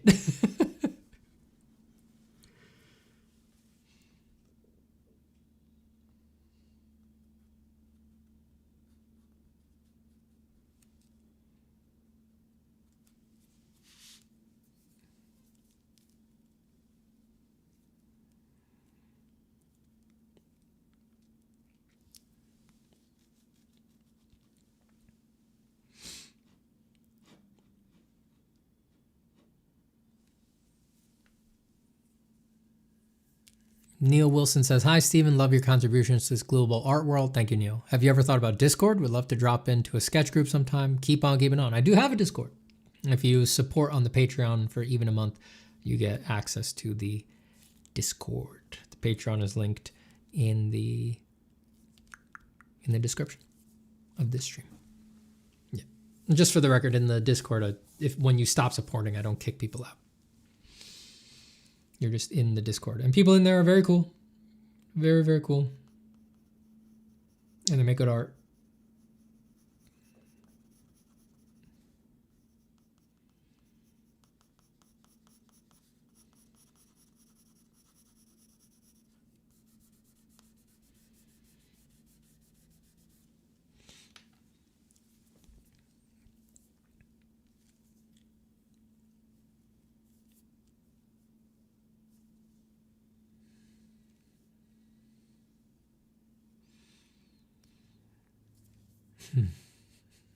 Angelo Azucar says, so at times the universe needs me to draw cute anime girls? As much as it pains me to say it, the answer is yes. I must put aside my own prejudices and admit that the answer is absolutely yes. What pencils you rocking tonight? What do I have? I've got Tombos, Dark 6B. I got an HB Tombow. Actually, these are all Tombos. I'm using all Tombos tonight. I've been liking them lately. They're a little more textured than usual. I especially am liking the 6B Tombow lately. It leaves a very grainy, when I sort of swirl it around, it leaves a very grainy pass that I'm having fun playing with right now. JD says, Steven, you thinking in the future of pursuing more collective art pursuits, like with a group of like-minded individuals, like a workshop group or your own creative projects, not a personal brand? I generally, a few years ago, I almost tried to buy a property to open a school or to do workshops in person and things like that. I think all this internet stuff for art is not sustainable. I don't know if it's a fad. It'll probably always be around in some form, but I think it's definitely going to change. I don't think this makes most people happy. I think this is driving people crazy. And it won't be long, I think, before they realize that, we have other choices. We can do other things. So, yeah, I don't think this is going to be like this forever. I mean, the internet sucks ass. I mean, I might go so far as to say it sucks dick. I might even go that far. It atomizes everything, removes us from time, this relentless, merciless, disembodying influence where your mind is constantly being yanked back to abstraction. Every few seconds, it's just pinging you with like, what's in my Instagram, what's in my email, I gotta look at my phone. It's like, forget even your phone is like, if only it was just the phone, right? It's like before you go to your phone, you get pinged by abstraction. Before you're holding your tactile phone, you get pinged by a complex conceptual matrix that is your fucking Gmail. You have one life. This is where we're gonna dedicate our mental bandwidth. We're all in it, right? Like we're all suffering through it. It's very difficult to extricate yourself from this culture, but I don't think people are gonna put up with this forever, right? It makes it almost impossible to just sit in your goddamn body. And that's going to make people sick and drive people crazy, It's not, I don't think it's a good thing that, you know, to sit and feel your body for a while. You basically have to perform a protest called meditation, right? Where you have to block off some time on the clock to sit there and do fuck all.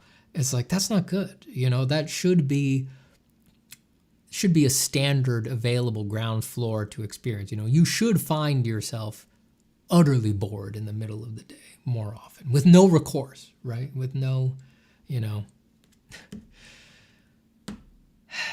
no abstraction to go to other than your own fertile imagination.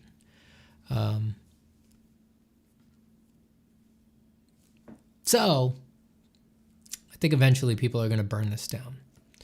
And when they do, I hope that you'll all be able to find me at some brick and mortar place and we can talk over there instead. And it would just be these streams. It would just be these streams in person.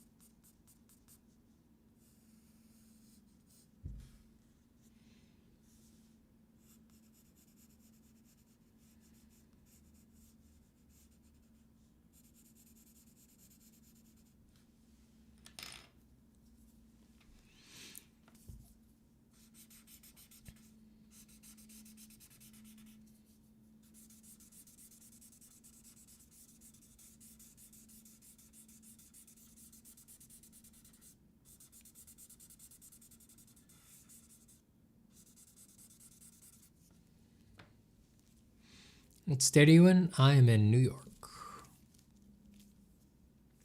Drop some late night college dude snack ideas, man. Oh, I mean, I'm so basic. Just crinkle cut salt and pepper potato chips. For me, there's nothing better than a good potato chip. Damn. I can't have that stuff in the house. Don't even buy it. Don't show that to me.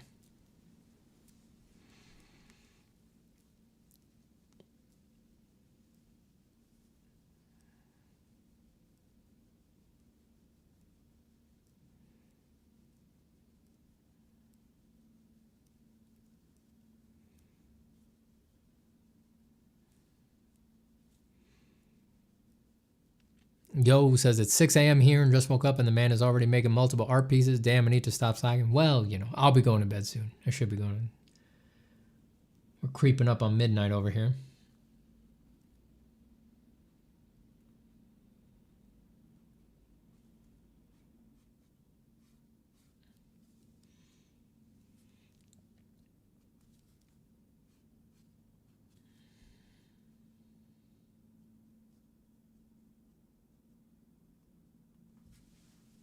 I hope my kid has actually been sleeping and hasn't been torturing my wife.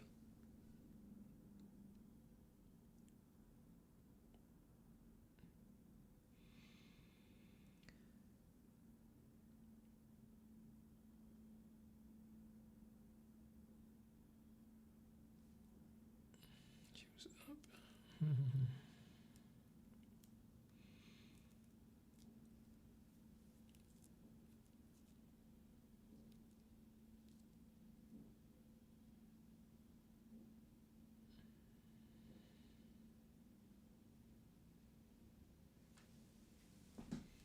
Oh.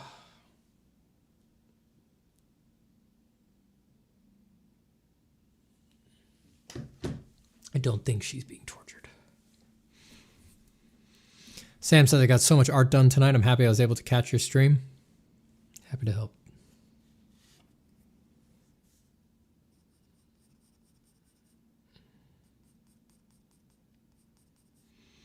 All right, I'm going to start getting off here.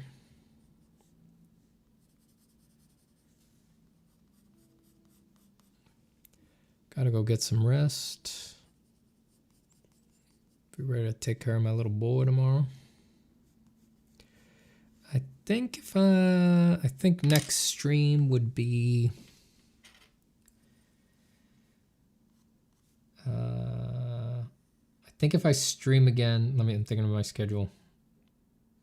I think Wednesday.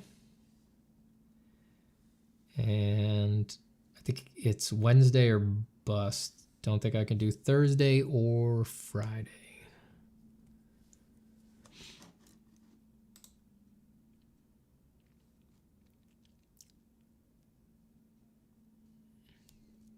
By Wednesday, I mean tomorrow. So if we stream again this week, it'll be tomorrow. And if it's not tomorrow, probably no more this week.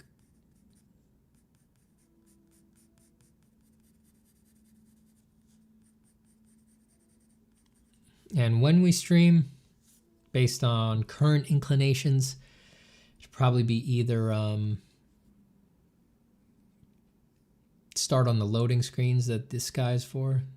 I feel like this guy, I could just take a picture, put him into Photoshop, use him as a base for one of the screens I have in mind.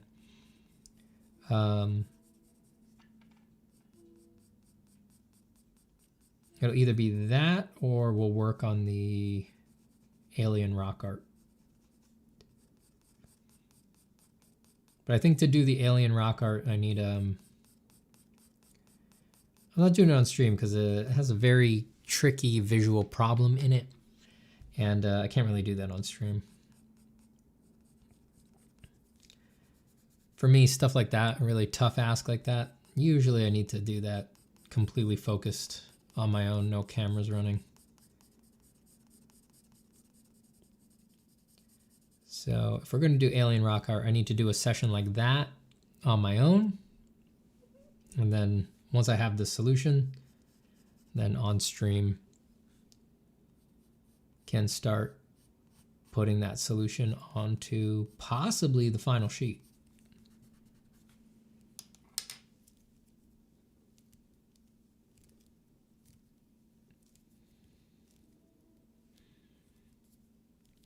Rufus says, do you enjoy the pain of running? I do.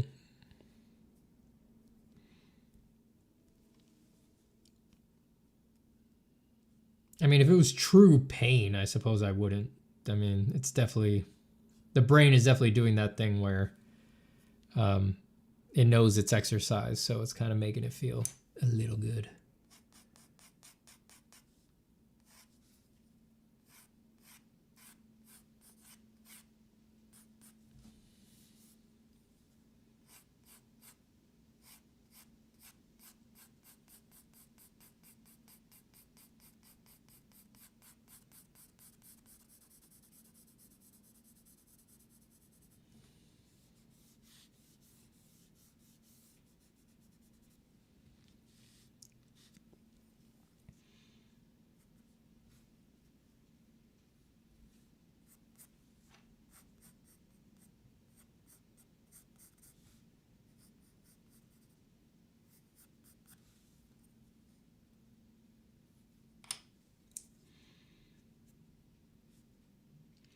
Steven, do you have any advice for this? It takes me hours until I flow. It's like I need to get a bunch of misguided, hurried, shoddy drawings out before I get to the good stuff. Yeah, that's normal. Don't worry about it. The secret that you will realize as you go on this great journey to maturity is that the misguided, hurried, shoddy drawings were a part of the flow the whole time. You may not be ready to hear it now. But that's the great secret that you learn eventually. And ooh, things get fun then.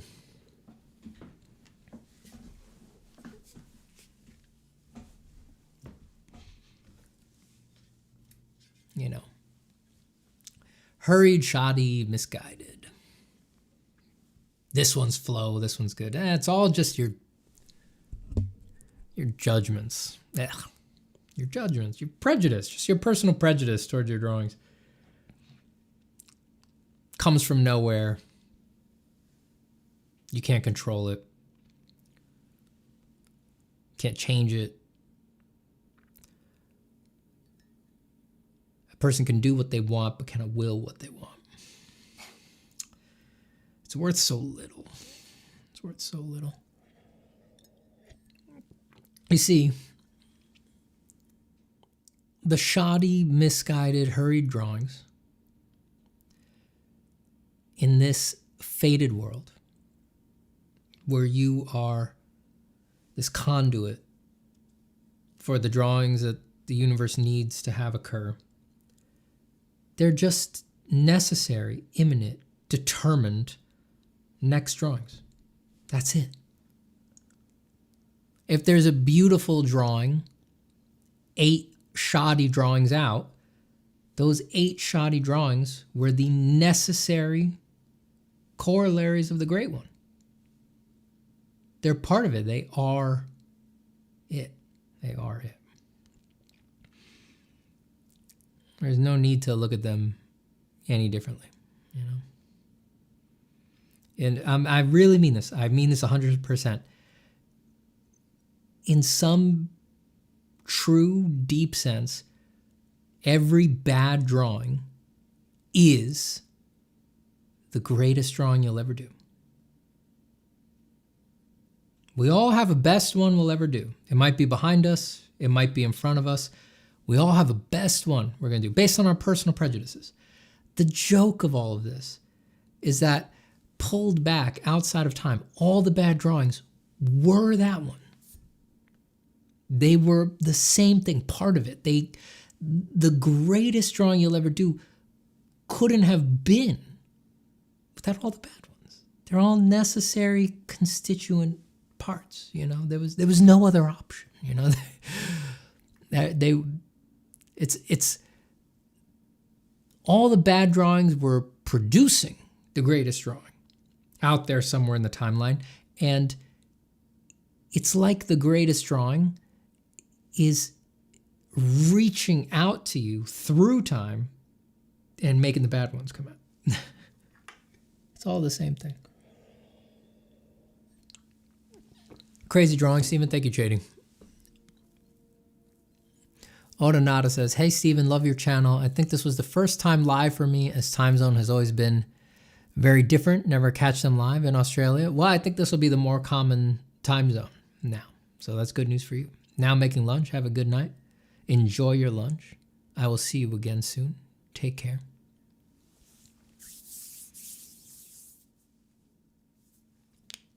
I had a lot of fun drawing tonight. I haven't gotten to just sit and sketch like this in a bit, so this was very fun and relaxing. We got some silly stuff. We got some silly Stevens who don't draw. Good monsters. Very creepy Stevens who don't draw, which is my favorite. This is a nice enough drawing. My more typical fare, but I've already done this design kind of in the episode. This is a little different, but I didn't quite get to that. This is more different, so I think I like this one. If I could get this guy into a loading screen, I think that would be fun. Or I could take some alternate passes on this. Maybe he needs a tentacle arm for one of his arms. That'd be a challenge for a quadruped. Figure that out for a quadruped.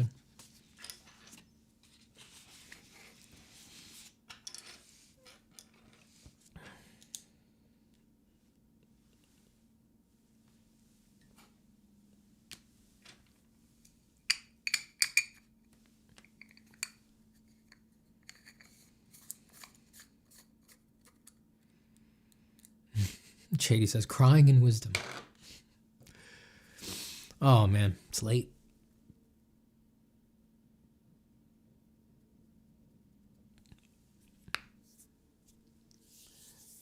Good night, Hippotenus, Hippotenusa. Took a big chunk out of a commission. Thank you for the stream and late night wisdom. My pleasure. Alejandro says, technically there is only one drawing, and all drawings done by everyone in all time are just part of one big ongoing drawing. It's all one drawing, baby. I say that in a silly hippie voice, but it's true. I think that was my Instagram profile for a long time. It's all one draw. We're artists. If we're not going to deal in pretensions, who are? Come on. That's our ballywick. Do you have something I can read while going through anatomy for a second time? I only thought it's to just practice for now. Something I can read while going through anatomy for a second time. I only thought it was just practice for now. I don't know. You mean like an anatomy book to use for a second time? I don't know what you did the first time. I don't know. I can give my usual recommendations. My favorite anatomy reference is Strength Training Anatomy by Frank Delavier. That's not a drawing book, and it doesn't teach you anatomy. It doesn't show you origins and insertions and stuff like that, but it's the best anatomy reference book, hands down, because there's so many drawings of muscles from all different angles, because it's just, it's showing the full anatomy of the body in all sorts of different exercise poses, and there's just no other book like that.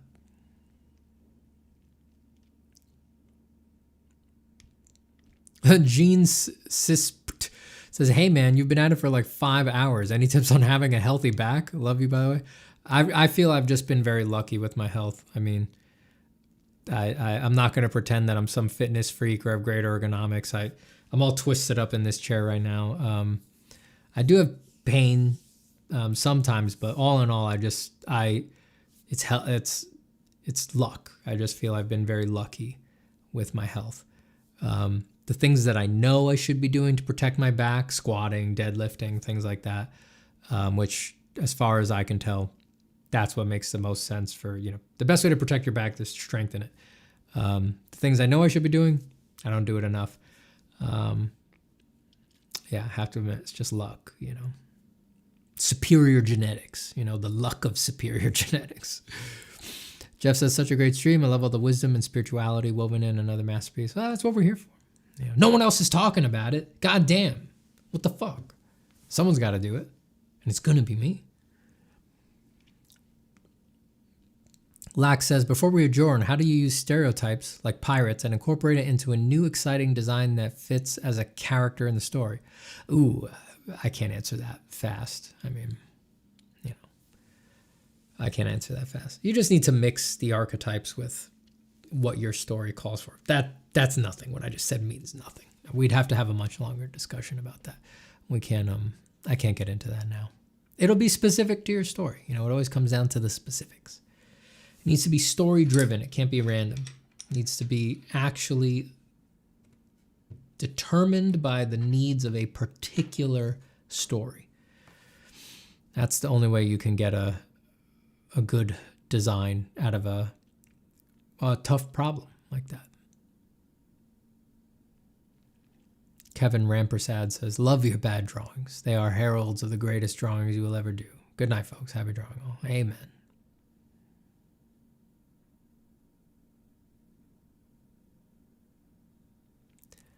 Nanthil says, I've listened to all your videos, but I've always wondered, what do you recommend for someone who never made their drawings? What do I draw?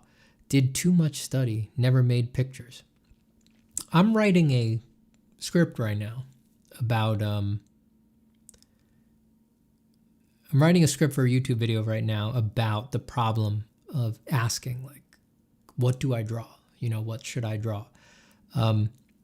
It's not an easy answer. It's not something that's going to make you just solve it for you, but I guess what I want to say is that, like, as we're wrapping up here, it's not your fault. It isn't your fault. It's a systemic problem from our culture. It is very unusual that we have artists who struggle with this in this age, that we have people who clearly love drawing. They're willing to study, they're going to listen to every video by someone like me, and they don't know. They've never made their drawings. They don't know what to make. There's a huge discussion we can have about that, but I'm tackling it from this angle because that produces a lot of guilt in people, and the guilt is not useful. And I just want to point out that it really is not your fucking fault. It isn't. It is something that we're all grappling with, and it is a symptom of this culture, of this world that we live in, you know, that doesn't want you to be a creative person, that values you more as a consumer than as a creator, that does not reward originality. You know, it just wants you to maybe think of yourself as an artist, and the system is most interested in the consumptive practices around being an artist, right? You know, videos about what drawing tablet to buy are much more successful on YouTube than heartfelt, sincere videos about the core of art, right? The thing this system rewards is the consumptive side of everything. The current culture, it doesn't ask for anything from artists. It doesn't need anything from them. It finds artists to be galling, you know, a wrench in the system. You must recognize this in order to find out what you should be drawing. And that should send you on an internal journey that is, all the milestones on that internal journey need to be the countercultural, son of a bitch, idiosyncratic, just you things that the world doesn't want to reward you for. And you need to have the courage to double down on them. And yeah, it naturally means that things are going to be hard, and it's going to, you know, people might not care what you're doing, and the system is certainly not going to care what you're doing, but that's where the truth is. That is where the truth really, really is. That's what you need to fight through. It wouldn't be worth doing if there wasn't going to be a bit of a fight, if it wasn't going to be a challenge.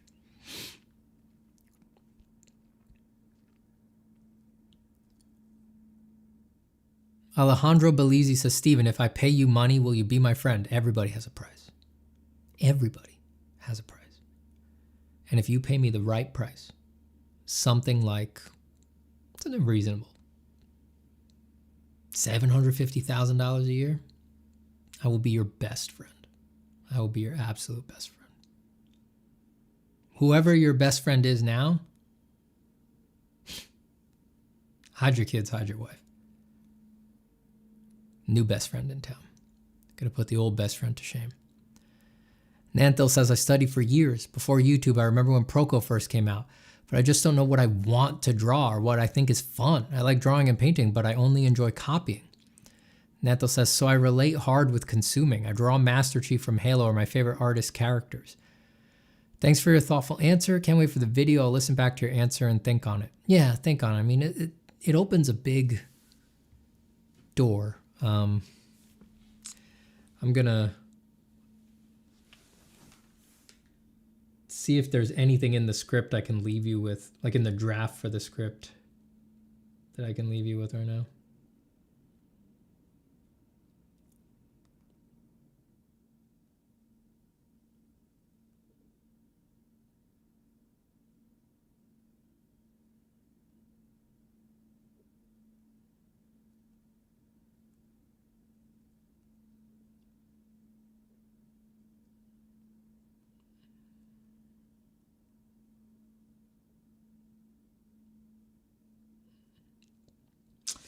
I have to admit that I haven't gotten to the part of the script where I talk possible solutions, and I do think my solutions are sort of what I talked about earlier in the channel, which is, to a certain degree, I think we got to give up. You know, we need to try to start building the cathedral that none of us are going to see done, you know?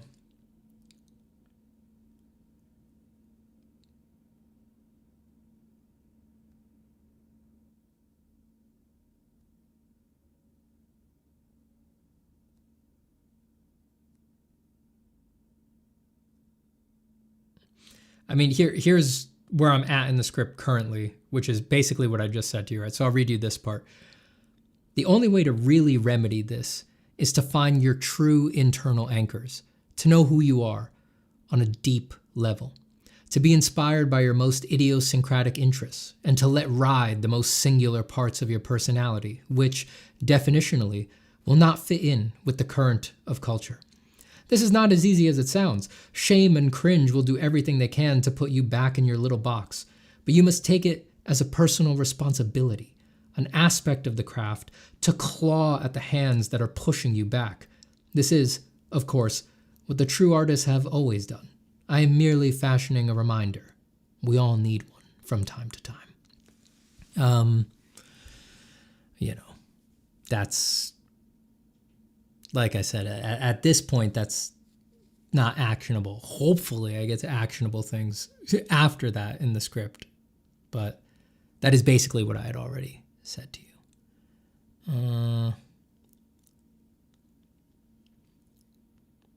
Here's another part.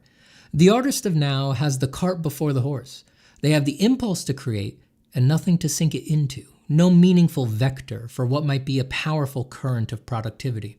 This is because our culture is asking them for nothing, needs them for nothing, mocks them, tolerates them only with an avuncular eye and a condescending pat on the head. Culture values them much more as consumers than creators. In fact, the most strained common answer our culture will give to the what to draw question is that you should draw fan art of an IP that has already been elevated to a degree of capitalist prestige. I have nothing against making fan art, of course.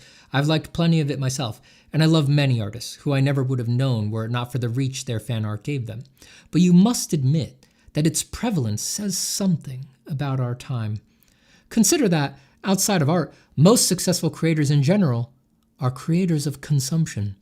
They just have you watch as they buy, try, review, play, and sell things, and their careers are built on how successful they are at getting you to buy something.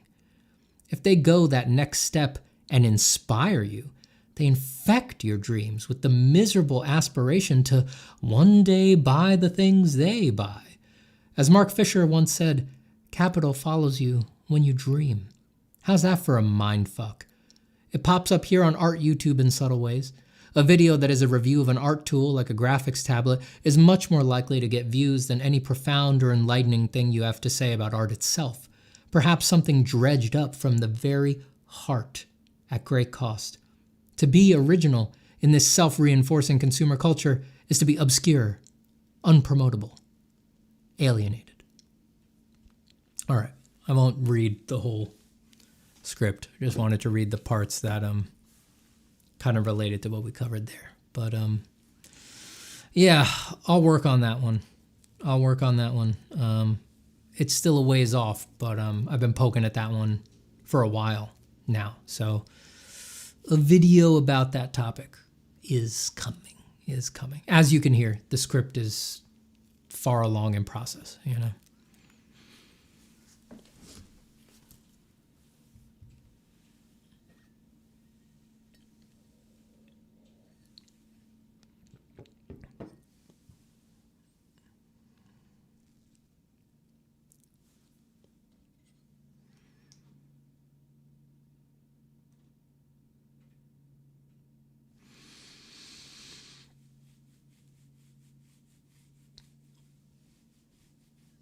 Nobody says, well, before today, there were a lot of fan arts of the Holy Bible. I know you're kidding, but I've literally thought about that as an analog. But it's different. It is actually different. I used to think that way too. You know, Michelangelo's work is just fan art of the Bible, and it isn't, because when people do fan art of modern IPs, they're doing fan art of stories, and often they're doing fan art of stories that are done less for the sake of storytelling and more for the sake of story selling. When Michelangelo and his ilk and artists of the past did fan art of the Bible was not a story to them. It was a true narrative, right? Forget the fact that they thought it was historical, right? And actually metaphysical. But the Bible does something different than a story does. The Bible creates a narrative. That is to say, a narrative in the true sense of the word. It narrates your life. It gives context and meaning to actions and emotions and everything that you're doing in your life. That's what elevates the Bible and things like it away from typical stories. So certainly the greats, no, we cannot pretend in good conscience that what they were doing was analogous to the fan art that is done today. They were dealing with a source material. They were honoring something that had a much greater impact on them and everyone around them and on the world around them. And given the gravitas of that situation, they were not trying to merely depict, they were trying to, like I said, honor the importance of this thing in people's lives and elevate their ability to connect with it. Fan art, as a general rule, really does nothing of the sort. You know, there is no hope or dream of increasing the quality of somebody's connection with the source material. You know, no fan art endeavors to deepen the connection to Akira. All fan artists of Akira would say, just watch Akira. That is the deepest connection to the source material. Someone like a Michelangelo was actually trying to smooth the groove for direct connection with God. And that's a different thing. He was trying to make it more possible, make it easier, make it more direct for someone to have a vision of the divine. You know, that's a very, very different thing. Something we've lost. Something we've lost with a capital L. Fuck.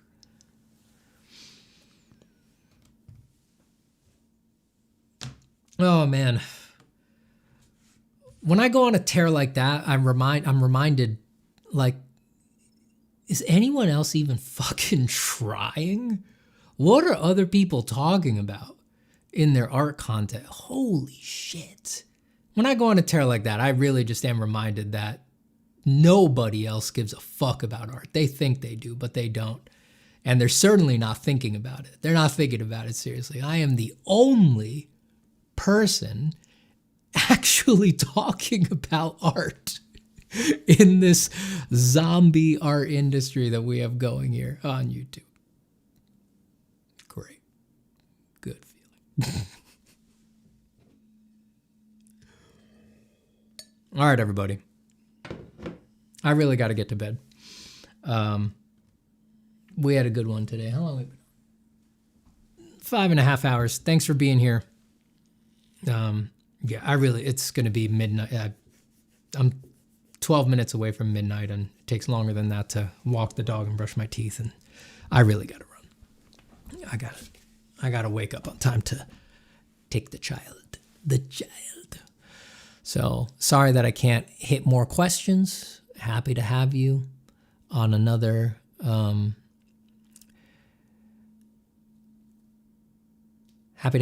stream. If I missed your questions, you can ask them again on there and we'll get to them. All right, folks. Take care. If you're drawing more for the rest of the day, happy drawing. Once again, thank you for being here, and I will see you soon. Goodbye, everybody.